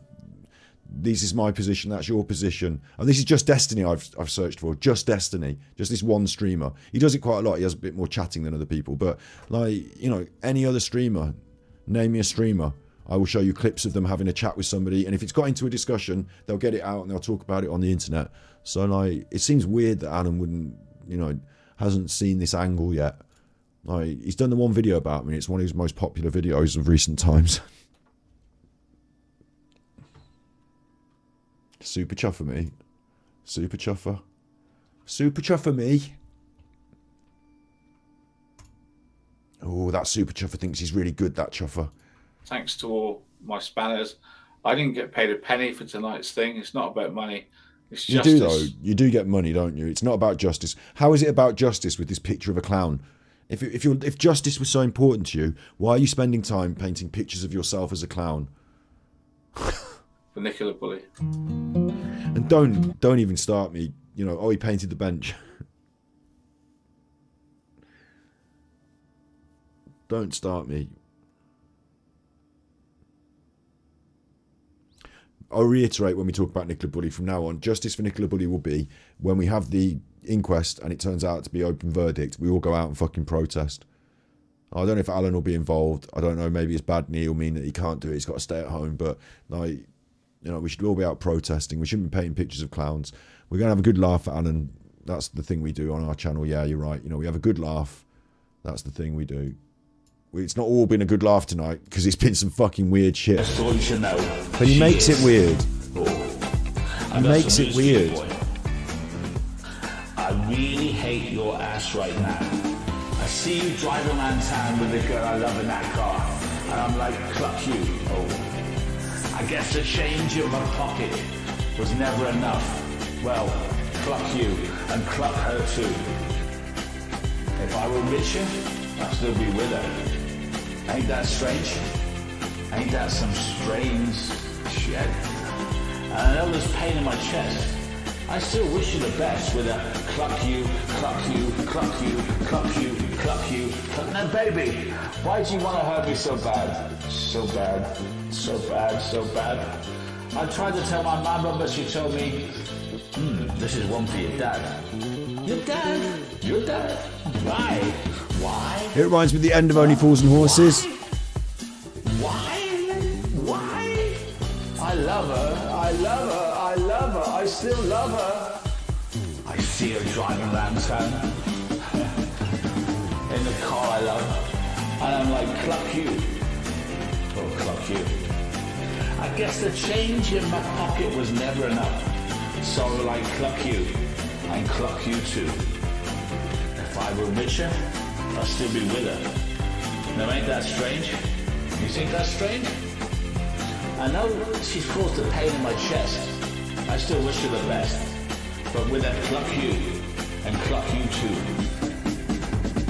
Oh, mama. Good one. Oh, mama. Fucking not. You're not right. You're not right, you. You're not right, you. Are you alright in chat? Are you alright in chat? How's it been going? Let me have a look. I haven't looked at the analytics once, and that's something I'm supposed to pay attention to. It's been going alright until about 1:30 a.m. when people were like, fuck this, it's time for bed. And so we lost a few then, I think. Or I did something, maybe I did something specific between 12:30 and 1:30 a.m. that put them off. But it was going well until that point. Ever increasing numbers. Quite good numbers for this bollocks. Like, isn't it weird? What are you all doing here, you nutters? Like, what are you all doing here, you nutters? For this bollocks. They've started to go now, I'm saying it. 296 now. But what are you all doing here, you nutters? Haven't you got things to do or to be in bed?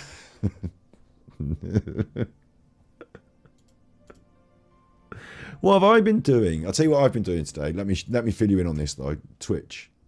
Did I even upload the episode? Video producer. Did I even make it go? Publish. Look, publish. Didn't even publish it. Yes, man. Yes, man. Been playing Zelda. That's what I've been doing, you chuffer. Got the magic hand. The Ganji magic hand. Yes, man. Yes, man. Ganji kid, you've woken up again. I feel like myself, but something's different. Zelda's banging. Don't drop this on your foot because I haven't got any shoes on, but what are we going to do? Zelda, new Zelda. Been having loads of fun. That's been my day today. That was my main stream for hours. Hours and hours. And I got a bit tetchy at a couple of points because now I'm grading it against Genshin Impact. And whilst it's very, very good, this Zelda, it is very, very good. There are moments where I thought, oh, this could be polished up a little bit, but it's not like that with Zelda. It's never going to get polished up a bit, this thing. Like, some things are going to be, but there are some very interesting, like, look, I've made myself a raft, so there's some very interesting mechanics. It's going to be ginormous and enormous and wonderful. I'm still a bit pathetic. I get killed sometimes. I'm only wearing a tunic. I'm still a bit pathetic. I can't wait to get better at the game and to get further into it and get reinvigorated with the controls, because I haven't played on these things for ages, and it's got gyro controls as well. But that was what my day was. I've had a great fun. And then at the end of it, a couple of you chuffers, right? A couple of you chuffers. Have you seen Alan? He's on the internet, and do you want to do talking about Alan? And I was like, not really, but he did the Jason Rothwell, and I thought he was going to do what we did and go over the old videos of Jason and actually show Jason and who he is and, talk about him in that context. We should finish with that, really. That's where we should go with that. Hi. So just I'm going to go for a bathroom break. It was a lovely walk. And I had a bit of a meditation halfway around. And, I was dreaming the other night, and somebody said you need to go and see the Lady of the Lake. I was lucid dreaming, so I was pretty okay at interacting with it. And somebody said, the lady would like to see you. And I'm like, which lady? The lady in the lake. And I was like, you mean Nemoe, the lady of the lake? And she was like, no, you need to go and see the lady in the lake. Random. So I've had it in my head that I needed to go and meditate up by Stransdale Reservoir, which is the lake that I associate it as. And I got there and there was someone sat in my space or my spot. But anyhow, they didn't let that stop me. I sat down, closed my eyes and wandered off. And when I come back, I noticed there was loads of rubbish. More than I've never ever noticed before. And so on my way back, I have collected plastic bottles all the way back home. I looked mad, apparently, and it's apparently... I mean, if you're going to throw them in the bin, that's good, but it does... I can see why people might think you look mad. Kind of weird, but I did it. But you know what was really nice about that walk? I saw stuff. You can go on lovely, lovely walks. The fact that he looked mad, right? He said, I look mad apparently, which means somebody else was with me and they told me I look mad. Stop picking up those bottles, you look mad. In nice places. And not noticed. The wrong Missy. This is Jason D. Rothwell, who found Nicola Bulley. This is the man who found Nicola Bulley that we've been talking about this evening, that Alan's been basing his show on this evening. And obviously his testimony is being brought into question. So before I looked into what he said, I looked into who he was. And then once I'd looked into who he was, I decided not to listen to anything he said. The fine details. The fine details. Sometimes when you look at a painting, it's not the painting itself that's the beautiful part. It's the brush strokes. You can connect with the person by looking how their hands were moving as they painted it.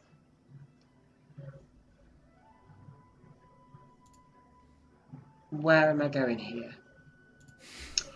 But it was the little details, and it's not just why I say it's the little details. It's because it's not just the grand gestures that make the world a better place. It's the little gestures, the little things.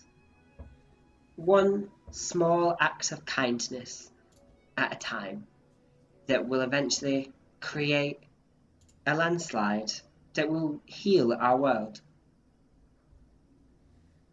And there is a few other parts of things that they're not really anything, but they are. And like, you know, I was sat in my garden this morning.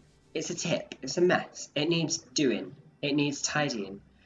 But one thing, there's a rug that we had, I think it was the end of last year, and I rolled it Outdoor rug?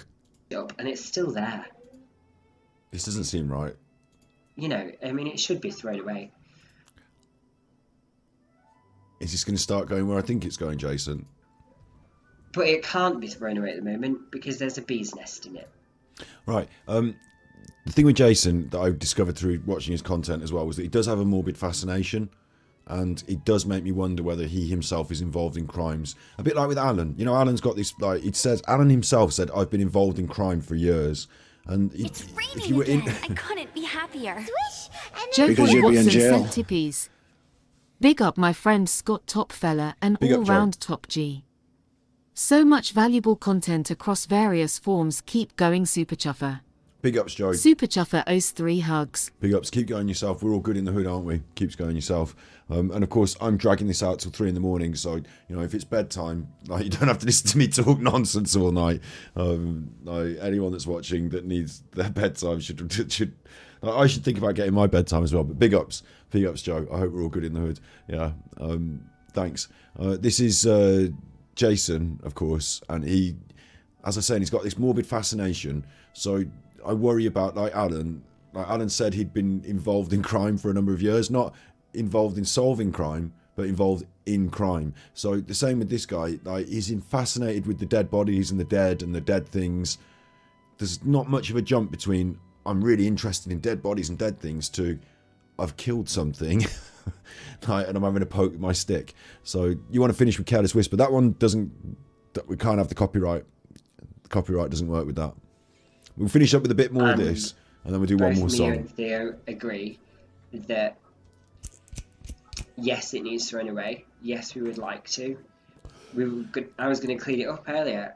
He's had a rug outside his house for over a year, and it's got a bee's nest in it, and he's just about coming to terms with the idea that he might want to bin that off. But we can't because the bees are there. Right? And they've made a home inside this rug.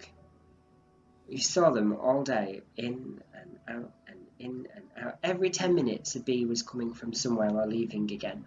How long are you sitting there watching the bees to confirm that there's bees in the rug? Fascinating. I could sit and watch bees all day. He did. But there are little things, and there are little things that make you joyous. You know, my walk started fantastically because I went out of my front door, and my salvia plant, the mystical spire, and my osterium were both being serviced by bees. I sat there and I watched bees. them before I set off, and I was like, oh wow, lovely, because they are fascinating. Watching them, how they know that they've been, which petals they've been to. They have, each bee seems to have its own individual system for going up the plant before it moves on to the next one. It's wonderful to watch when you really do it. And then I thought I'll just check on my rose tree or rose bush because she's budding now. There must be about 20 roses ready to bloom in the next few days. I'm quite excited. Sad, I know, but I am excited. And it showed me something, that rose tree, because as much as she's ready to bloom, and I really, really want her to bloom, she's covered in aphids and green flies that I'd not noticed. 10 years ago, 20 years ago, this country went through some mad obsession with killing green flies and killing aphids. And so you don't see them. You used to walk around in the summertime and be covered in green flies, you know. I don't remember being covered in green flies. But then we started killing them en masse, and poisoning them, and using insecticides to clear them from fields. What nobody seemed to realise whilst that was happening. So now it's about death. And this year you'll notice it, because I've noticed it already. We were killing the ladybirds as well. We were killing aphids because they were a pest.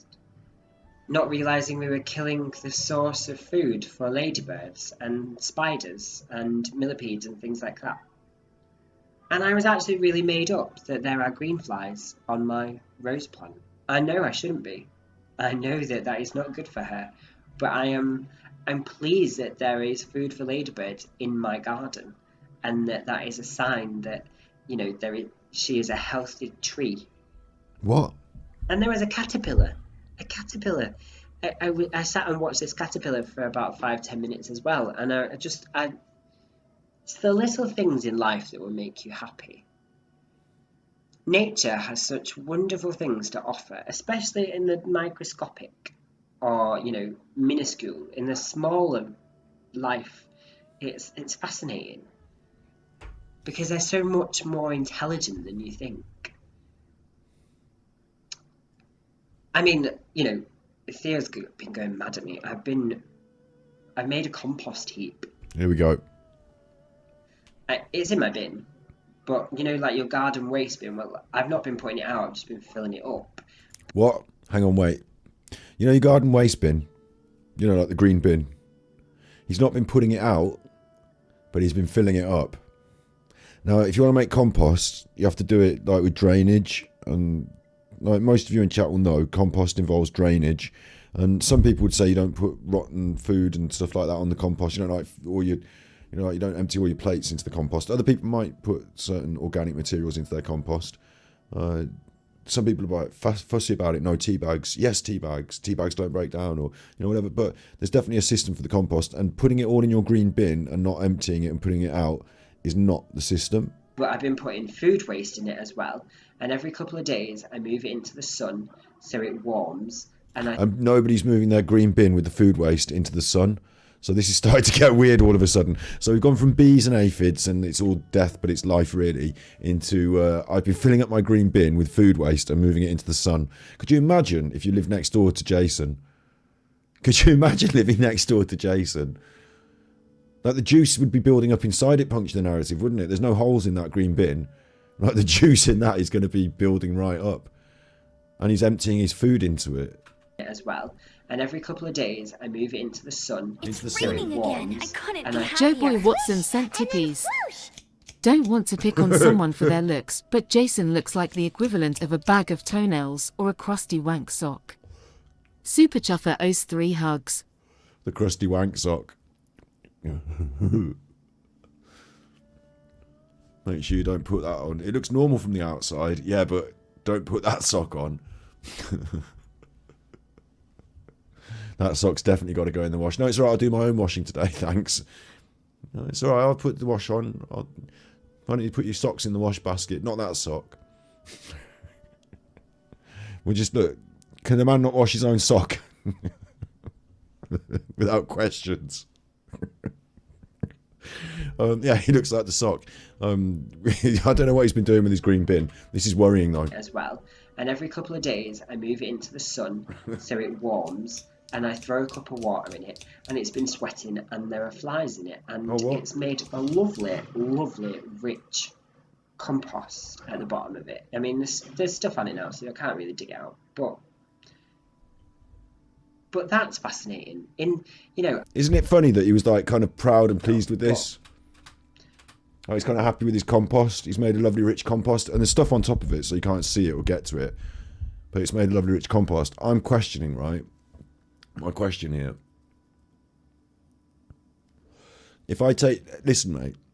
If I take your bin out and tip it out, is there going to be some fucking bones or some weird shit at the bottom of that compost? Am I going to find a human head or like a little girl's leg at the bottom of that compost, mate? What is it that's been rotting in that bin? But that's fascinating.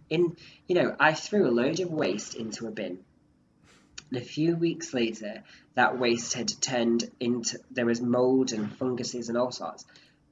And then at the same time, I then threw protein in there, meat. And suddenly there are flies. Meat? What kind of meat are you getting that you're throwing straight into the bin? What's this now? Thousands of flies. I don't even know how they got in there. The flies? How do you think they got in there? They didn't fucking burrow, did they? It's a bin.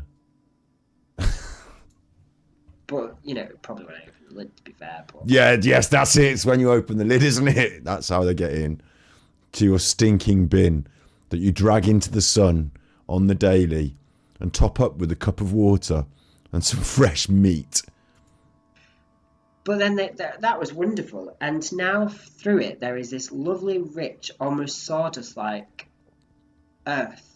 So there is a problem with this, is that when we investigate the characters surrounding Nicola Bulley's disappearance and death and all that, there is a problem with this, which is that you could probably want him for the murder. You could probably want to know exactly where he was on the day of the murder. You could probably want to know if he's got himself a black balaclava and some fishing gear and has been hanging around in that particular village. You'd probably want to know, wouldn't you? You'd probably want to rule this fucker out, because what the fuck is going on here? And it's not just... See, I don't think he has murdered Nicola. I don't think he has. I think he wanted to turn up and find her body because he was like, oh, local body in a local river, missing woman locally, might be in the river. I'm going to get up there and have a good look because I've got nothing better to do because I obviously don't have a job.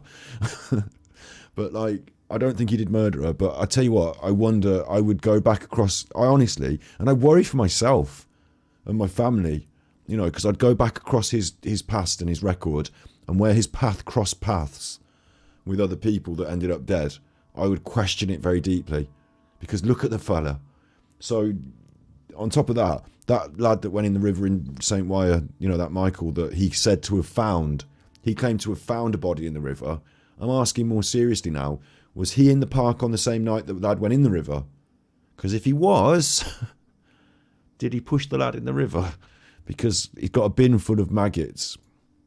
That will be good for planting next year or later this year.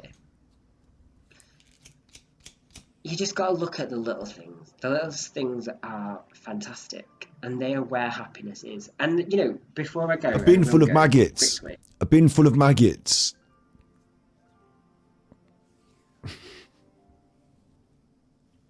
Could you imagine living next door to him?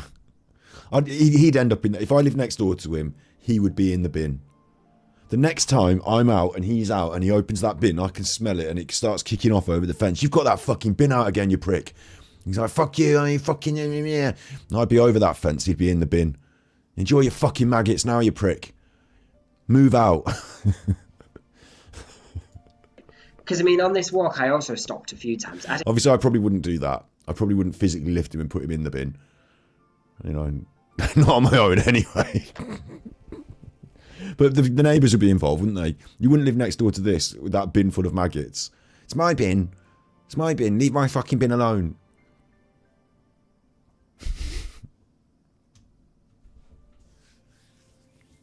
The neighbours are missing the fish out of the pond. Where have they gone? It's my bin. Leave it alone.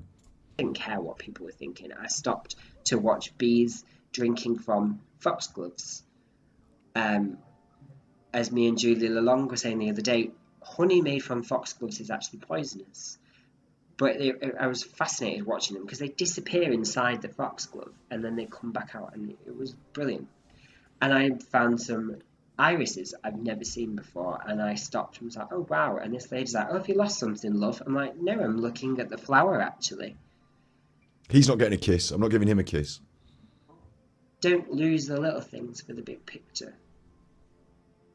A Mormon came to our house last year. Wait. A Mormon. Wait. I don't remember anyone saying anything about a Mormon, but all of a sudden this has come up.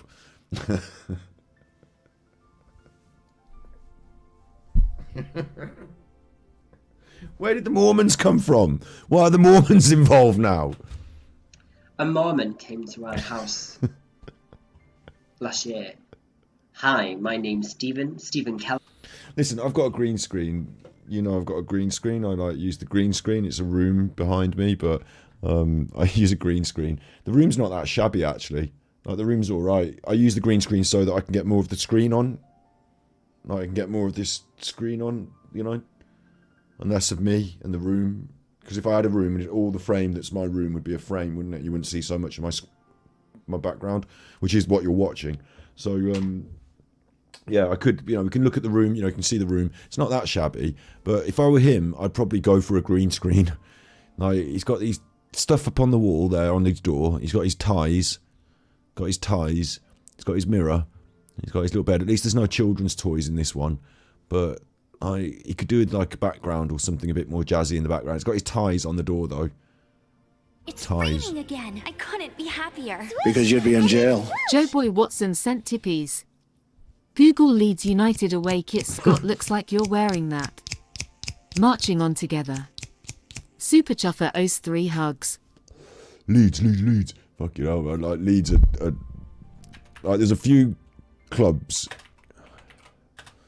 like, where it doesn't matter what day of the week. It does a bit, doesn't it? It's like a tie-dye affair.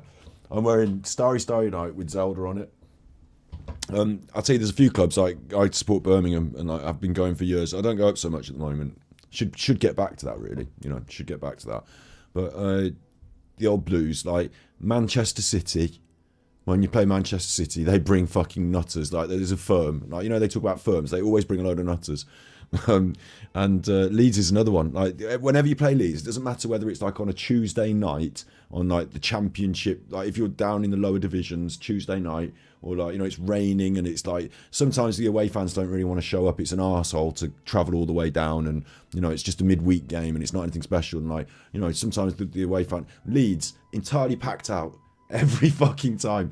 Doesn't matter what the game is. It can be like a second round of a cup replay, entirely packed out. Entirely full of full nutters ready to go fully nuts at any given moment. Like, always fully packed out, full of nutters. I think Newcastle was like that as well. We didn't play them a lot because they're Premier League, but like at Man City as well, I remember, like, any time you play Man City, like the entire, like, every bus is full, every, like, you know, seat is taken. Like, very, very passionate support, and you can tell because it's away days as well. So yeah, Leeds is one of them. I'm certainly not wearing their kit though. I'm wearing a jumper about Zelda with Starry Night on it. Zelda Day today. But yeah. Hello. The thing is, when I was a kid, I bought an Arsenal shirt. Do you remember the Arsenal JVC shirt? I've probably still got this upstairs. Arsenal JVC away kit.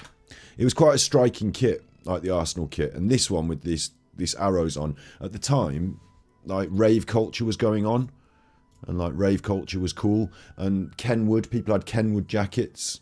Don't know if you remember the Kenwood jackets. Like, Kenwood made electrical appliances. Like, JVC sponsored Arsenal. They made electrical appliances, but it was kind of cool. I don't know, this doesn't sound right the way I'm saying it, but Kenwood made jackets and people wore the Kenwood jackets. And I'm like, don't they make kettles? Yeah, but it's Kenwood speaker systems, isn't it? Yeah, but they also make kettles, mate. Like, they do. Kenwood made kettles and stuff. So this was an iconic piece of football kit this year, that year that it came out, this Arsenal kit. It looked garish and horrible, but in a sort of techno rave, and it had JVC on it. I bought that. I was about, like, I don't know, 10 years old or something stupid, like 14 or something, I don't know. I bought that anyway because I thought it looked cool. And, like, no allegiance to Arsenal, don't support Arsenal, I support Birmingham. But my dad went mental. He was like, why have you let him buy this? Because my mum bought it, really. I said, I bought it. I said, Mum, can I have this football shirt? And she bought it, you know, what you call it, in, I remember we had a local sports shop at the time. It was Slatters Sports. We were in Slatters Sports, and it was an away shirt. It was probably on sale or something, you know, the Arsenal away shirt. But I was like, oh, this is cool. I'll buy a t-shirt, Mum. And, like, you know, my dad was cross.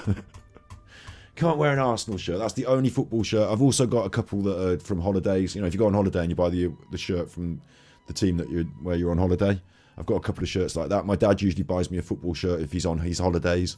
He'll buy me a football shirt. But really, I was only ever wearing Birmingham. Like, could not, like, the idea of wearing somebody else's his colours is, like, still kind of, like, well wrong to me. Kellogg, like the breakfast cereal, it's a joke. People find it funny. I got it. Fucking like Kellogg, like the breakfast cereal. It wasn't funny. How can I help you? And they asked to come in, and me being me, invited them in, and we sat and we talked. The Mormons. They came This is back the Mormons. for a few weeks to discuss religion. So this chap, you know, when the Mormons come to your door, they don't come to my door very often, but if the Mormons come to my door, there's every chance they'll be sent back. No, there is once the Jehovah's Witnesses came this once, and I had them in, and they read some of the Bible, and I had a Quran, so I read some of the Quran back to them. They thought that was nuts. They didn't like that. They were like, well, we were focused mainly on the Bible. I was like, yeah, that's interesting though. If you're interested in religious texts, I've got a Quran over there. Why don't you have a read of that? No, go on. I'll read a bit to you then. You read to me. I'll read a bit to you. They were like, I don't know about this. They wouldn't have a cup of tea either. They weren't interested in the cup of tea. It was a nice old lady and a nice chap, and they wanted to talk to me about God. And like at the time I was unemployed, playing The Sims, growing a beard, you know.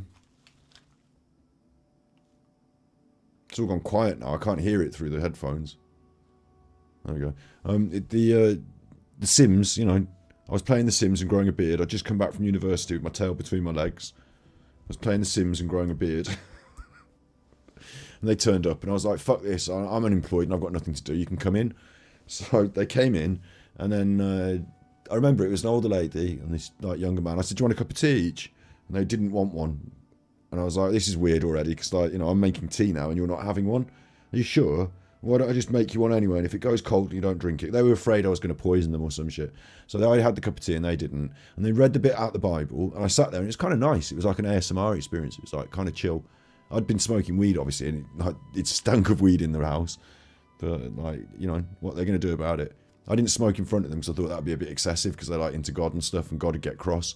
But Jason's looking at me in the wig. And then they talked about God, and they read the book. And then, like I said, I had the Quran on another... I'd got it when I was at university, and I was like, this is another religious text. This is the Quran, and why don't we read some of that? And they were like, no, I don't think so, really. And I was like, no, go on. And they didn't want to. So I said, I'll read it. And I read them a passage out of the Quran.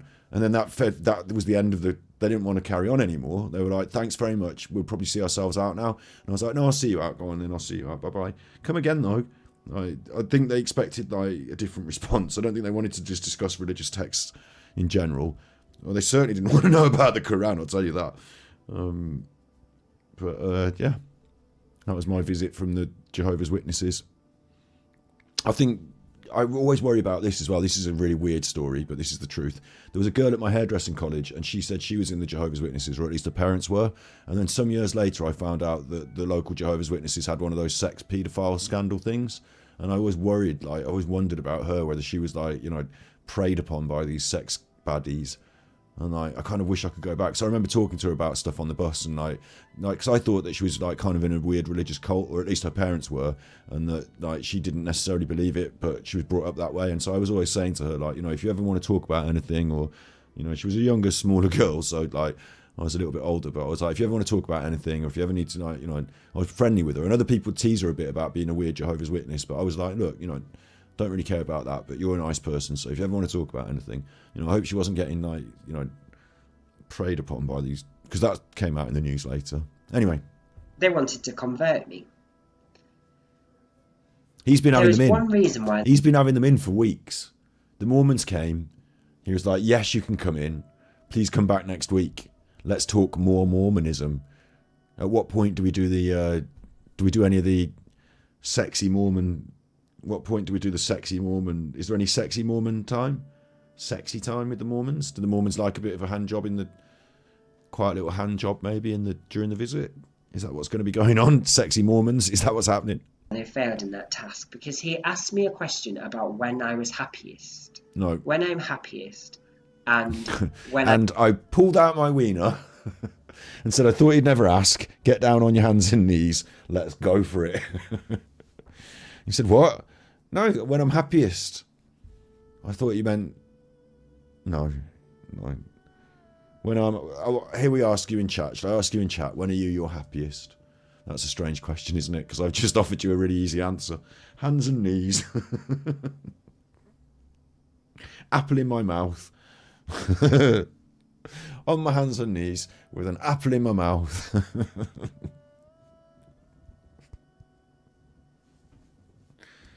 Sailor hung like a racehorse, going like the clappers behind me. Look, no.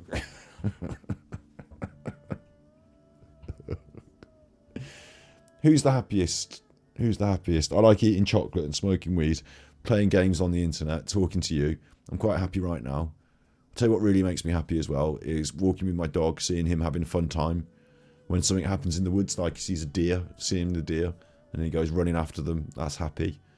I like seeing my friends' kids, because they just like, it's weird, like we're at that age. I really want to have my own kids, you know. I really want to get a relationship on the go where I need to have a relationship first. I can't just magic them out of the thin air. But yeah, seeing their like excitement and joy, and seeing it as like, because they kind of look like my mates. They kind of look like little versions of the people that I already grew up with and love. So that's kind of fun. When I'm at my happiest, sharing time with my family, even though it can also be really difficult. Like, it seems like, you know, it still makes me happy.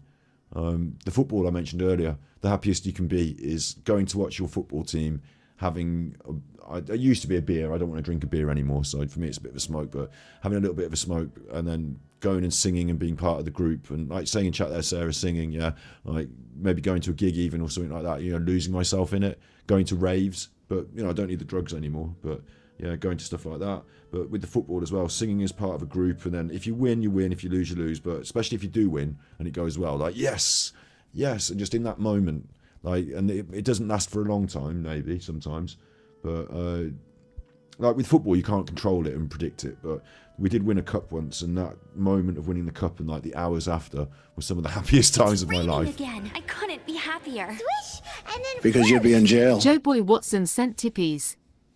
I went to a Scientology center for the Craic in L.A. It was the scariest shit ever. They lock you in to watch propaganda and then follow you around Hollywood for the next 20 minutes to make sure you aren't Louis Theroux.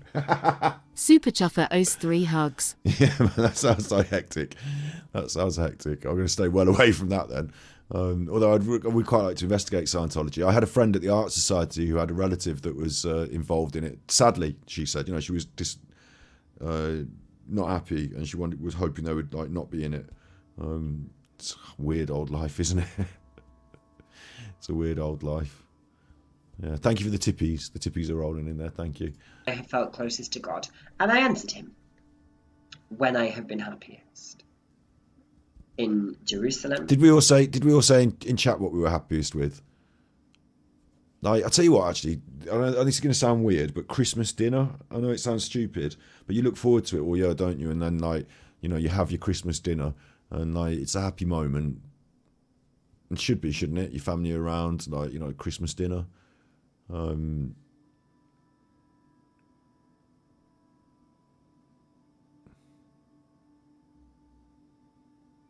It's weird, actually. This is really weird. Another one I'm going to say, like, you getting your very happy times in chat. Are you telling me when you've been the happiest? A few of you have. Curious Cats told me there.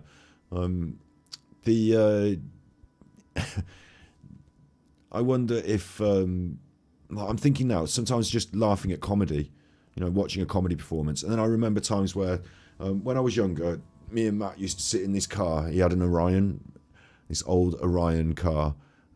Ford Orion, and I was supposed to be at college, but instead I was sat in his car smoking a reefer, and we'd just be making jokes and like talking, you know, making up jokes and talking. Do you know what I mean? Like, you're not cooking. I have cooked Christmas dinner before. I have cooked it, and not with your cooking, says B. But yeah, the times where like we were just sat in the car, like, and it might have been like 20 minutes of just having a laugh. Just laughing hard because one of us had said a joke, and like, you know, it was really funny. Like, sometimes you can get like that with smoking weed, like, you know, things can get really funny. And I'm just thinking, like, as well, like, I know this sounds ridiculous because it's drug related, but like, you know, being on mushrooms and just finding something particularly funny for half an hour, like the trigger response, you know, the opposite of crying, like crying with laughter. Like, you laughed so hard you can't, and you're just crying, like that feeling. That's got to be amongst the happiest feelings I've ever had, hasn't it? Like, not sexual, like anything non-sexual. Like, otherwise, it was definitely when I was having sex. List all the times I've had sex, and the best ones, they're the happiest ones. But other than that, like, you know, not talking sexual, you know, not where I didn't splurge at the end because I was that happy. Yeah, things like that. I'll tell you what's also underrated. I'll tell you what's definitely underrated. Is getting your favourite meal, like your favourite takeaway, your favourite, whether it's I'm not promoting Ben and Jerry's ice cream. They do vegan flavours, but do you know what I mean? Your favourite ice cream as well, and just like going for it and saying fuck it, like, you know. ordering 2 things from the Chinese. Way, like that's actually quite good. Like Puncture the Narrative says MDMA. Yeah, like being on MDMA. I suppose happy was a different. I can categorically state I've been particularly high on MDMA, like to an extreme where I don't think any normal people would ever understand. And I don't think I was happy at the time. In fact, I was in the shower, like basically unconscious. I had the foresight to put the cold on and get in the shower, and then I waited to help. But I was definitely really fucking high. But I don't know about how happy I was. So it doesn't follow that you can just push that hard, does it? Like, you know, having a drink with your mates, having a laugh, but getting really fucking drunk and being sick and like all that. Ooh, not so good. So, yeah, I have nut roast for Christmas dinner, you're right. And it's not the happiest thing in the world. But it's interesting. Like, I was thinking the happiest I'd ever been might have to be something severely emotional or something really amazing or the best ever present I ever got at Christmas or like, you know, whatever. But really, it's not that sort of stuff, is it? It's more simple things. And I can make it happen quite often if I want, you know. And smoking crack, good memories. Again, I don't feel like smoking crack made me happy, but once, this is a funny story. This is late night time now, all right? So, you know, this is a late night funny story, and it's not using drugs is good. Don't use drugs, they're bad. It's one of those stories, okay? So one of my friends that I was dating, I'm not pointing any fingers, but she was using ketamine. And I didn't like it. I was like, stop using this ketamine all the time. I don't want to take it. You're the only one taking it. And it's spoiling my enjoyment of our time together. So to make a point, right? How am I going to tell this story? It's going to sound awful. Obviously, I'm going to talk this slowly as well, because like, I don't want all the neighbours to hear. And if you're my parents, don't tell my parents. And if you're my parents, don't watch this. Shut up now. Time to turn it off, because this is a naughty one, right? So I got one of my mates to get me some crack. And when she did a little bit of ketamine, like she was doing it in the house, like in the evenings, and I'm like, we're not out at a club, like you don't need to be doing ketamine. And she was like, yeah, I'm doing a little bit of ketamine. And I was like, that's fine, I'm just going to do a little bit of crack. And she was like, what? she was like, what? And I was like, yeah, I just got myself some crack. It's all right, isn't it? You do your ketamine. I'm like, I don't do. You're doing what? I don't, what? And I was like, yeah, it's fine, isn't it? You do your thing and I'll just do my little thing then. And she was like, I don't think this is the same. And I was like, no, you see, now you know how I feel, right? And so I did. This is mental, this is, but I put it on this thing and I smoked it and I was really high and then I had to be sick. So like, she was still all right with her little, oh, I do my little thing. Oh, I do my little ketamine. I'm having my little bit of ketamine. And I was like down the toilet, like sweating, like high as I've ever been, like sweating down the toilet. Like, that wasn't my every experience with it, but that was one experience with it. And Jesus Christ. Don't do crack if you're watching. It's very, like, you know, you want to do more of it. So then you do more of it, and then you haven't got as much left. And you're like, maybe I should go and get some more of this. And then immediately you should think to yourself, never do this again. Don't do this. Don't do this again. Never. And that should be the end of it, because otherwise you end up with no teeth. People have done all sorts of different things in chat as well, and like, I've done all sorts of different things. I've lived a life. Let's just say that I've lived a life. So I'm not promoting drug use, but that was like, I did it deliberately to make a point, and it did make a point, but not exactly the point I wanted. I ended up worse off, in a way, or better. I don't know how to explain it, better or worse. High as boxes, and being sick in the toilet. But it did like make, the point I was making was like, this is not a sort of normal Wednesday evening thing. So can we stop it now? That relationship didn't last. Someone in chat says they can't be a good. Joe says, well, I don't know about that as well, exactly. Like, I've been there and done that. Do you want to know the story? The funny story? I'll tell you the short story. Was my mate, he was like, can I leave this at your house? There's quite a lot. I was like, I don't know about this, but like, it's safe with me, I suppose, because I don't do this sort of thing. So before I knew it, I was watching EastEnders like on a Thursday night. Everyone had gone out, and there's this big amount of this stuff. And I'm like, well, I don't really do this myself, but why don't I try one little bit? Because no one cares. I'll just have one little bit while I'm watching EastEnders, and then, like, you know, I'll find out what it smells like. And then that's that, isn't it? So I had one little bit, and then I was like, you know what, this EastEnders is quite good, isn't it? really enjoying EastEnders tonight. Why don't we have a bit more of EastEnders? So I had a little bit more of EastEnders. And then I was like, you know what? EastEnders is pretty fucking good, isn't it? Maybe if I have half of this EastEnders, no one will complain and I can get away with it. And before I knew it, right, EastEnders was still on, and it was like 5 a.m, and I was trying to find bits of EastEnders on the carpet because I'd run out of all the EastEnders there was. And my mates obviously left it with me to be safe, and like it cost a load of money, and it's all gone. And I've done it all. All the EastEnders has gone at my nose. So the next morning when they come, this is old Scotty Hottie, like back in the day. Like, it's truth, but it's not promotion of this stuff. Obviously, it's a bad thing. I felt rubbish. I felt rubbish, but you know, people talk about the realities on the internet, don't they? Sometimes. So the next morning, my mate came in. I'll never forget, like, because he was a real mate. He wasn't cross with me or anything. Like, he wasn't. I was really worried he was going to be really angry, but he was like, "Well, oh well, you owe me all this money now. So how are you going to pay that?"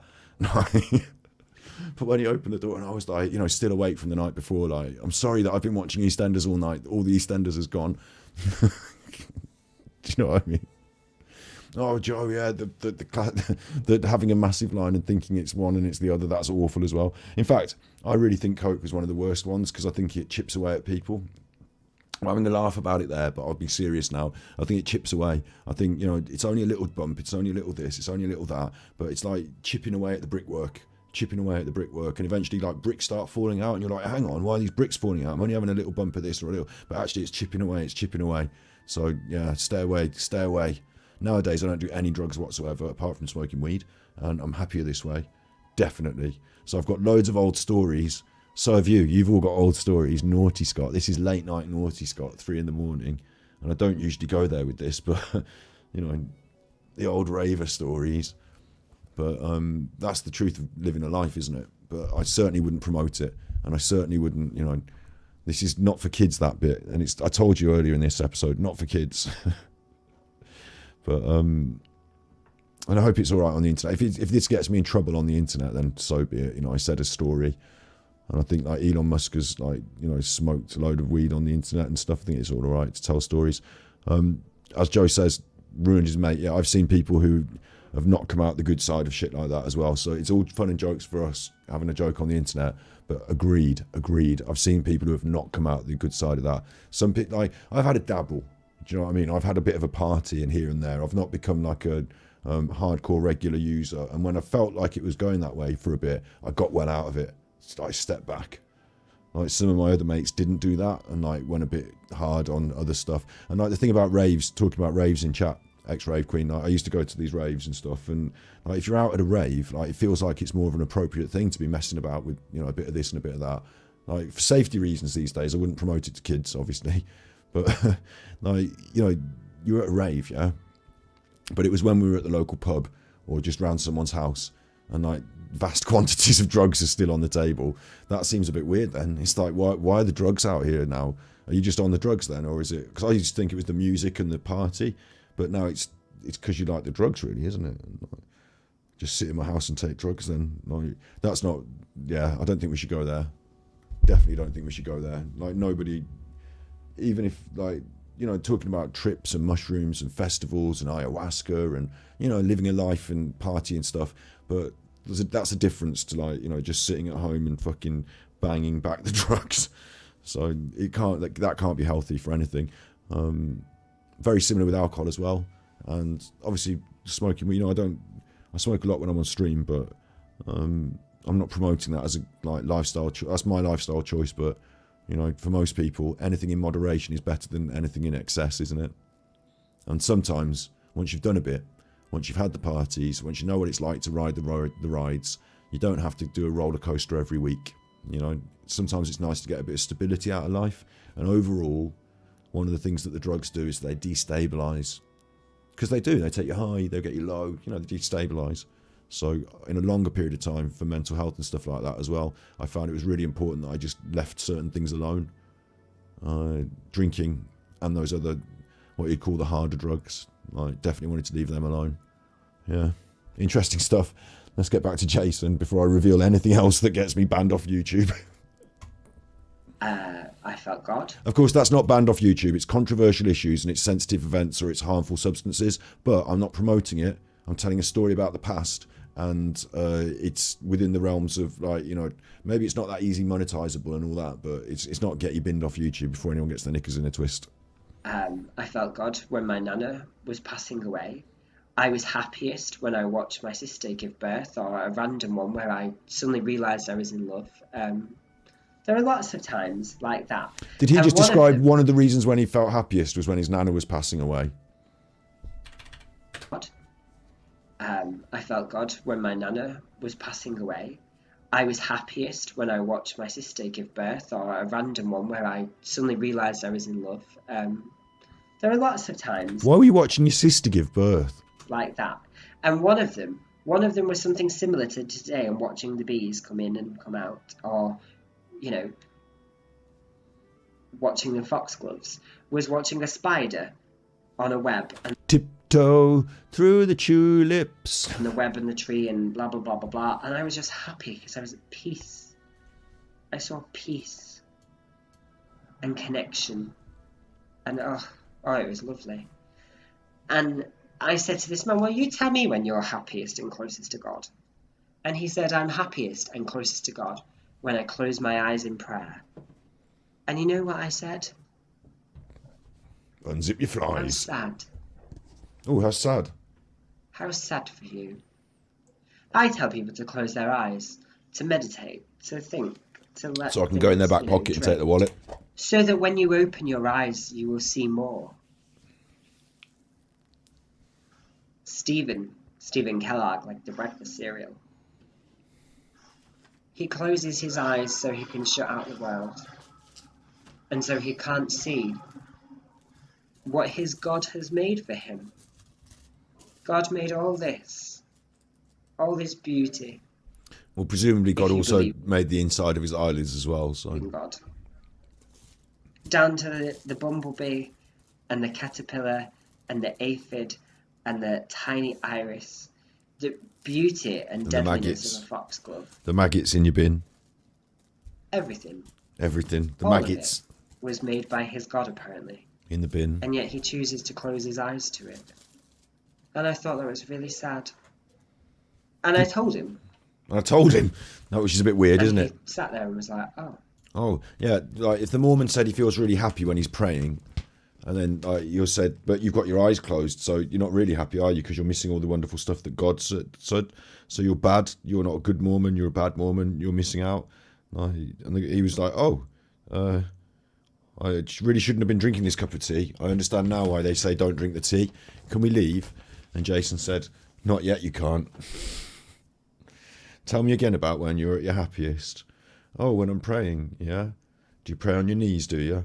Yeah, sometimes. Get on your knees then. And I'm like, well, I don't know if I should be. Now I'm the Mormon. I don't want to be the Mormon. Why am I going to have to go on my floor and do my knee? I'm going on the floor now. Open your mouth. I don't pray with my mouth open. I pray with my hands.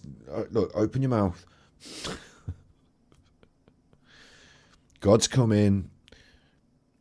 God's come in. So, no, though, I don't want to. I'd rather not. Thanks. I'd not looked at it like that before. And he was like, no, I'm not saying you're wrong. The Mormons. But how sad when you could open your eyes and really see God. Yes. When you could see a sunrise and just say thank you. And a bin full of maggots. And that last line, that comes from a friend of mine who doesn't believe in God, but says he says thank you when he sees the sunrise. Because he'd To keep him whoever in a comes shed. there. Because you keep him in a shed and he's not allowed out. So he graciously thanks you every time you let him see the sunrise. And then you slap him back in the shed with the bin maggots, the maggot bin. Keep an eye on that bin while you're in there, you fucker. Don't go in the bin or I'm going to fucking cut your other leg off. Stay in the shed. Anyhow, that was a random rumble. Good though. Look at the little things. Look at the little Take things. time to notice them. Yeah. To pay attention to I them. noticed something today. Close your eyes. Let your mind drift. But do it so that when you open them, you can see the little bits. Close your eyes. Let your minds drift. But do it so that you can see the little bits when you open, obviously. Don't fuck that up with your drifting mind. Just close your eyes. Let your mind drift. But do it in a specific way. Drift in a specific direction. And take happiness in little bits of kindness. Like me leaving that rug there for the bees. It will have to move. You didn't put the rug out for the bees.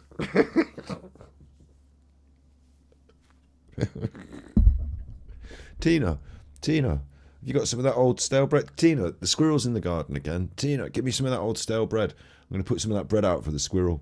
Oh, don't be putting bread out for the squirrel. You'll attract rats. Well, you put nuts out for the birds. Yeah, but they're on a proper bird feeder, aren't they? Put bread out for a squirrel. You'll attract rats. What's he doing next door? I'm putting the carpet out for the bees. What do you mean?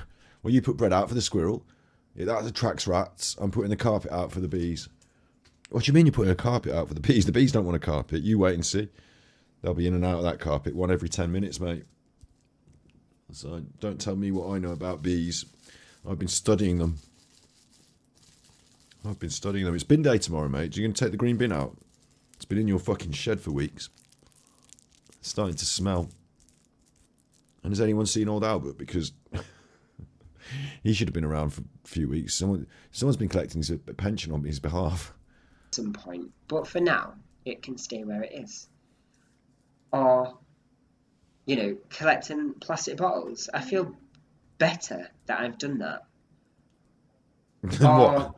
Than not doing anything at all, since you have nothing to do with your day, going out and collecting plastic bottles makes you feel better than what? Than like staying in at home and just like Pornhub again. just me and the Pornhub again. Went out and collected some plastic bottles again. Great sense of fulfillment. You can feel satisfied. There's always a piece of your heart dedicated to the day, like park life. I went out and I collected up plastic bottles. It gives me an enormous sense of well-being. Park life. I've got a bin which should be taken out on Tuesdays, but on Wednesdays I let the dustman walk past and I just fill it with rotting meat. Fetid. Park life. Fetid rotten meat. Except on Tuesdays when I get rudely awoken by the dustman. Park life. Or putting a one thing, before I am going, but all the plants I've bought this year, they're for the bees. They are for bees to drink. They are purely bee plants. All of them. Meadowflowers, borage, which is starflower, or the flower of friendship. Salvia mystica. Borage. The mystical spire is a perennial flower that is perfect for bees almost all year round. He's like a weird Alan Titchmarsh, isn't he? He's like Alan Titchmarsh, right? Stop you enjoying them. It's like if Alan Titchmarsh accidentally got a crack whore pregnant and this is what came out. Because it's so put upon you by society. What's Park Life? Park Life is a song by Blur and it goes, I get rudely awakened on Tuesdays except on Wednesdays by the dustman. Park Life. Oh, the people, so many people, and they all go hand in hand through there. A park life. But I'm not going to put it on the internet because I'll get copyright. I'll probably get copyright for that because it sounded so exactly like it. Because that sounded exactly like it, they'll probably think that I copyright. They're playing the record. I'm not playing the record. That was me in my mouth. So park life. I get rudely awakened. But on Tuesday while the dustman park life. That you have to behave in a certain way. And that behaviour keeps you going forward. It keeps you rushing. Don't let anyone rush you. And don't let anybody make you feel awkward about the fact that you want to stop and look. Because they do that. It's not good. Love and joy. It's going to rain.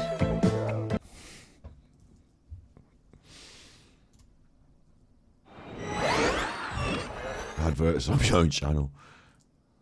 I suppose that's good. I don't know. Squeeze the peel, it comes in, then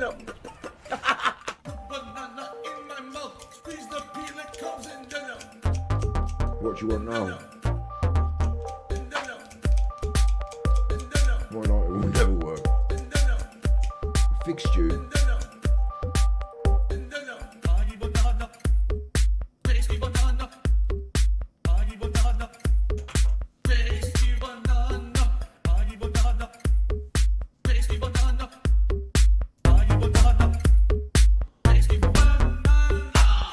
I could have turned my hand to dark side Phil this last week in a bit.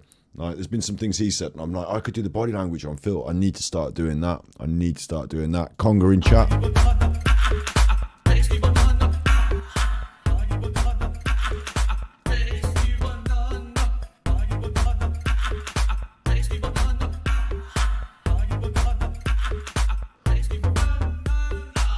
The Shark song, it came up the other day. Actually, that did.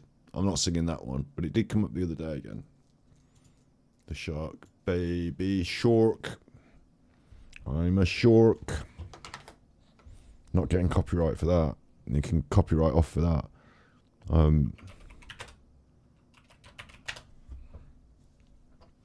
What should we have from Gura?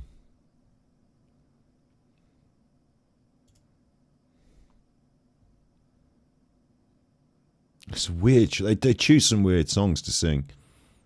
Hot dog version.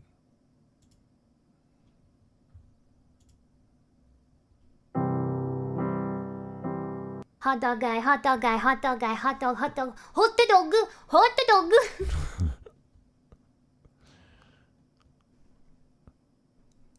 Oh dear. Okay, we're fine.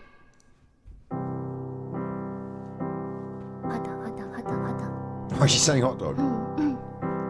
Wise men say only fools rush in. She's good. But I can't help falling in love with you. Shall I stay? Would it be a sin if I can't help falling in love with you? Like a river flows. I'm so far away from her voice. Darling, so it goes. Some things are meant to be. So take my hand. Hot dog, hot dog, hot dog. Take my whole life too. It's raining again. I couldn't be happier. Swish! Joe Boy Watson sent tippies. Are you coming to Appleby this year? Super Chuffer owes 3 hugs. It's an idea. That's an idea. Surely to the sea, and swirling so it goes.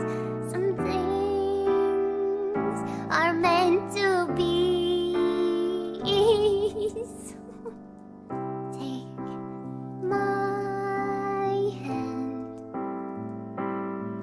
take my whole life too. For I can't help falling in love with you. Oh, for I can't help falling in love with you. Very good. Very, very good. I think they have such extraordinary, like, they're vocal performers anyway because they're VTubers, but extraordinary talent. And Joe says Elvis sadly was a nonce. Serious, that's fine, we did it. So punctuates that nicely. And what about, I like Kobo. Kobo's one of my favourite. Kobo's under the water. Let's listen to Kobo being under the water again, just for the sake of... Hello, I'm under the water. Our youngest competitor. No, stop doing that. Go back to Kobo. There we go. Thank you. Hello, I'm under the water. Can you please save me?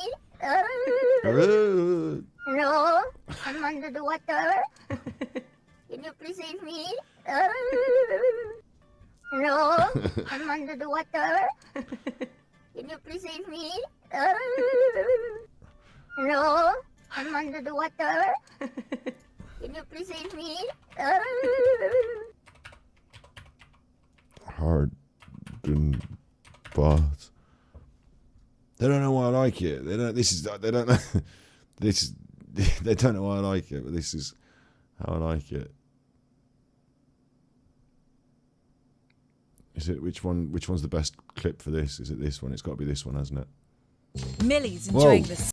Adverts on this as well. There's adverts on everything these days. I suppose there is, aren't there? Extra on YouTube. Chuff it. By the way, I want to say thank you for welcoming me to Indonesia. It's so nice, but I don't have much time for sightseeing. Maybe next time. Wata! Thank you for the water! Wata! Dankeschön! Dankeschön! Terima kasih! Stardenboden Hardenbad! Stardenboden Hardenbad! What's that? Kies, kies, kies. Stardenboden Hardenbad. Oh, German always works. Sounds like German. I saw it in. No, when I talk to my cat, I'm like, it means nothing. Starden, Burden, Harden, Bart. What's that? Why is that a thing? Starden, Burden, Harden, Bart compilation. Yeah, cat calling. In different language, German always works. That's not German! So how do you call cat in German? What is this? Why have I never heard of this? Cat says German. And if I say come here, I say come here. It's very similar to English. And I just go like a baby. No, Sarden, Burden, Harden, Bart. No! I didn't know about this. Is this an Indonesian meme or is it just worldwide meme? It's worldwide meme. Never heard of it ever before. Is that how you call a cat? What? I don't know. I thought... Have I done it wrong my whole life? Do I have to go to Chonky Wonky and be like, Stadenburger, give it a try? I don't think this works.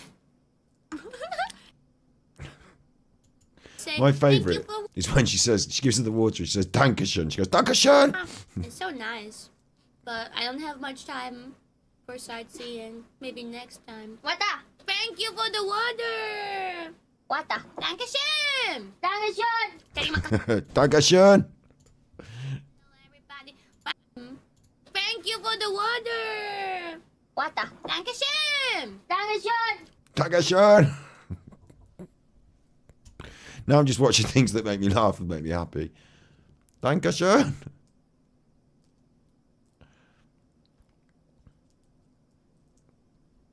Now what? Why have I taken us down this hole? Now what? Should we finish with a bit of classic detraction? Should we finish with a bit of DSP? Let's see what he's been saying. This is brilliant! Now it's the... Well, I don't want to get my channel binned off by his weird copyright strikes, but he failed them all. This is Cartoon Network. This game actually has some meaning for me because it was 6 years ago, in 2017, that I decided to become an interactive live streamer. Now there's no interaction at all yet because no one's talking to me. If people were talking to me, I'd be interacting, but literally no one's talking to me, so... Rather than just being someone who made on-demand content for an audience on YouTube, I said, I'm going to open my horizons. I'm going to change. I'm going to actually start talking with my audience and you know, on the fly, having discussions, answering questions, giving shout-outs. And the whole nature of my content changed in the last 6 years. Personally, I feel like my content is better now. Well, what happened was, instead of just making videos and getting money for it, you went online and were able to directly beg the audience directly. You know, some people still cling to the past. Oh, I really liked it when Phil just talked to the on-demand audience or was basically just doing commentary on the game. But for me, I have enjoyed this last 6 years way more, no exaggeration, than all those years before. I just think that having that level of social interaction on a piece of content that I put out is just way more interesting, fun, and meaningful than me just sitting here playing games for myself, commentating on. Meaningful. See, my air conditioner is set up. We're good to go. And here's another cool factor to all of this. I used to sit in here with a big light on, this big lamp. And it's really like one of those college dorm lamps that has like the bendy arm that you can aim around your room or whatever. Almost looks like an octopus or a squid lamp, I guess you could call it. That's how I used my lighting for a decade. Good night, Saz. Yes, I was using that lamp ever since I moved here. Yeah, I'm going to finish off soon. As you can see, things are different. Just need to know how to peter out The only light that I have properly. going right now is my ring light and this Pac-Man lamp. So actually, with much less light in the room, I feel like this is already going to bring down the ambient temperature because we don't have light bulbs, creating this light source. And on top of that, the air conditioner is already ready to go. So I'm So do you think your room will be slightly cooler because you haven't got the light on? Meet Grammarly Go, your go-to solution for getting quality Shut work up. done quickly. fingers crossed it doesn't get super hot in here with the fact that we have everything going. I guess we'll see. But just so you know, yeah, you're going to hear the air conditioner going on and off constantly, especially this coming week. Nothing I can do about it. Sorry about the ambient noise. Hopefully, my setup here with the foam and everything kind of keeps that noise down, and it's not too bothersome for you for as much as I can keep the noise down, okay? Ladies and gentlemen, I am very pleased to announce... This is, imagine before you do your day streaming, you do your little podcasty section. He calls it a podcast, the section at the start. And you think, today's, what I'm going to do is I'm going to make an announcement about my fan, which might sometimes be on. And I'll explain it by talking all about the ambient temperature of the room and about how we don't have lights anymore. But you might still sometimes hear the fan. Glad we got that ticked off on the segmented, organised schedule. That's important. What I could have done is just, if the fan came on at any moment and someone heard it, I could say, oh yeah, that's just the fan.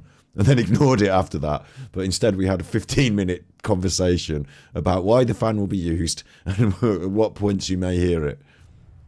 That the false copyright strikes against DSP Gaming have been removed. So what happened was someone that is one of his fans did some false copyright strikes against detractors, and that was a mistake because then he got loads of false copyright strikes on his own channel, and the detractors took these people to account and got the false copyright strikes removed. So now we're all back to square one, but it didn't go well for you, did it, Phil? This stupid thing. Thank God. Because as you know, this channel is my life's blood. This channel is a 13-year legacy for me. 10 years, all right? 10 years of me being a content creator for the internet. I started this channel in 2010.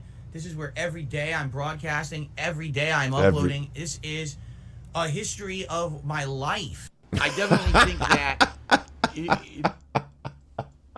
In a lot of ways it is, because people make fucking videos about you because you're such an idiot.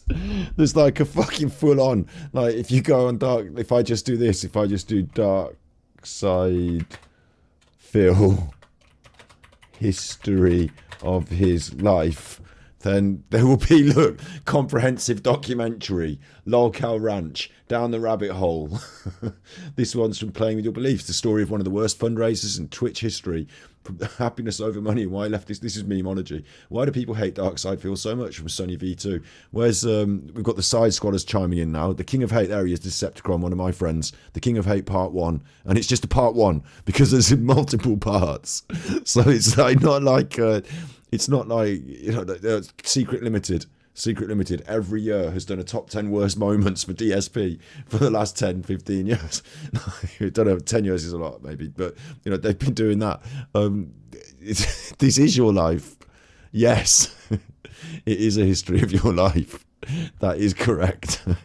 If you give him $100, he will wear the hat. The last 11 years have been the best 11 years of my life. Even with the highs and lows that I've been through, I've experienced more and become more open-minded and more of an intelligent, mature person in the last 11 years than I've done my entire life before then. And I mean that. I really do. You stupid.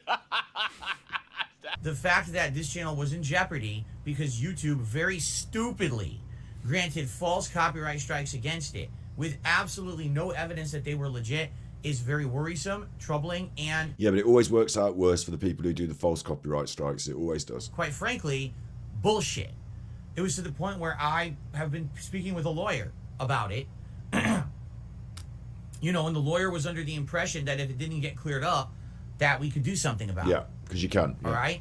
That's, speaking of legal counsel is kind of interesting because, even they admit, they're like, if you are making money, then you start to get into the realms of like, damages and stuff like that, and people don't really, for a few false copyright strikes, they don't want to end up having to pay loads of money. yeah, but when you look at a company that's as big as YouTube, they just don't want to do anything. They're too big and they feel like, unless they get slapped with something legally, they just don't want to move. And even then they said, even if you get false strikes against your channel, you got to use the methods you can to get them cleared up first. And then if it doesn't get cleared up, then we can legally move against them and get them to have to fix it legally. But you have to get to the point where they won't clear it up themselves first. So even though we knew the copyright strikes against DSP Gaming were false, there was absolutely no legal evidence of anything. I wasn't using the songs in question I was being accused of using. The company supposedly hitting me with copyright strikes didn't even own the rights to the song that they were trying to claim. None of it made any sense because YouTube is stupid and falls for that dumb shit. I had to go through an over 2-week-long process of issuing counterclaims, sitting around, waiting for them to be reversed. And they are. So the good news is the risk is gone for now, but the risk will never go away.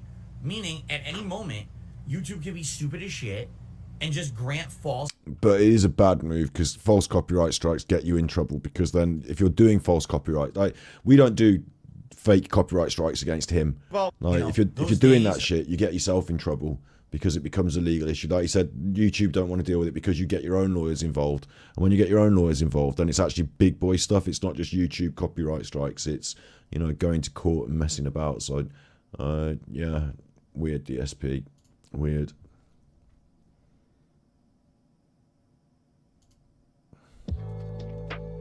Snort Hogan. How I managed to turn my passion into a business is a question. Well, let me tell you something, brother. Snort, snort, snort. Kogan. Drip. Snort, snort. I got the drip. We had a couple stories to cover in regards to Zelda Tears of the Kingdom. So first of all, some people seem to be calling out the hypocrisy when it comes to the gaming community and the performance of games. For example, someone actually called this out. I'll give credit. This was Morty on Twitter. Says, this is funny as hell to me. Redfall just came out and it's 4K 30 frames per second, but everyone immediately when they heard it was 30 frames per second screamed, how dare this game feel like this in 2010? Give it a 50 on Metacritic and slam it and downvote it and say it's a piece of dog shit that it will come out this way. Then Zelda Tears of the Kingdom is coming out. It's only 720p on the Switch. It can barely hold 30 frames per second. And all the fanboys, oh my god, it's the best game ever. We love first-party Zelda. We love first-party Nintendo. I'm not that clued up on it, but I thought I was broadcasting in 1080p 60 because it asked me to. When I plugged the Switch into my system, it said 1080p 60 from this. I was like, yeah, go on then. So I hope that's been the case. No, it's absolutely, positively true. Now, I think the Redfall is actually not a very good example because Redfall also is a very bad, unfinished game. This is boring. You're talking about fentanyl in chat. That's some heavy shit, man. That's some heavy shit. Yeah, we don't really do that in the UK. I did want to watch this before we leave. The final one I want to watch is Wings and Boogie. I haven't watched the press conference properly, so I'd quite like to see the interviews and the press conference. So, oh, they've done a weigh-in as well 8 hours ago. Okay, here we go. This is our main event for the prelims, ladies and gentlemen. Please welcome to the stage. He is a living meme, Boogie.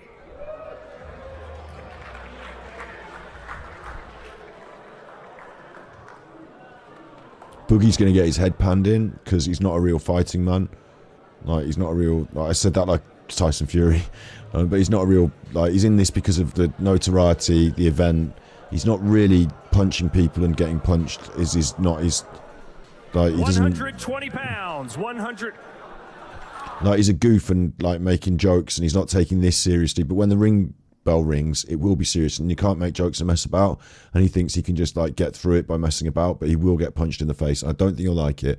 I think he'll turn his back when that happens, and he'll be like one of these that's trying to grab hold and turn his back and stuff. But I think that will then lead to I don't think the referee will stop it, because it's funny boxing, isn't it? So I think that'll mean that Wings can really just pick off his shots, and he will hurt him and knock him down. I think that was a 4. Hold on. What'd you say? 391. All right, 391.6. 391.6. Right there, baby. That's heavier than Joshua. I mean, at this point, he should go for 400, right? I mean, put on the 9 pounds. I mean, come on, bro. Have some discipline. All right, his opponent. He is the Jordy Jordan, the legendary gamer, known as Wings of Redemption. It's Wings!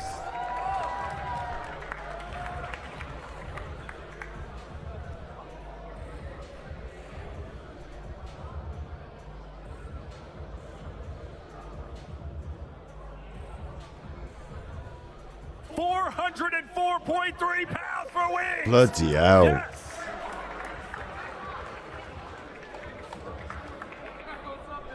How are they going to get close to each other to... He'd probably beat Joshua. What's up, big man? Not this guy on the right. Rotund today, bud.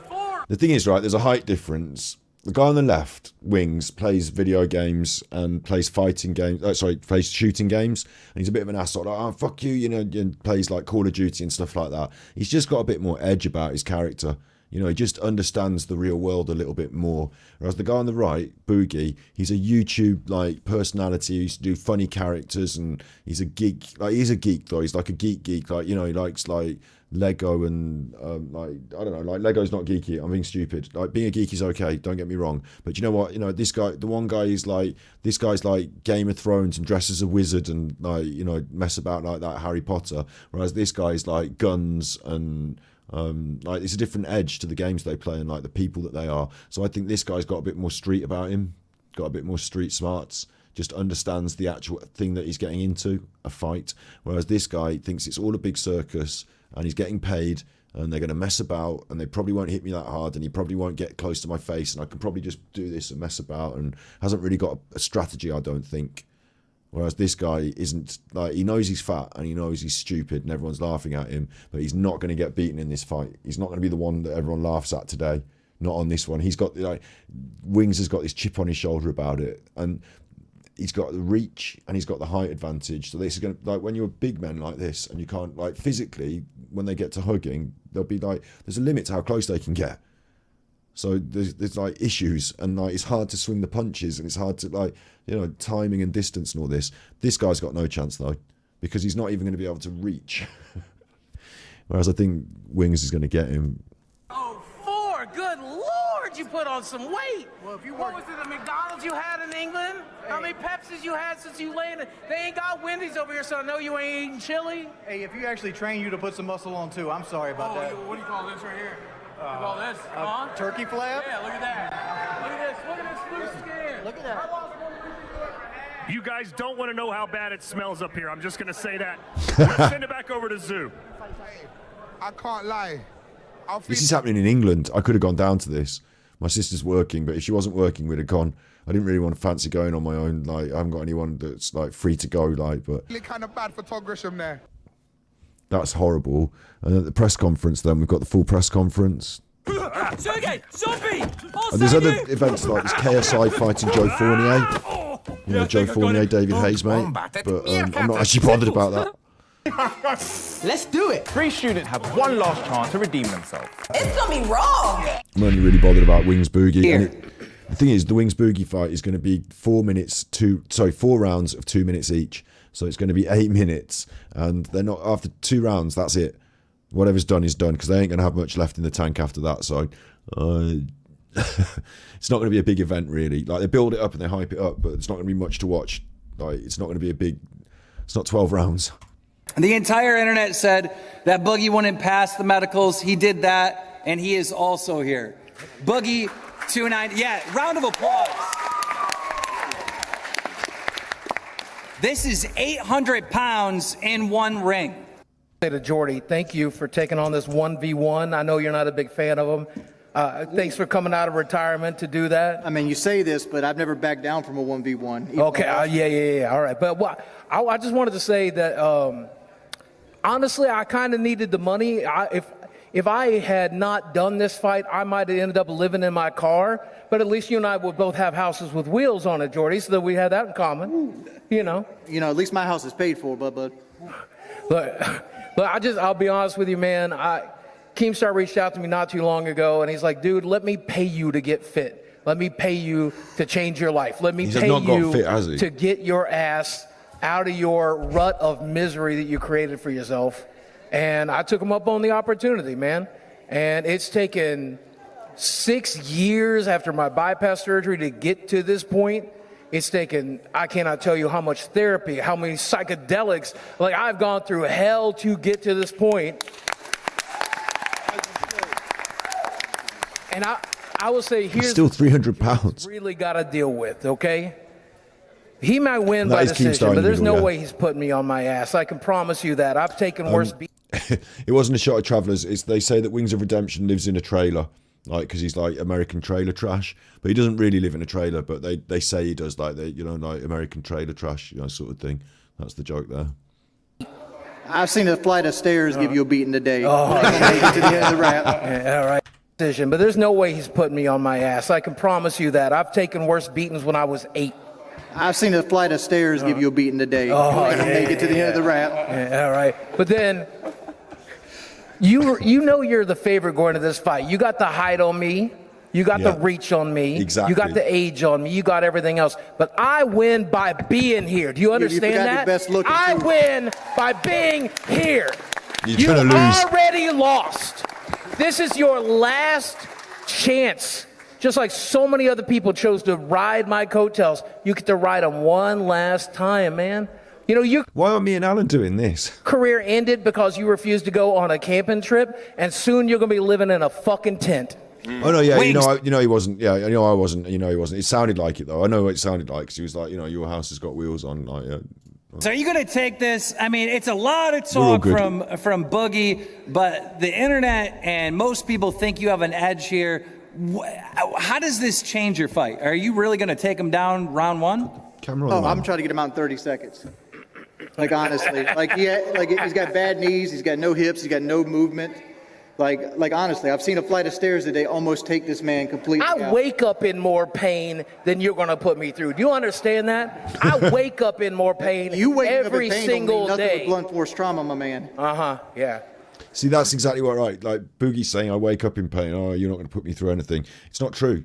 Like, he doesn't understand what it's like to be hit in the face, especially by a great big chuffer like him with a bit of weight behind him. Even if he's not the best boxer in the world, he's still got some weight behind him. And Boogie's like, talking big, but this guy's actually going to punch him in the face. Boogie, you had mentioned to me in a Twitter space, you said, you're a nice guy, you don't like beefing with people normally, but when it comes... Boogie's a nice guy, he doesn't like beefing with people, yeah. To Wings, that's someone you could really slap around and punch him hard in the head. What makes it about Wings that you don't like him, that you're ready to get in the ring and really do some damage? Man, I'll just be honest with you, I'm done treating him like a person. He's just an obstacle in between where I need to go and what I need to do. An obstacle, dog? I've seen you busting down sweating, getting interviews over there. I'm good at sweating, fool. I'm good at sweating, okay? I flew 20 hours. I got off a plane. I came here. You act like I didn't do the same shit. I was in a wheelchair 6 years ago, Jordy.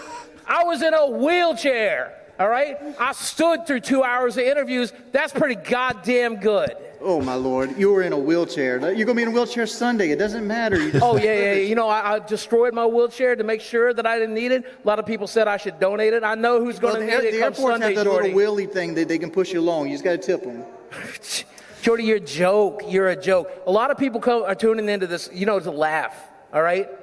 There's one person to laugh at. There's actually one lolcow here. I'm YouTube royalty. You are YouTube, never was. I might be a has-been. You never were, brother. It's funny because you used to talk about how you were so smart in investing your money, and we sit here today and you're penniless You're taking a fight against a man that's 15 years younger than you. You have no chance against me. Taking a fight with a man who's 15 years younger because I ain't afraid of you. I ain't afraid of you. Like milk. You can't do anything to me my mom didn't do to me when I was 8. Wings, what did you have to do to prepare for this fight? Because, you know, my mom, even... Wait. You couldn't do anything to me my mom didn't do to me. No, you think it's going to be easy.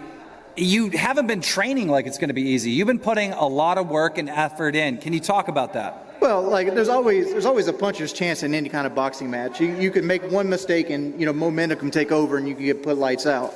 I didn't want to get embarrassed, and I was in terrible shape when I took this fight and only had like 6 weeks to actually get ready for it. And I'm not going to sit here and pretend that I'm a boxer in any shape or form. But I dropped 36 pounds. I basically increased my cardio. I've walked 20.1 miles since I've been here in London. He's training. He's walking places. And, you know, I've been trying to stay on top of everything. I've kicked soda for the most part. I've been watching my things, taking multivitamins. I mean, this helped get my life turned around because I was in a bad spot heading nowhere. The pun is intended for this fight. This is redemption. If you walk away with the win, Wings, what do you do? What's next? What changes in your life? Oh, shit. I don't really know about that answer. I'll take it to Boogie. Same question. What changes in my life? No changes. I keep getting better. I keep getting stronger. I keep doing my job. I keep entertaining people. Do you invest That's in what I keep cryptocurrency? doing. Oh, shut the fuck up. Do you invest more in cryptocurrency? I've been on the path since I've been on YouTube. In 2006, my first video was me eating French fries. I have lost 200 pounds. I've gotten my mobility back. I've entertained millions of people, 4 million subscribers, and that just number is going to keep going up. I'm going to keep doing everything I can to live the best life I can. Nothing changes. I'm already on that path like a fucking bullet, son. Ladies and like a burrito. Gentlemen, May 13th, the prelims. All 4 of these fights will be streamed for absolutely free over on the Misfit Boxing YouTube channel. It's on DAZN as well, I think. I don't know why it's doing the ads before this fucking next bit. Cheeky bastards. Cheeky bastards with the ads before this next bit. I really should be going to bed, actually, because it's a big day tomorrow as well, isn't it? Can't even remember what day it is tomorrow. Tomorrow I'm going to play more Zelda. We might do the Eurovision watch along. This stuff's on as well, this boxing. But because it's only short, I'm not going to be doing it live. Like I might watch it first and then switch on Eurovision. Depending on what time. I might watch this after. I don't need to watch this live. It's only 4 minutes of 2 minutes of crap, you know. Tense. So 4 rounds, 2 minutes each. I got a question. Did you drink it? Did you drink it? Did you drink my Mountain Dew? Did you drink it? Did you? You're a big man. You're a big man. See, he's laughing. He's got a smile on. He's having a laugh. He thinks he's playing up to the cameras and, you know, creating a scene for the cameras. Whereas actually, I think Wings is taking it seriously and actually getting a little bit eggy. And I think that's going to be the difference, is that in the ring, he's going to not be expecting that actual venom. And he's going to be ready for it early, ready to deliver. So whether it can connect, whether he can, like, I think he will get eggy and like try and fight back, but whether it'll be too late, maybe. Initially, I think he'll turn his back and be a bit like shocked by the violence. Son, do not make it. I'm sorry, the promise. Do not. You got enough of that, okay? Everybody get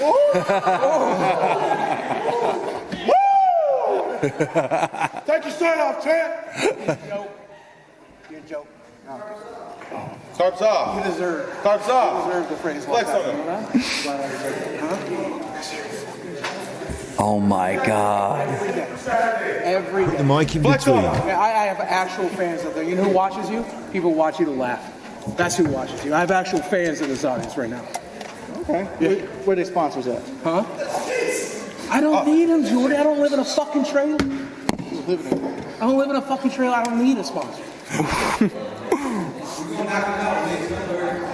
Get him out of there, Boogie. We're going to get him out of there. Ladies and gentlemen, Boogie 2988 versus Wings of Redemption. Bit of legit bad blood there, I feel, actually, even though they were trying to wind it up.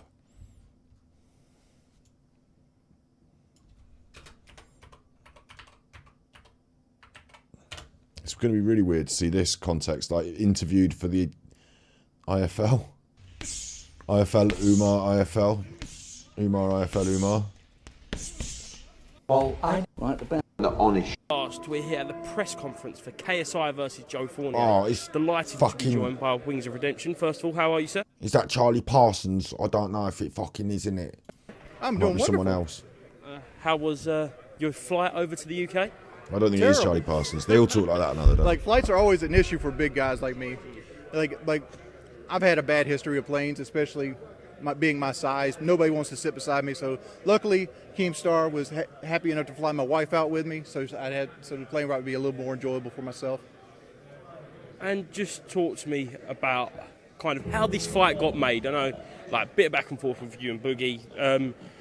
But from your standpoint, how have we reached this moment? Welcome to the show.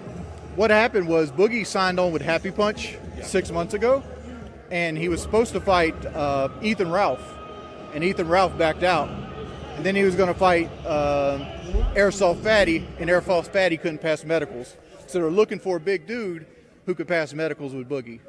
And I'm a big dude that's athletic. So you got through their medicals okay then? Yes, sir. I passed every medical with flying colors. And how has training been? Have you trained for this? My training wasn't so much in boxing because, like, I don't feel like me or Boogie have any boxing ability. He's done fucking nothing, man. I'm sure of it. Like, I felt like going into this, my plan should be to outlast Boogie. Like, take him into the deep end of the pool and drown him.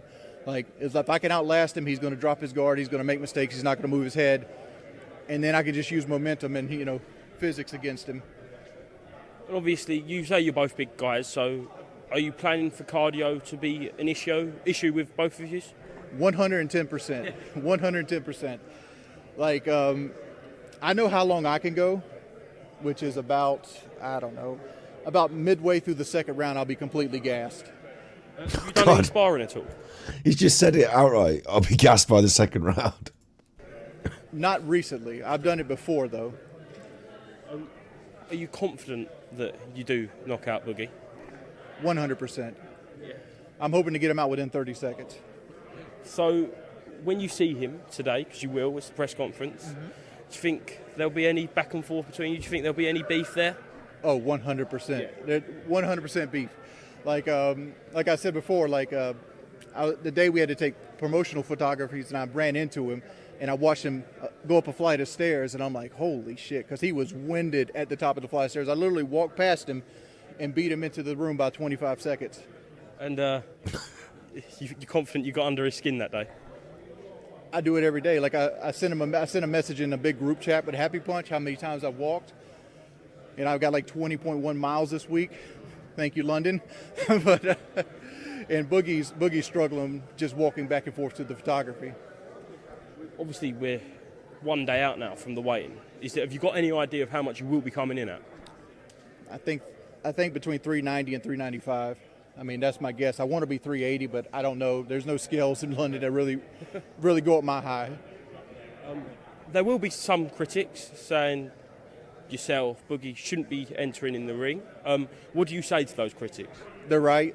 I mean that's completely right. I mean, like, there's a reason people our size don't box, but that's also part of the appeal and the allure of the fight.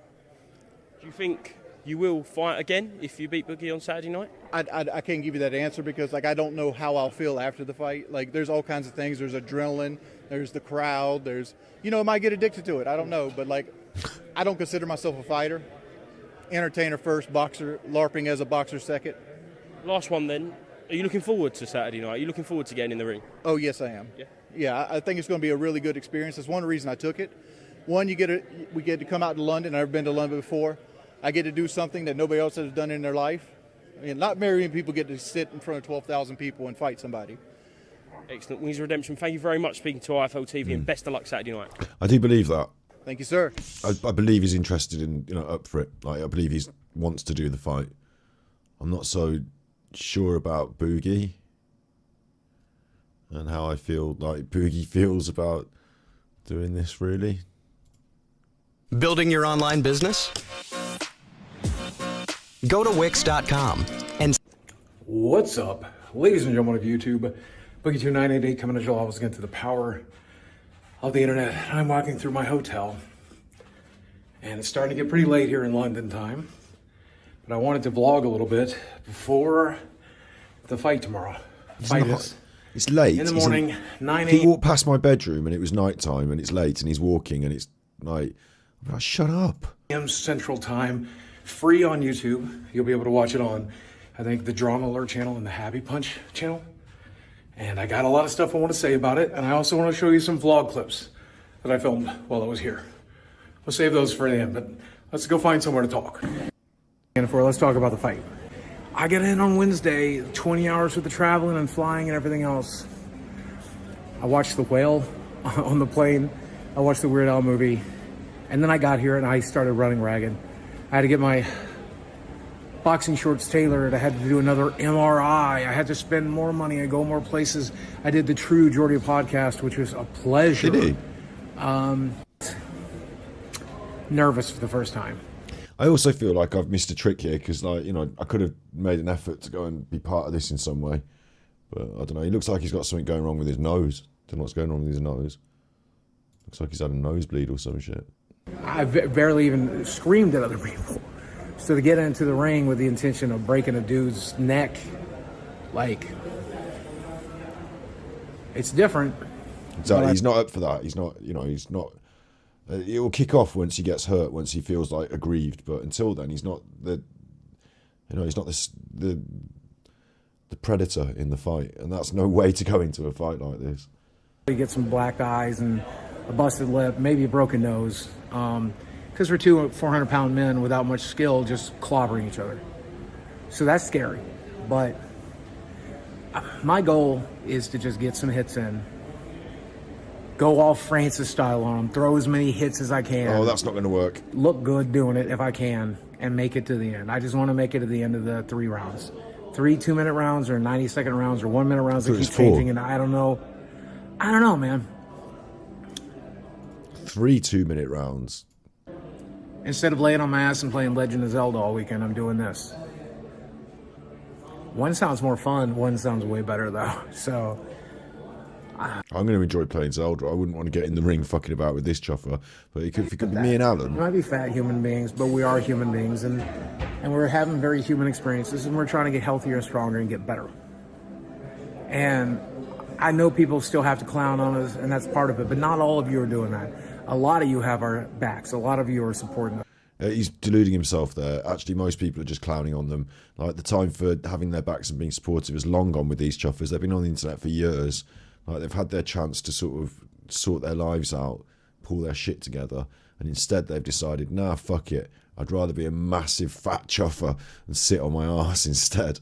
So, like, he's got some positive comments there, actually. I mean, I think anyone who wants to make an effort is to be applauded, you know, getting off your ass and doing something. But I don't really, like, they haven't done, like, extensive, like, they came in and weighed in and they were both massive still. They haven't done any, like, weight loss. Like, they've had weight loss surgery, both of them, but they put all the weight back on after that as well. So I'm not seeing the things that I would see from someone. Here's somebody doing the interview. New Powerade routine with hyaluronic acid. Skin looks revitalized and feels hydrated for up to 24 hours. The other day we spoke to a couple of your good friends and your teammates that said, I think the quote was, she thinks she's Adele. So I'm joined by Boogie 2988, if I got the numbers correct. Oh, that's me, yeah. Ahead of your fight against Geordie Jordan, Wings of Redemption. So Boogie, how's London treating you so far? I love it. I've only been here about 24 hours. Flying in was nowhere near as bad as I thought it was going to be. The people here are amazing. I've had to run a bunch of errands. I've been all around town doing medicals and stuff, and I think I love it here. People are genuinely just nice. The area is nice too, but I think you always judge a place by its people, and the people are chef's kiss. I guess maybe 10 years ago you could have been coming here for your content career, but you're coming here as a boxer, right? Dude, 10 years ago I couldn't have come here. I weighed 600 pounds. I would have told you 5 years ago, there's no way I'll ever be able to leave the country. And I couldn't have. This fight would have killed me. Okay, and once I got here, what could I have done? Use a wheelchair to get around from restaurant to restaurant? I was in a wheelchair. So I think it's a damn miracle that I'm even here. I never thought I would have the opportunity to visit London or travel abroad at all. And I'm just glad to be here for any reason. It is weird that I'm here as more of a boxer than a content creator. I never thought that was going to happen, though. And given that, like you said, you know, a couple of years ago, you wouldn't even come here, let alone for a boxing match. Yeah. given you weren't able-bodied and now you're free to stand and get in the ring. How has it been preparing for this? What was the sort of changes that you made to your life ahead of this fight? 6 years ago, I got gastric bypass surgery. I lost 200 pounds and I've kept it off. I got a little lower than that, but I put some weight back on, and I've even put some weight back on while training here. That was one of the biggest issues, but I've also focused on my brain. I saw a psychedelic therapist earlier in the year, and I realized how wrong I was about life. I was always so afraid of things, always scared of everything. Life is like a video game, and it's like Grand Theft Auto. If you picked up a controller, would you be afraid of a car crash? Would you be afraid? Hello. Life is not like a video game. You should be afraid of a car crash. You are going to get your head smashed. Afraid of shooting a gun? Would you be afraid of a fight? No, why would you? It's a game. I realize that's the point of life. It's a game to be played to have fun, and I'm here to have fun. I think this is going to be a good time. I overheard you saying it in the past interviews. There's a sort of a mindset you've had of like, yeah, you can live your life with risk, but I want to do this almost to prove a point to myself. Yeah. At the end of the day, like a lot of people have told me I need to be careful about this. I shouldn't be doing it. My doctor, my dentist, all of them have been concerned. My personal friends. Your dentist, because you're going to get your teeth smashed in. The issue here is that if this was like he was doing an obstacle course or like, Strictly Come Dancing or something, yeah, okay, but fighting's different. Like you actually get punched, like someone's actually trying to incapacitate you. This isn't like a judo competition where you can tap out. Like when that guy punches you in the face, it's different. It's not about whether you've done the psychedelic training or the flights of stairs. You're not prepared for this. This man is not prepared for this. He's not done enough training. He's not doing any training. Saying that I've come down, I lost some weight a few years ago. This makes me worry about this. If the worst thing comes, we're here to help you pick up the pieces, but I know they'll also be here to celebrate the success as well. You've got a very hardcore fan base online. What was their sort of reaction like when you announced this? Were some of them probably thinking it wasn't serious? Did you have to say like, no, I actually am doing this? So my fan base were confused, couldn't figure out why I was doing it. And the people who don't care about me, all of them said, this fight's never happening, you'll chicken out, you'll never get medically cleared. Are you even allowed in London? How's that feel to take the L? How's it feel to take the L? Here we are, the fight's in 2 days, it's happening, eat that L. That's my biggest answer. But to the people who have supported me this whole time, I think they're shocked, I think they're surprised, but I think they're also learning a really important lesson. That if I, as a 48-year-old morbidly obese man, can do something like this that's scary and dangerous and weird and crazy, maybe you can take the calculated risks that you can take in your life, and maybe if I have a positive outcome here, you'll have a positive outcome, right? But I can speak very clearly from the heart that I chose a life of safety. I chose a life of boredom. I was afraid of pain. I was afraid of risk. Look how that served me. 600 pounds alone, miserable. Now I'm taking risks, and look where that's taken me, right? I'm glad I finally got my head straight, and I hope everybody that watches this happen, I hope they're smart enough to do the same thing. Like you said, 600 pounds there. We've got the weigh-ins tomorrow. What do you expect to stand on the scale at? I always put on weight when I travel. I weighed 389 at home. I mean, great, now I'm learning life lessons from this fucking fat fuck. But it's kind of true, isn't it? If he can do it, we can do it. We can all take a little bit of a lesson from this, I should come in not too far from that, maybe 395, but certainly under 400, which I'm pretty happy about. That meant from my biggest ever 587 pounds, it's still 200 pounds off and kept off, and I'm damn proud of it. I want to speak about Geordie Jordan Wings. What's your relationship like with him? He's another guy with a big hardcore fan base. Would you say you're friends or just like, or is there any relationship there? I'm a people pleaser. I wanted to be friends with Geordie. I reached out to him at the beginning of this thing, but you can't be friends with the human equivalent of a wet blanket. The guy has no personality. He's not a personable person. He doesn't want to talk to anybody. He doesn't want to be friends with anybody. I genuinely think, I don't even know if he's fully there. That's the scariest thing about stepping in the ring with him, is I genuinely don't know if he knows that we're trying to put on a show here, if he thinks this is a murder spree. See what I mean? This is what he's confused about. Like, he thinks Wings isn't fully there because when he gets in the ring, Wings is actually going to try and hurt you. Whereas he don't know if we're trying to put on a show here. You don't actually try and have to hurt me. We can just mess about and put on a show. No, it's a boxing match. Protect yourself at all times. Either way, I'm glad to do it, but even as a people pleaser, there's just some people you can't be friends with.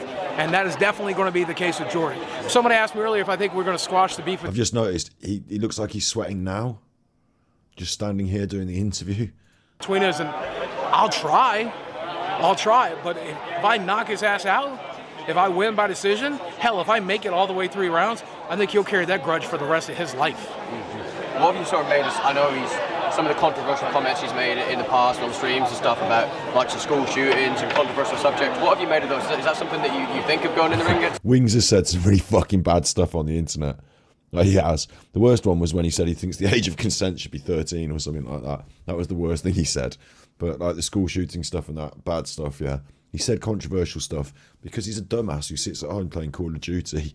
It's not like because he's like actually an active pedo or anything, I don't think. But people really get their egg on with him. So, you know, like, you know, I'm on the side of people getting their egg on with him really as a side of like him being good. But this guy, like, you know, saying some silly stuff on the internet and then getting in the ring thinking it's all a big show. I think on my side, I've said it enough. I think this is making me worry about this chuffer. I think Wings has got a bit more edge to him. Him or not? I've said a lot of controversial stuff. I've definitely never said anything anywhere near as bad as the controversial shit Rings has said. Yeah. So it makes me scratch my head. But at the end of the day, I'm not even really thinking of him as a person, man. He's just an obstacle I got to go through. That's it. I don't care if he's a good person, a bad person. I don't want him to be a person. I don't want to make him a human. He's just a thing I need to go through to get where I need to go. And what is a win for you? Like, is a win? That's a bit weird as well because he actually is a human, and you need to think about like it's not like an obstacle you need to get through. You need to think about how he's going to be attacking you and how to defend yourself. Going the distance as a win, just stepping that 1 foot in the ring, or as a win, you know, knockout decision. What do you classify as like a moral victory in this one? Here's the problem Wings is facing. Because I already won. Doesn't matter if he gets the knockout. Doesn't matter if he gets it by decision. Okay, I've won as a 48-year-old man who spent his entire life morbidly obese, spent the last 20 years in a wheelchair, stepping in the ring to be his opponent. I've already won. Doesn't matter. I'm here and I'm doing this. This is Wings. That's the attitude of someone who's going to come second, isn't it? Wings has one last chance to be relevant, and he's relevant because he's fighting me. That's it. He's riding my coattails. Win or lose doesn't matter. Doesn't matter. I'm proud of the fact that I was on YouTube for 16 years. I'm proud that I'm YouTube royalty. I'm proud that those people are going to follow me into the ring. And I worry if Jordy really knows that it doesn't matter if he's the favorite of this fight. He's got the height on me. He's got the reach on me. He's got the age on me. He's got the mobility on me. He's got it all. Doesn't matter. I win by showing up. And I'm damn proud I'm here. Final one for me. I know you said that Francis can't get a platform on YouTube, but I'm sure he can get a platform on his own. So if you have a spectacular win, can we see the return of Francis? Let me tell you something. Who do you think is fighting? You think Boogie's fighting? You think I can get Boogie to step into that ring? Not a chance. There's one person that's going to step in that fucking ring, okay? And you know who it is. And I'm going to bust a Mountain Dew on that kid's ass. Guarantee it. Good things come to those. Going to be fighting in character then. That sounds like a mistake. I should have gone and got interviews, shouldn't I? I should have thought it through. I didn't realise it was just going to come up on us this weekend. I could have gone down and got some interviews in. Get my pass. Boogie and Wings. Fuck. They're actually in London. They're actually going to have to fight. They're going to get in the ring with each other. I only ever saw this guy like this. I never really see him stand up. They're going to get in the ring together and have it out. Like very briefly over like 3 rounds, but like that's tomorrow. And then tomorrow on our main stream, we're going to do it on Super Chuffer, I think. We're going to do the Eurovision watch along, I think. And then at the end of it, we're going to we'll turn memberships on tomorrow, I think. And then at the end of it, we'll turn the stream off, and it will become a members only watch. Like everyone will get to see it live. Yeah. But then at the end of it, it will turn it on because it's not right content that I want on them. It sounds bad, this does, but it's not content I want on my main channel.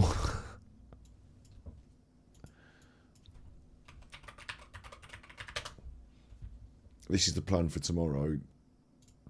Is that we do a Eurovision live. We turn on memberships for the first time, I think. We do Eurovision live. I haven't thought through the memberships enough though. So big up Joe Watson for the super chat there. Big up Supreme Beds. Big up Joe Boy Jr. Big ups. It's been a long stream today, hasn't it? This one. And I've been streaming 4 hours before this, so I've put my time in today. Glad this is coming to an end in a way. But yeah, tomorrow the plan is to do Eurovision. I'm tempted to do it on the main channel and switch on memberships, like I said, so that when it exists, like when the finished, we've done it and it's finished. Because what I'm not going to do is have all the songs on. I'm not going to do that because it's copyright. Yeah, I will just get immediately taken off. Oh, you're watching the Eurovision Song Contest live, immediately taken off. So what we do is we do a watch along where you watch it at home, like I watch it. On the screen, you've just got like a picture, maybe a little bit. Sometimes I'd like show a bit sometimes, but you'll know what's happening because you'll be watching it at home.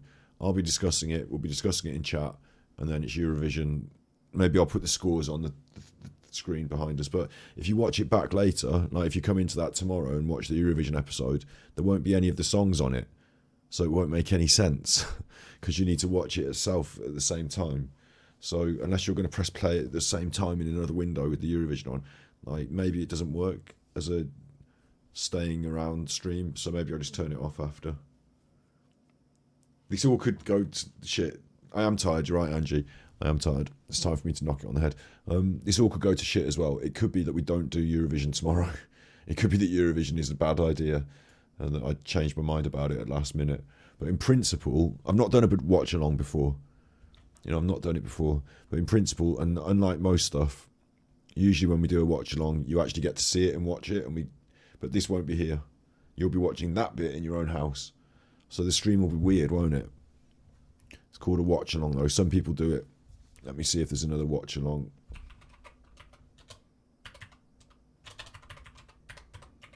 Let me see somebody else watching along so you can... this is a football match watch along. Pain, we talk about. So it's an adverts actually,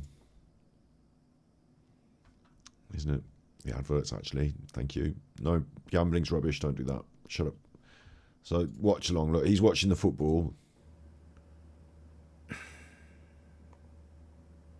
No, this is somebody just said there. What do you think? We give you the money and you create it. Okay, the match is happening. Look, the match is happening, and he's watching the football.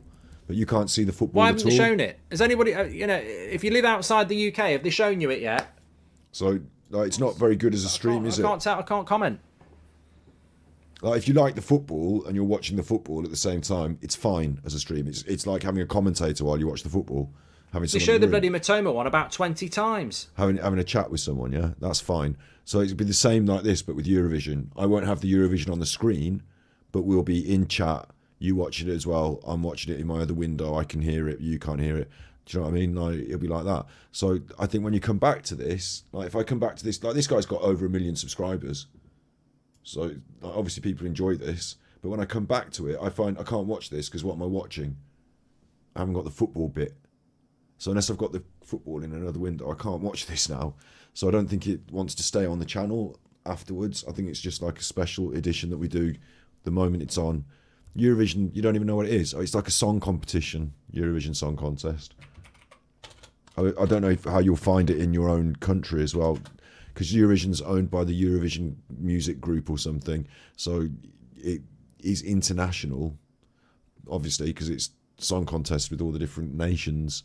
But I don't know exactly what around the world. I don't know what your, don't know what your rules are, but Eurovision Song Contest, I'll put the YouTube. I'm not like big on it myself. I don't like watch it every year, but we had a little chat about it on stream the other day, and we just sort of said, look, that's what's going to be on Saturday night. It's a big thing. It's happening in Britain, so it's a big thing for Britain. Like, do we want to do a watch along or not? And they said, yeah, go on then, in a poll.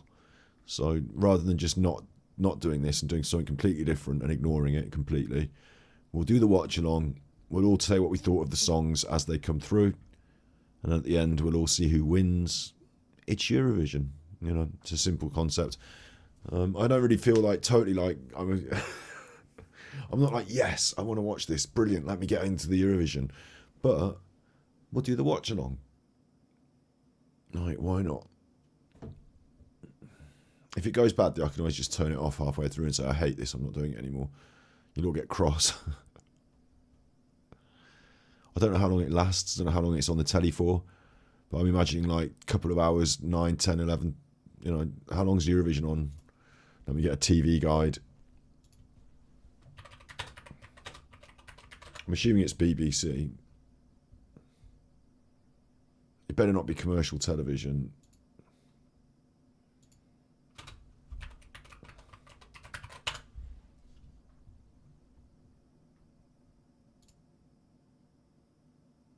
Yeah, it's BBC. So I could actually get it on the screen as well. You know, just iPlayer.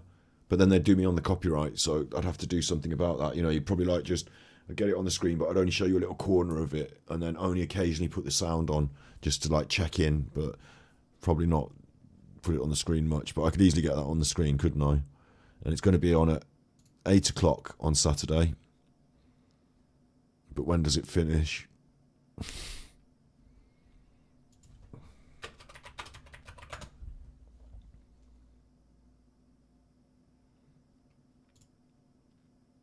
I mean, I've just been on the stream for 6 hours, so it can't be longer than 6 hours, can it? It's going to be 4 hours. Fuck me. 4 hours. Well, I won't be pausing it, that's for sure. There'll be no pausing it. Joe says he feels out of place sometimes. We've had a varied and interesting group of people in chat today. The hardcore now are the hardcore late nighters, and it involves some of the Cucumber Club, doesn't it? Got the hardcore late night Cucumber Club now. So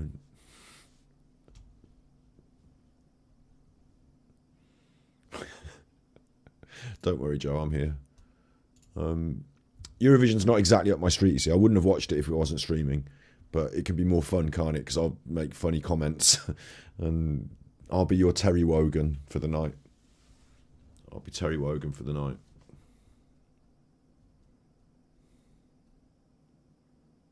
I think that'll work. We'll see anyway. If it doesn't work as a stream and it's horrible and it's a waste of everyone's time.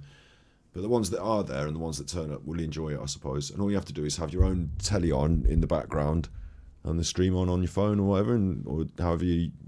How do you watch this? Are you on your computers or on your phones? Or are you have you got this on your headphones? Or what? How are you watching this? We're just down to the hardcore now. I'm going to have to finish because it's like got down to like very late at night and everyone's gone to bed. I shouldn't ask any questions now. It's too late for questions. You're all good, Joe. Joe's all good. My lovely horse. Yes, my lovely horse. Where are you going with your fetlocks blowing in the wind? I want to shower you in sugar lumps. Of course, it was the other chuffers that did the big song, wasn't it? The other chuffers did the big song. This will get me copyright, so I can't do it much, but... When I was young. This gets me copyright. I've done it before. When I was young and unafraid. And then he did a big song and he's like, oh my God, what? Oh my God. And then it's like, oh. My lovely, lovely, lovely horse. Susan's saying she watches on TV and PC. No, because you'll need one screen for you. I mean, if you've got an iPlayer on the PC, you can have 2 windows. But if you're doing the watch along, I will not be broadcasting the Eurovision songs, so you'll need to watch them on your other... like, we'll all be watching them separately on our other device. That makes sense, doesn't it? The background music finished. We've been going so long. My 10 hours background music finished. That's how long I've been streaming today. So that's a fuck up.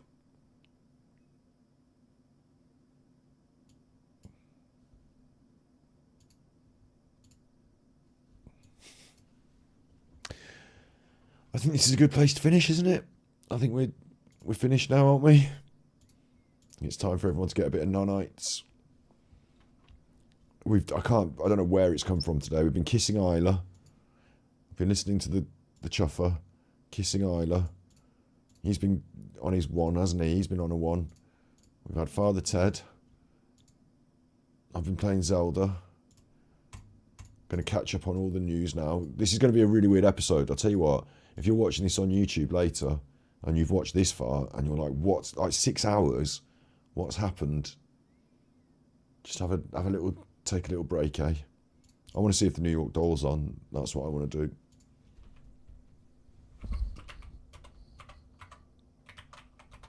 Which is what I tend to do after streams. Look, she is on as well. Super Chuffer. But I want you to go to Super Chuffer for you and have a look at my videos and stuff, but I can't be arsed with it now. But this is... The Belaire's cute, but I want a spicy.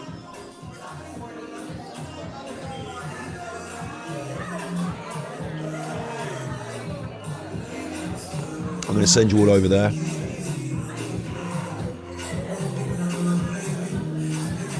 This is going to be loopy juice. I'm going to send you all over there. Be nice to all their chat, yeah? Don't have a row in their chat. Their chat can be very sensitive. So do not have a row in their chat, yeah? Do not have a row in their chat.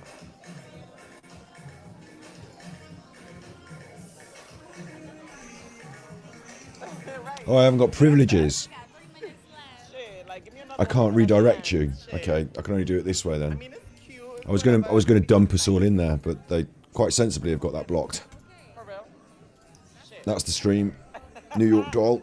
I'm going there to hang out in New York and listen to her on a night out. I'll also be going to Nanites. I just have it on my phone while I'm trying to sleep, you know. I'll be chatting in chat there. If you like it, you like it. If you don't, you don't. Go there if you do. If you don't, probably Nanites now. Joe, I think you and I have both done far too much staying up late at night and both deserve a good early night tomorrow night. It's good. I'm a bad example. I'm a bad example. All of you. I'm a bad example. You know. We did an episode yesterday on mental health where I said about sleep pattern and eating well and, you know, exercise. I'm up at 5 o'clock in the morning now. What am I doing? New York Doll, yeah, New York Doll. That's it in chat. Make up your own mind about it, but please don't give them any shit in their chat. If you don't want to go there, don't give them any shit. You know, if you're not into this sort of stuff, like a transgender girl going around in New York, you know, if you're not into it, don't go there. But I think they're good. I think she's fun. She's going to come on our main stream and have a chat to us. I'm going to be asking her all about everything from New York to what it's like being a chick with a dick. So, yeah, hopefully we're going to get her on as a guest. So be nice. Play nice. I'll see you over there. You be good, my little puckos. And if you can't be good, then you are naughty.